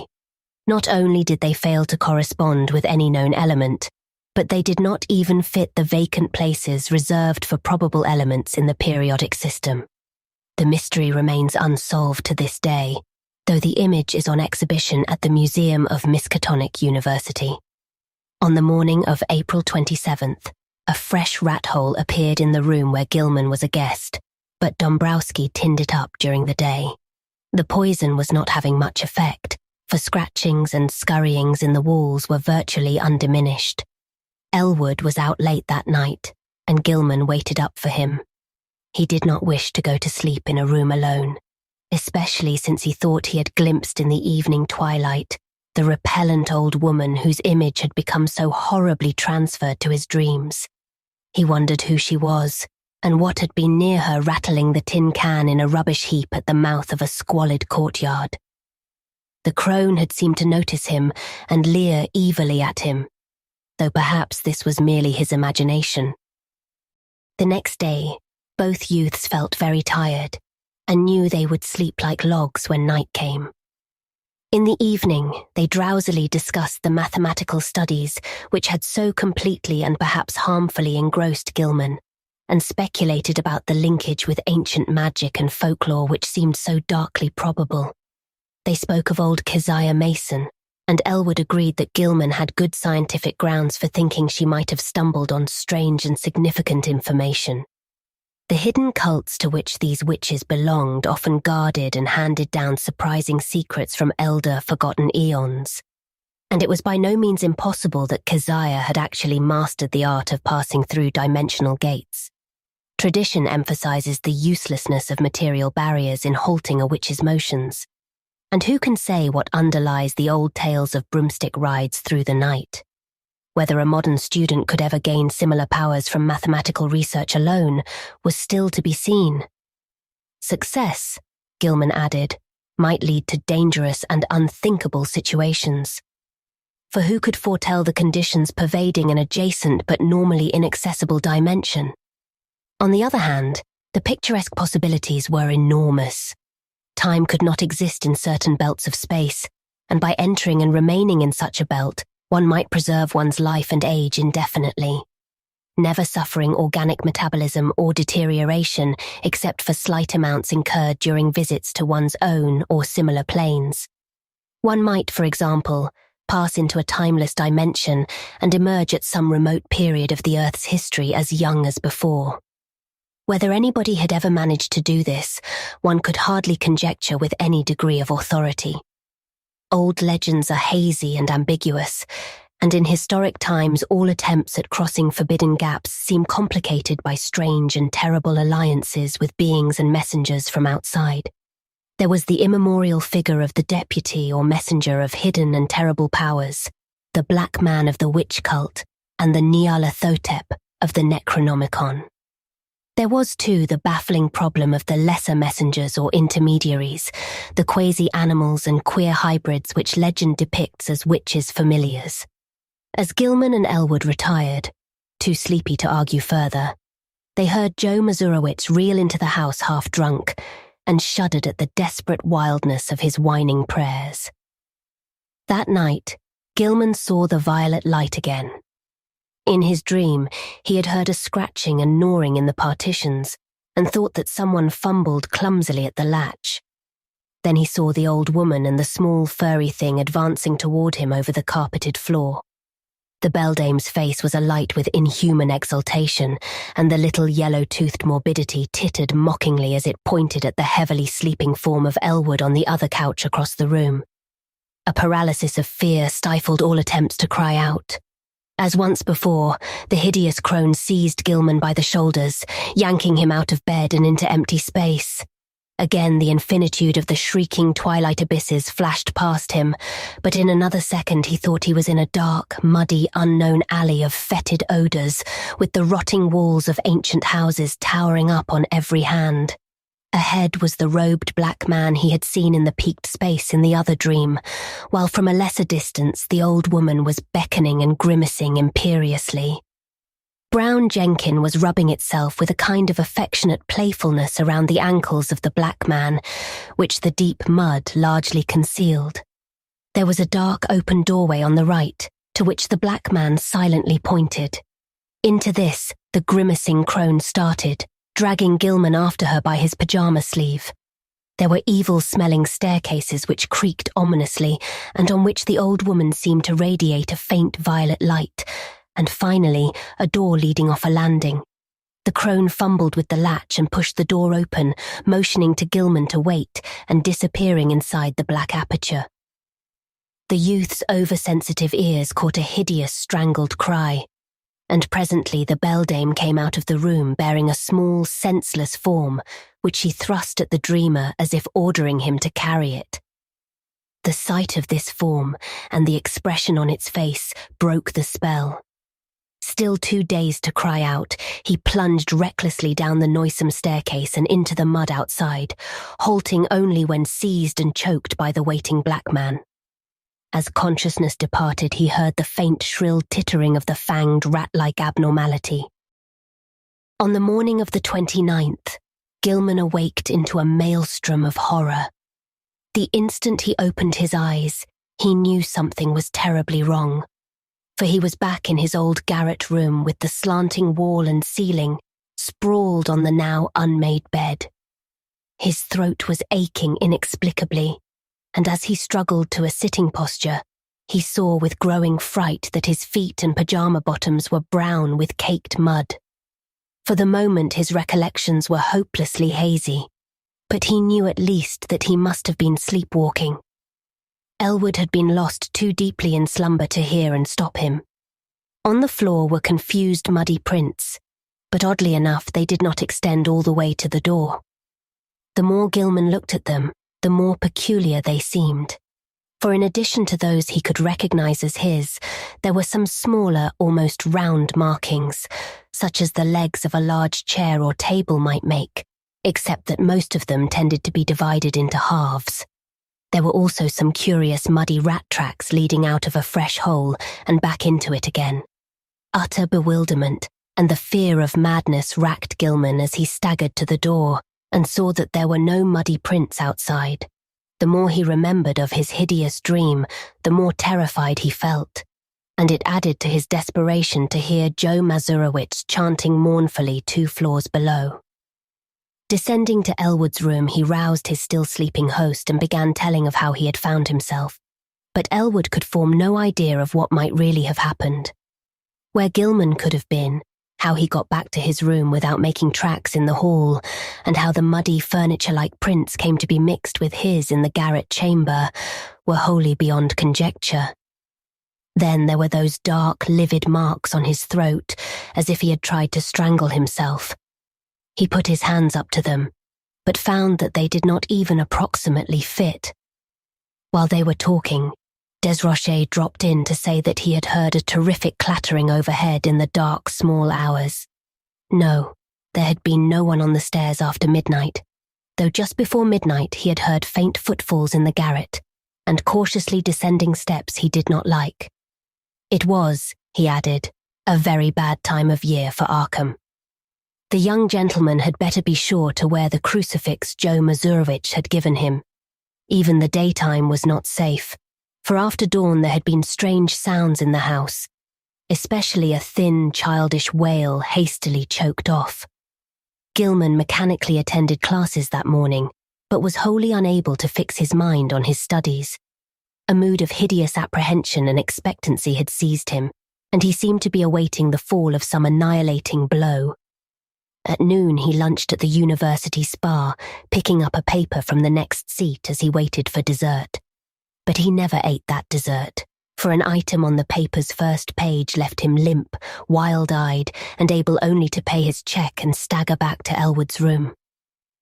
There had been a strange kidnapping the night before in Orne's gangway, and the 2-year-old child of a clod-like laundry worker named Anastasia Wolejko had completely vanished from sight. The mother, it appeared, had feared the event for some time, but the reasons she assigned for her fear were so grotesque that no one took them seriously. She had, she said, seen Brown Jenkin about the place now and then ever since early in March, and knew from its grimaces and titterings that little Ladislas must be marked for sacrifice at the awful Sabbat on Walpurgis night. She had asked her neighbour Mary Chanek to sleep in the room and try to protect the child. But Mary had not dared. She could not tell the police, for they never believed such things. Children had been taken that way every year ever since she could remember. And her friend Pete Stawacki would not help because he wanted the child out of the way anyhow.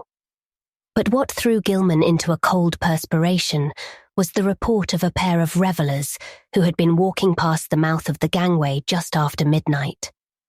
They admitted they had been drunk, but both vowed they had seen a crazily dressed trio furtively entering the dark passageway. There had, they said, been a huge robed man, a little old woman in rags, and a young white man in his nightclothes. The old woman had been dragging the youth, while around the feet of the man a tame rat was rubbing and weaving in the brown mud. Gilman sat in a daze all the afternoon, and Elwood, who had meanwhile seen the papers and formed terrible conjectures from them, found him thus when he came home. This time neither could doubt but that something hideously serious was closing in around them. Between the phantasms of nightmare and the realities of the objective world, a monstrous and unthinkable relationship was crystallizing, and only stupendous vigilance could avert still more direful developments. Gilman must see a specialist sooner or later, but not just now, when all the papers were full of this kidnapping business. Just what had really happened was maddeningly obscure, and for a moment both Gilman and Elwood exchanged whispered theories of the wildest kind. Had Gilman unconsciously succeeded better than he knew in his studies of space and its dimensions? Had he actually slipped outside our sphere to points unguessed and unimaginable? Where, if anywhere, had he been on those nights of demoniac alienage? The roaring twilight abysses, the green hillside, the blistering terrace, the pulls from the stars, the ultimate black vortex, the black man, the muddy alley and the stairs, the old witch and the fanged furry horror, the bubble conjuries and the little polyhedron, the strange sunburn, the wrist wound, the unexplained image, the muddy feet, the throat marks, the tales and fears of the superstitious foreigners. What did all this mean? To what extent could the laws of sanity apply to such a case? There was no sleep for either of them that night, but next day they both cut classes and drowsed. This was April 30th, and with the dusk would come the hellish Sabbath time which all the foreigners and the superstitious old folk feared. Mazurovich came home at 6 o'clock and said people at the mill were whispering that the Walpurgis revels would be held in the dark ravine beyond Meadow Hill, where the old white stone stands in a place queerly void of all plant life. Some of them had even told the police and advised them to look there for the missing Wolejko child, but they did not believe anything would be done. Joe insisted that the poor young gentleman wear his nickel-chained crucifix, and Gilman put it on and dropped it inside his shirt to humour the fellow. Late at night, the two youths sat drowsing in their chairs, lulled by the rhythmical praying of the loom fixer on the floor below. Gilman listened as he nodded, his preternaturally sharpened hearing seeming to strain for some subtle, dreaded murmur beyond the noises in the ancient house. Unwholesome recollections of things in the Necronomicon and the Black Book welled up, and he found himself swaying to infandus rhythms said to pertain to the blackest ceremonies of the Sabbat, and to have an origin outside the time and space we comprehend. Presently he realized what he was listening for, the hellish chant of the celebrants in the distant Black Valley. How did he know so much about what they expected? How did he know the time when Nahab and her acolyte were due to bear the brimming bowl which would follow the black cock and the black goat? He saw that Elwood had dropped asleep and tried to call out and waken him. Something, however, closed his throat. He was not his own master. Had he signed the black man's book after all? Then his fevered, abnormal hearing caught the distant, wind-borne notes. Over miles of hill and field and alley they came, but he recognized them nonetheless. The fires must be lit, and the dancers must be starting in. How could he keep himself from going? What was it that had enmeshed him? Mathematics, folklore, the house, old Keziah, Brown Jenkin. And now he saw that there was a fresh rat hole in the wall near his couch. Above the distant chanting and the nearer praying of Joe Mazurwitz came another sound, a stealthy, determined scratching in the partitions. He hoped the electric lights would not go out. Then he saw the fanged, bearded little face in the rat hole, the accursed little face which he at last realized bore such a shocking, mocking resemblance to old Keziah's, and heard the faint fumbling at the door. The screaming twilight abysses flashed before him, and he felt himself helpless in the formless grasp of the iridescent bubble conjuries. Ahead raced the small kaleidoscopic polyhedron, and all through the churning void there was a heightening and acceleration of the vague tonal pattern which seemed to foreshadow some unutterable and unendurable climax. He seemed to know what was coming, the monstrous burst of Walpurgis rhythm in whose cosmic timbre would be concentrated all the primal, ultimate space-time seethings which lie behind the massed spheres of matter, and sometimes break forth in measured reverberations that penetrate faintly to every layer of entity and give hideous significance throughout the worlds to certain dreaded periods. But all this vanished in a second. He was again in the cramped, violet-lit peaked space with the slanting floor, the low cases of ancient books, the bench and table, the queer objects, and the triangular gulf at one side. On the table lay a small white figure, an infant boy unclothed and unconscious, while on the other side stood the monstrous, leering old woman with a gleaming, grotesque hafted knife in her right hand and a queerly proportioned pale metal bowl covered with curiously chased designs and having delicate lateral handles in her left. She was intoning some croaking ritual in a language which Gilman could not understand, but which seemed like something guardedly quoted in the Necronomicon. As the scene grew clear, he saw the ancient crone bend forward and extend the empty bowl across the table, and unable to control his own motions, he reached far forward and took it in both hands, noticing as he did so its comparative lightness. At the same moment, the disgusting form of Brown Jenkins scrambled up over the brink of the triangular black gulf on his left. The crone now motioned him to hold the bowl in a certain position, while she raised the huge, grotesque knife above the small white victim as high as her right hand could reach. The fanged, furry thing began tittering a continuation of the unknown ritual, while the witch croaked loathsome responses. Gilman felt a gnawing, poignant abhorrence shoot through his mental and emotional paralysis, and the light metal bowl shook in his grasp. A second later, the downward motion of the knife broke the spell completely, and he dropped the bowl with a resounding bell-like clangor while his hands darted out frantically to stop the monstrous deed. In an instant, he had edged up the slanting floor around the end of the table and wrenched the knife from the old woman's claws, sending it clattering over the brink of the narrow triangular gulf. In another instant, however, matters were reversed. for those murderous claws had locked themselves tightly around his own throat, while the wrinkled face was twisted with insane fury. He felt the chain of the cheap crucifix grinding into his neck, and in his peril wondered how the sight of the object itself would affect the evil creature. Her strength was altogether superhuman, but as she continued her choking, he reached feebly in his shirt and drew out the metal symbol, snapping the chain and pulling it free. At sight of the device, the witch seemed struck with panic, and her grip relaxed long enough to give Gilman a chance to break it entirely. He pulled the steel-like claws from his neck, and would have dragged the beldame over the edge of the gulf had not the claws received a fresh access of strength and closed in again.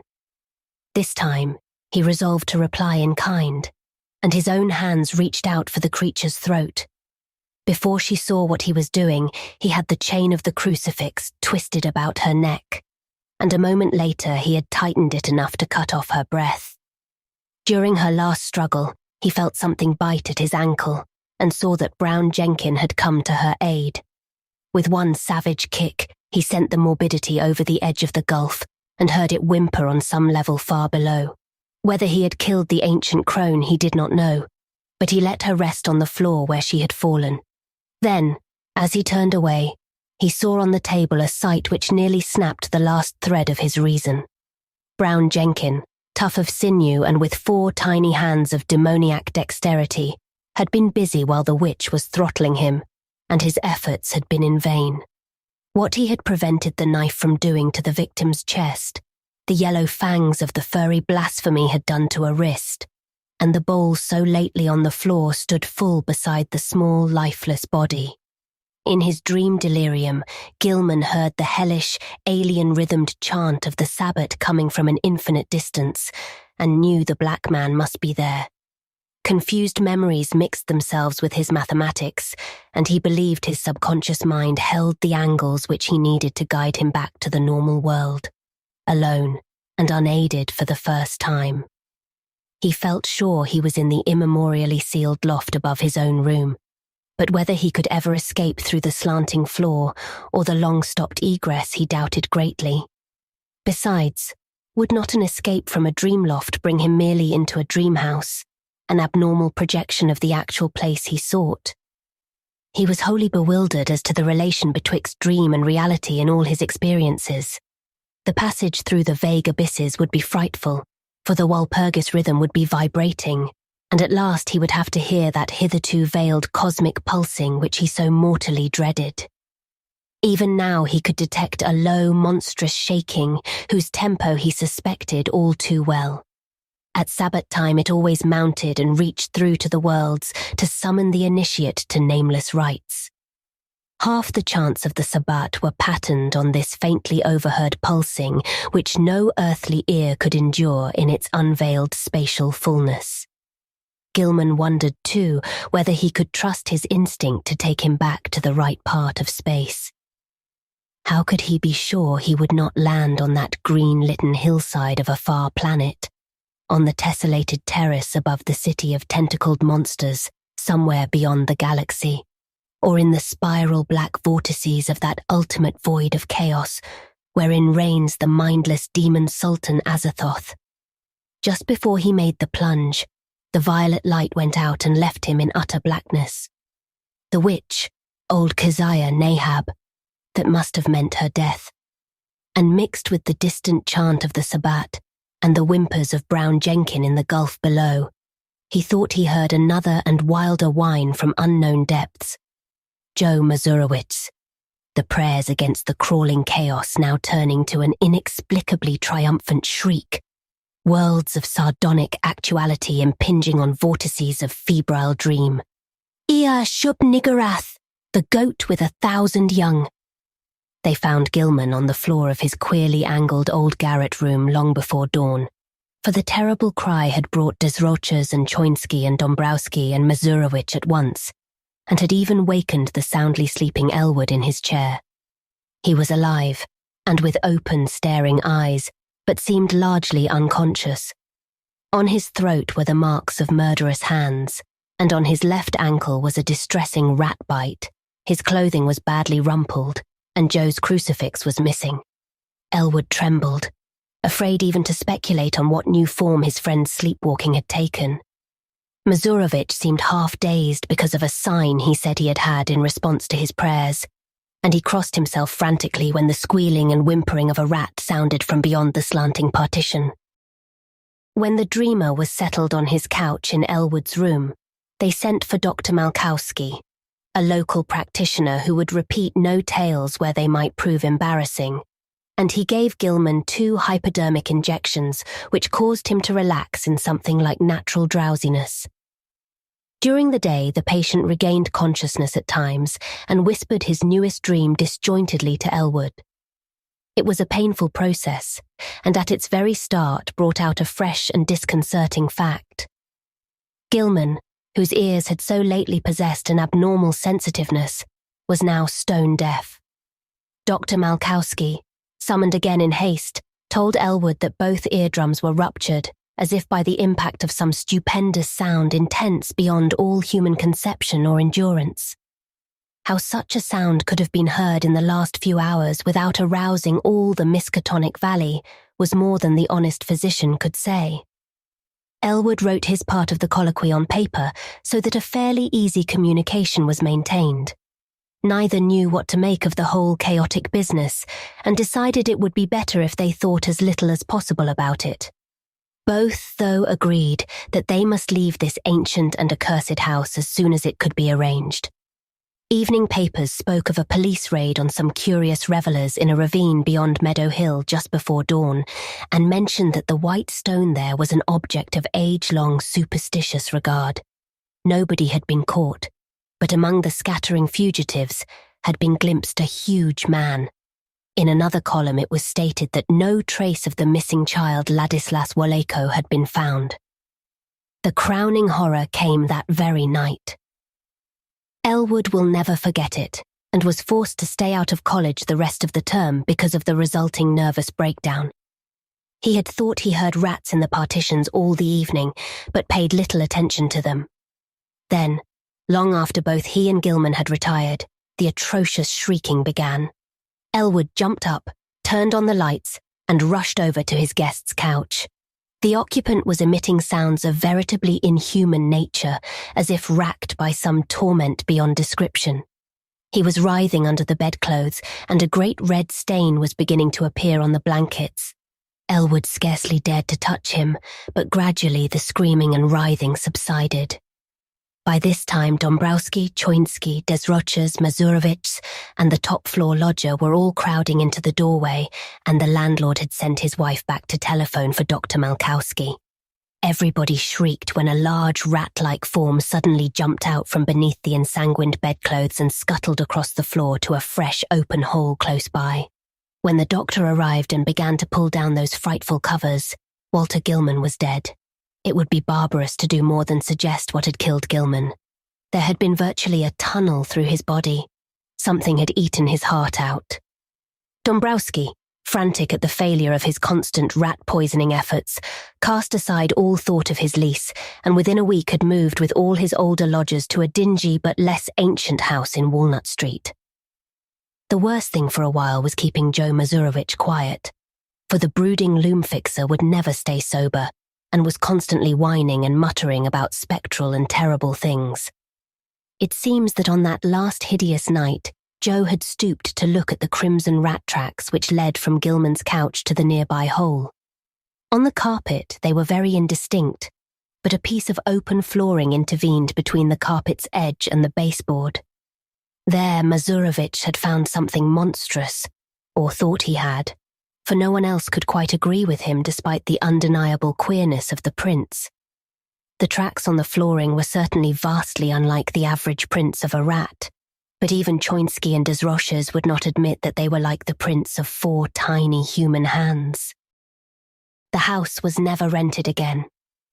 As soon as Dombrowski left it, the pall of its final desolation began to descend, for people shunned it both on account of its old reputation and because of the new fetid odour.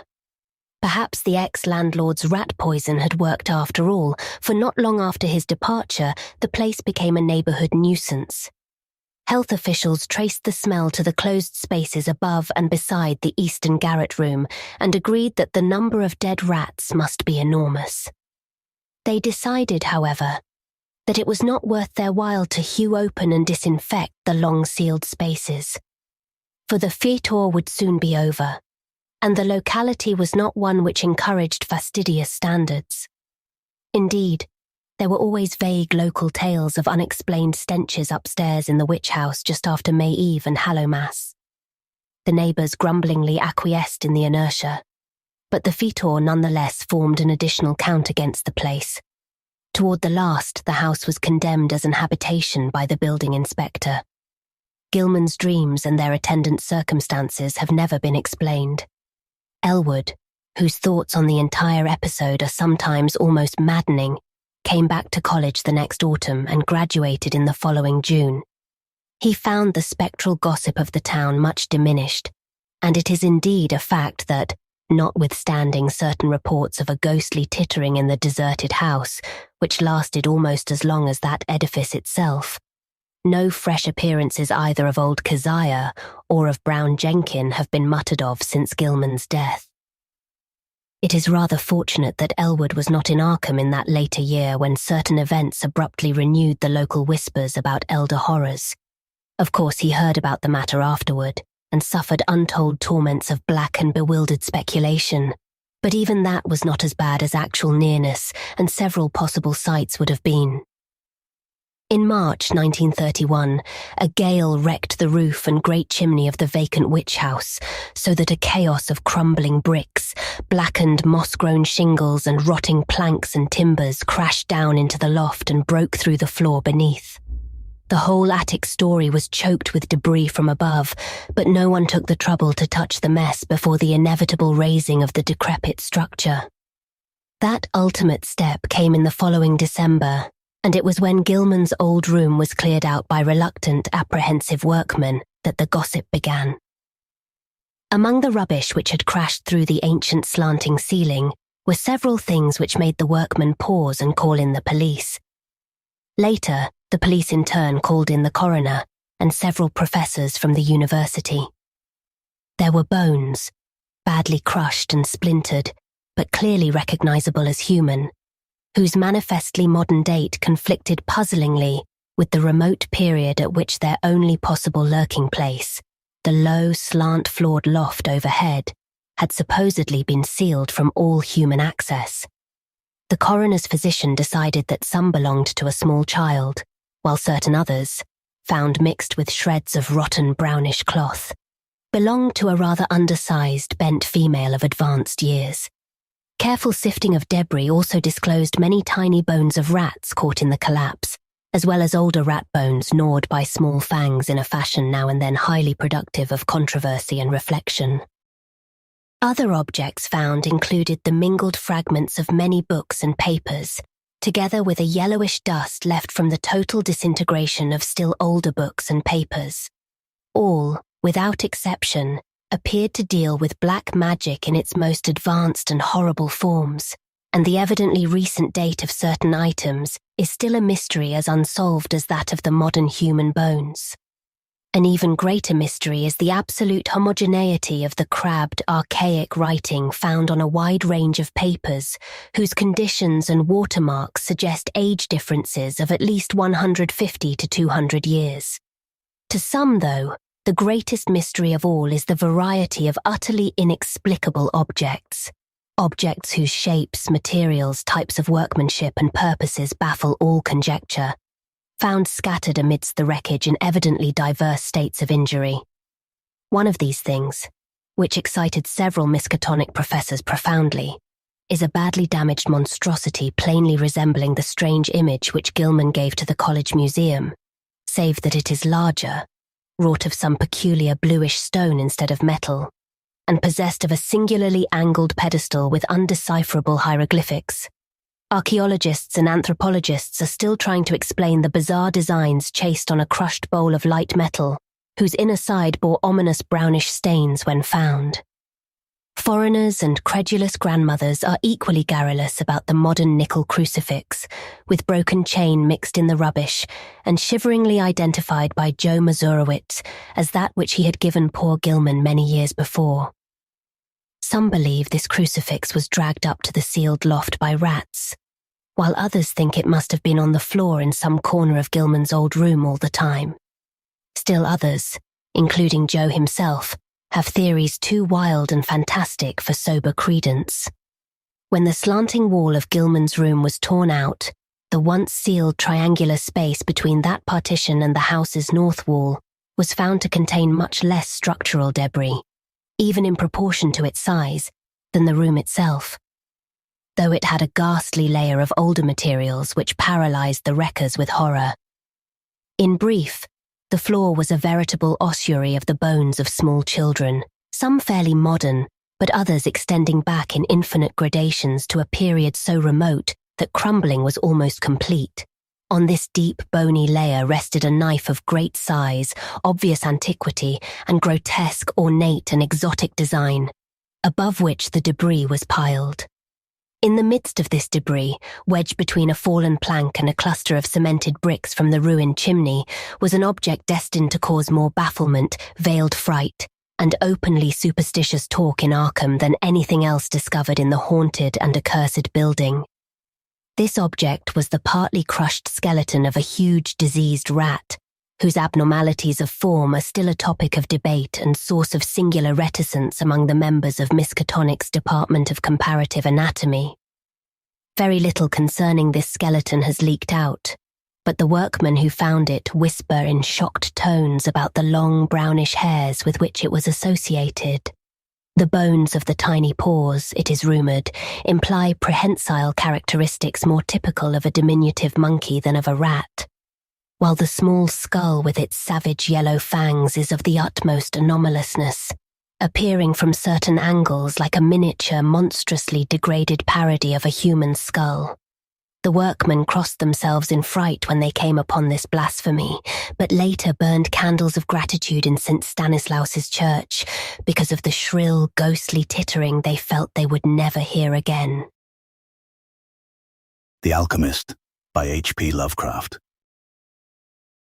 High up, crowning the grassy summit of a swelling mound, whose sides are wooded near the base with the gnarled trees of the primeval forest, stands the old chateau of my ancestors. For centuries, its lofty battlements have frowned down upon the wild and rugged countryside about, serving as a home and stronghold for the proud house whose honoured line is older even than the moss-grown castle walls. These ancient turrets, stained by the storms of generations, and crumbling under the slow yet mighty pressure of time, formed in the ages of feudalism one of the most dreaded and formidable fortresses in all France. From its machicolated parapets and mounted battlements, barons, counts, and even kings had been defied, yet never had its spacious halls resounded to the footsteps of the invader. But since those glorious years, all is changed.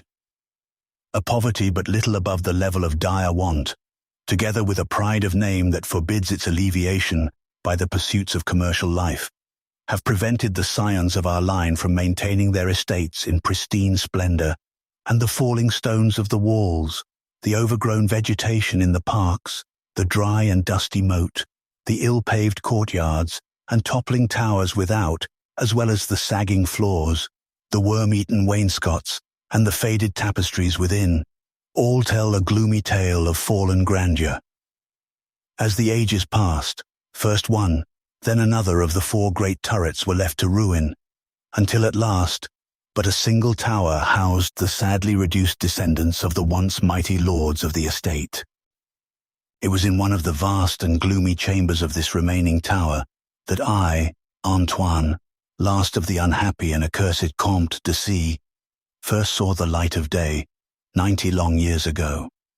Within these walls, and amongst the dark and shadowy forests, the wild ravines and grottos of the hillside below, were spent the first years of my troubled life.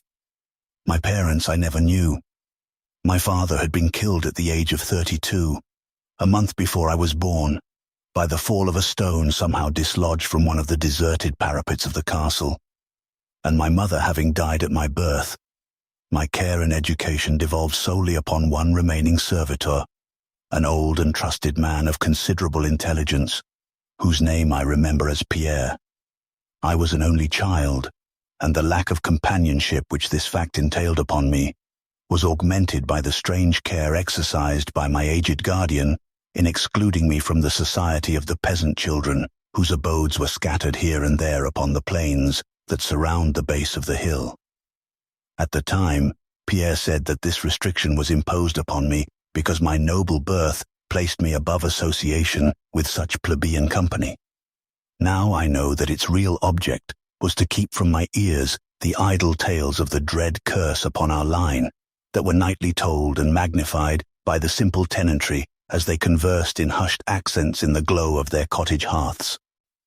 Thus isolated and thrown upon my own resources, I spent the hours of my childhood in poring over the ancient tomes that filled the shadow-haunted library of the chateau, and in roaming without aim or purpose through the perpetual dusk of the spectral wood that clothes the side of the hill near its foot. It was perhaps an effect of such surroundings that my mind early acquired a shade of melancholy. Those studies and pursuits which partake of the dark and occult in nature most strongly claimed my attention. Of my own race, I was permitted to learn singularly little, yet what small knowledge of it I was able to gain seemed to depress me much. Perhaps it was at first only the manifest reluctance of my old preceptor to discuss with me my paternal ancestry that gave rise to the terror which I ever felt at the mention of my great house. Yet, as I grew out of childhood, I was able to piece together disconnected fragments of discourse, let slip from the unwilling tongue which had begun to falter in approaching senility, that had a sort of relation to a certain circumstance which I had always deemed strange, but which now became dimly terrible. The circumstance to which I allude is the early age at which all the comtes of my line had met their end.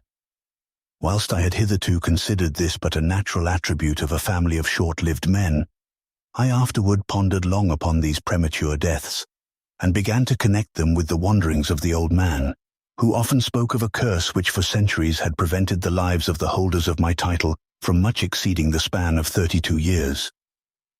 Upon my 21st birthday, the aged Pierre gave to me a family document which he said had for many generations been handed down from father to son and continued by each possessor.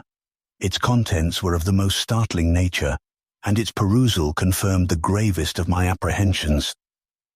At this time, my belief in the supernatural was firm and deep-seated, else I should have dismissed with scorn the incredible narrative unfolded before my eyes. The paper carried me back to the days of the 13th century, when the old castle in which I sat had been a feared and impregnable fortress. It told of a certain ancient man who had once dwelt on our estates, a person of no small accomplishments, though little above the rank of peasant, by name Michel, usually designated by the surname of Mauvais, the evil, on account of his sinister reputation. He had studied beyond the custom of his kind, seeking such things as the philosopher's stone or the elixir of eternal life, and was reputed wise in the terrible secrets of black magic and alchemy. Michel Mauvais had one son named Charles, a youth as proficient as himself in the hidden arts, and who had therefore been called Le Sorcier, or the Wizard. This pair, shunned by all honest folk, were suspected of the most hideous practices. Old Michel was said to have burnt his wife alive as a sacrifice to the devil, and the unaccountable disappearances of many small peasant children were laid at the dreaded door of these two. Yet through the dark natures of the father and the son ran one redeeming ray of humanity. The evil old man loved his offspring with fierce intensity, whilst the youth had for his parent a more than filial affection. One night, the castle on the hill was thrown into the wildest confusion by the vanishment of young Godfrey, son to Henry the Comte. A searching party, headed by the frantic father, invaded the cottage of the sorcerers, and there came upon old Michel Mauvais, busy over a huge and violently boiling cauldron. Without certain cause, in the ungoverned madness of fury and despair, The comte laid hands on the aged wizard, and ere he released his murderous hold, his victim was no more. Meanwhile, joyful servants were proclaiming the finding of young Godfrey in a distant and unused chamber of the great edifice, telling too late that poor Michel had been killed in vain. As the comte and his associates turned away from the lowly abode of the alchemists, the form of Charles Le Sorcier appeared through the trees. The excited chatter of the menials standing about told him what had occurred, yet he seemed at first unmoved at his father's fate. Then, slowly advancing to meet the comte, he pronounced in dull yet terrible accents the curse that ever afterward haunted the house of C. May ne'er a noble of thy murderous line survive to reach a greater age than thine, spake he, when suddenly leaping backwards into the black wood, he drew from his tunic a phial of colourless liquid, which he threw into the face of his father's slayer as he disappeared behind the inky curtain of the night. The comte died without utterance and was buried the next day, but little more than 32 years from the hour of his birth. No trace of the assassin could be found, though relentless bands of peasants scoured the neighbouring woods and the meadowland around the hill. Thus, time and the want of a reminder dulled the memory of the curse in the minds of the late comte's family, so that when Godfrey, innocent cause of the whole tragedy, and now bearing the title, was killed by an arrow whilst hunting, at the age of 32, there were no thoughts save those of grief at his demise.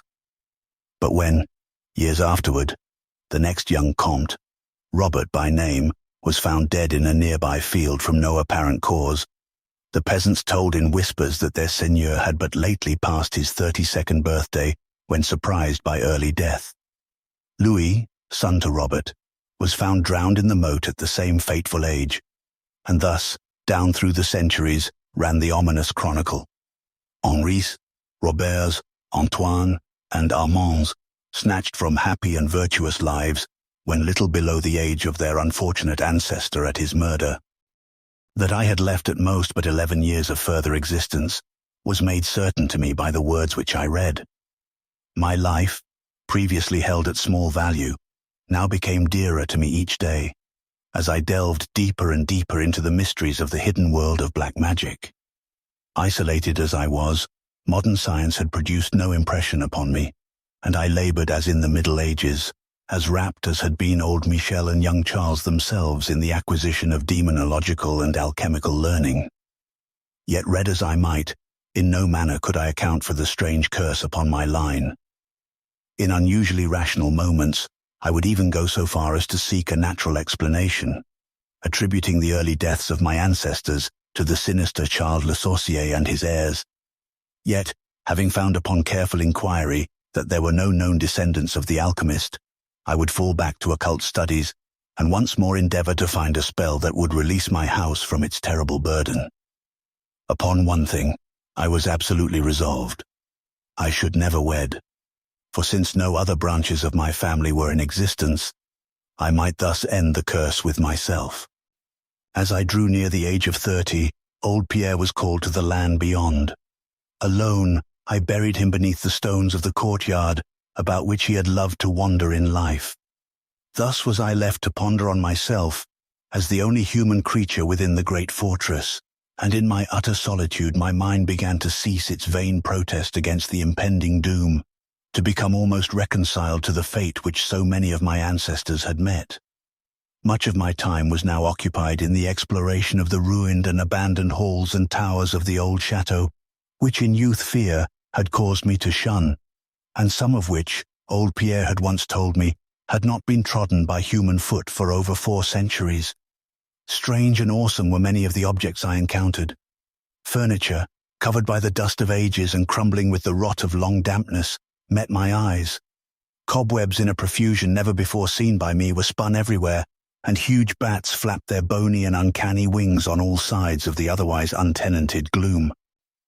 Of my exact age, even down to days and hours, I kept a most careful record, for each movement of the pendulum of the massive clock in the library told off so much more of my doomed existence.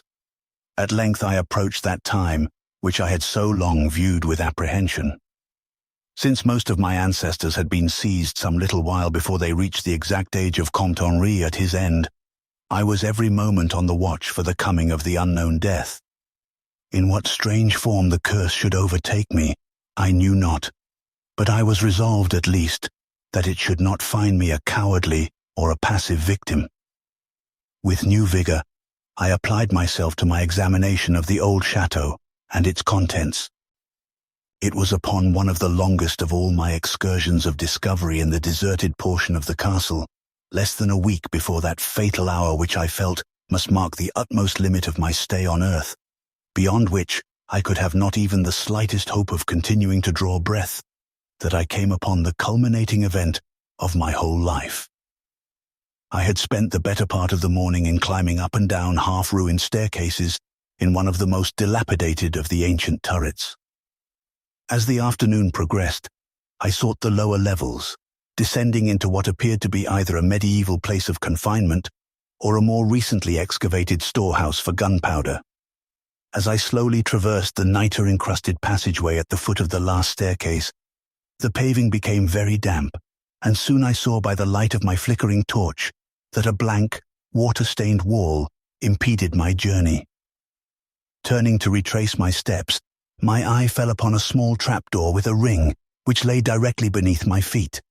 Pausing, I succeeded with difficulty in raising it, whereupon there was revealed a black aperture exhaling noxious fumes which caused my torch to sputter, and disclosing in the unsteady glare the top of a flight of stone steps. As soon as the torch, which I lowered into the repellent depths, burned freely and steadily, I commenced my descent. The steps were many, and led to a narrow stone-flagged passage which I knew must be far underground. The passage proved of great length, and terminated in a massive oaken door, dripping with the moisture of the place, and stoutly resisting all my attempts to open it. Ceasing after a time my efforts in this direction, I had proceeded back some distance toward the steps, when there suddenly fell to my experience one of the most profound and maddening shocks capable of reception by the human mind. Without warning, I heard the heavy door behind me creak slowly open upon its rusted hinges. My immediate sensations are incapable of analysis. To be confronted in a place as thoroughly deserted as I had deemed the old castle, with evidence of the presence of man or spirit, produced in my brain a horror of the most acute description. When at last I turned and faced the seat of the sound, my eyes must have started from their orbits at the sight that they beheld. There in the ancient Gothic doorway stood a human figure. It was that of a man clad in a skullcap and long medieval tunic of dark color. His long hair and flowing beard were of a terrible and intense black hue and of incredible profusion. His forehead, high beyond the usual dimensions, his cheeks, deep sunken and heavily lined with wrinkles, and his hands, long, claw-like and gnarled, were of such a deathly marble-like whiteness as I have never elsewhere seen in man. His figure, lean to the proportions of a skeleton, was strangely bent and almost lost within the voluminous folds of his peculiar garment. But strangest of all were his eyes, twin caves of abysmal blackness, profound in expression of understanding, yet inhuman in degree of wickedness. These were now fixed upon me, piercing my soul with their hatred, and rooting me to the spot whereon I stood. At last the figure spoke in a rumbling voice that chilled me through with its dull hollowness and latent malevolence. The language in which the discourse was clothed was that debased form of Latin, in use amongst the more learned men of the Middle Ages, and made familiar to me by my prolonged researches into the works of the old alchemists and demonologists. The apparition spoke of the curse which had hovered over my house, told me of my coming end, dwelt on the wrong perpetrated by my ancestor against old Michel Mauvais, and gloated over the revenge of Charles Le Sorcier. He told how the young Charles had escaped into the night, returning in after years to kill Godfrey the heir with an arrow, just as he approached the age which had been his father's at his assassination. How he had secretly returned to the estate and established himself, unknown, in the even then deserted subterranean chamber, whose doorway now framed the hideous narrator. How he had seized Robert, son of Godfrey, in a field, forced poison down his throat, and left him to die at the age of 32, thus maintaining the foul provisions of his vengeful curse. At this point, I was left to imagine the solution of the greatest mystery of all, how the curse had been fulfilled since that time when Charles Le Sorcier must in the course of nature have died, for the man digressed into an account of the deep alchemical studies of the two wizards, father and son, speaking most particularly of the researches of Charles Le Sorcier concerning the elixir which should grant to him who partook of it eternal life and youth. His enthusiasm had seemed for the moment to remove from his terrible eyes the hatred that had at first so haunted them. But suddenly the fiendish glare returned, and with a shocking sound like the hissing of a serpent, the stranger raised a glass phial with the evident intent of ending my life, as had Charles Le Sorcier, 600 years before, ended that of my ancestor. Prompted by some preserving instinct of self-defense, I broke through the spell that had hitherto held me immovable, and flung my now dying torch at the creature who menaced my existence. I heard the phial break harmlessly against the stones of the passage, as the tunic of the strange man caught fire and lit the horrid scene with a ghastly radiance. The shriek of fright and impotent malice emitted by the would-be assassin proved too much for my already shaken nerves, and I fell prone upon the slimy floor in a total faint. When at last my senses returned, all was frightfully dark, and my mind, remembering what had occurred, shrank from the idea of beholding more, yet curiosity overmastered all. Who, I asked myself, was this man of evil, and how came he within the castle walls? Why should he seek to avenge the death of poor Michel Mauvais? And how had the curse been carried on through all the long centuries since the time of Charles Le Sorcier? The dread of years was lifted from my shoulders, for I knew that he whom I had felled was the source of all my danger from the curse. And now that I was free, I burned with the desire to learn more of the sinister thing which had haunted my line for centuries and made of my own youth one long-continued nightmare. Determined upon further exploration, I felt in my pockets for flint and steel and lit the unused torch which I had with me. First of all, the new light revealed the distorted and blackened form of the mysterious stranger. The hideous eyes were now closed.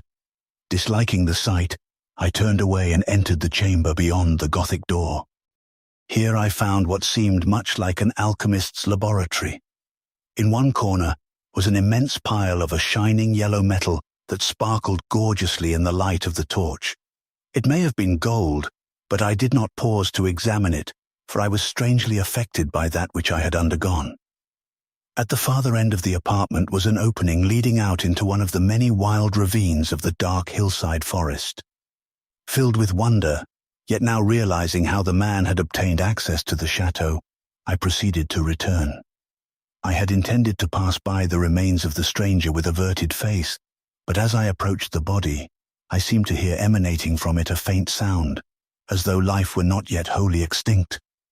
Aghast, I turned to examine the charred and shriveled figure on the floor.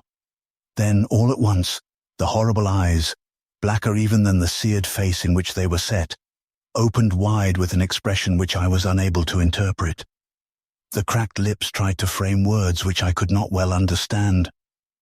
Once I caught the name of Charles Le Sorcier, and again I fancied that the words years and curse issued from the twisted mouth. Still, I was at a loss to gather the purport of his disconnected speech.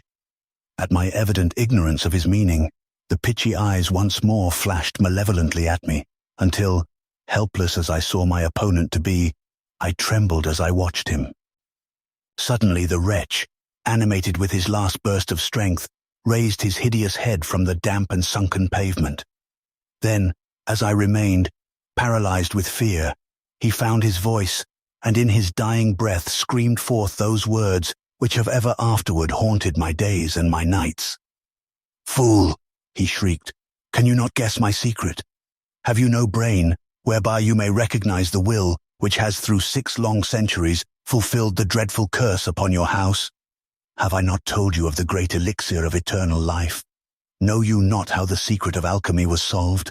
I tell you, it is I, that have lived for 600 years to maintain my revenge, for I am Charles Le Sorcier,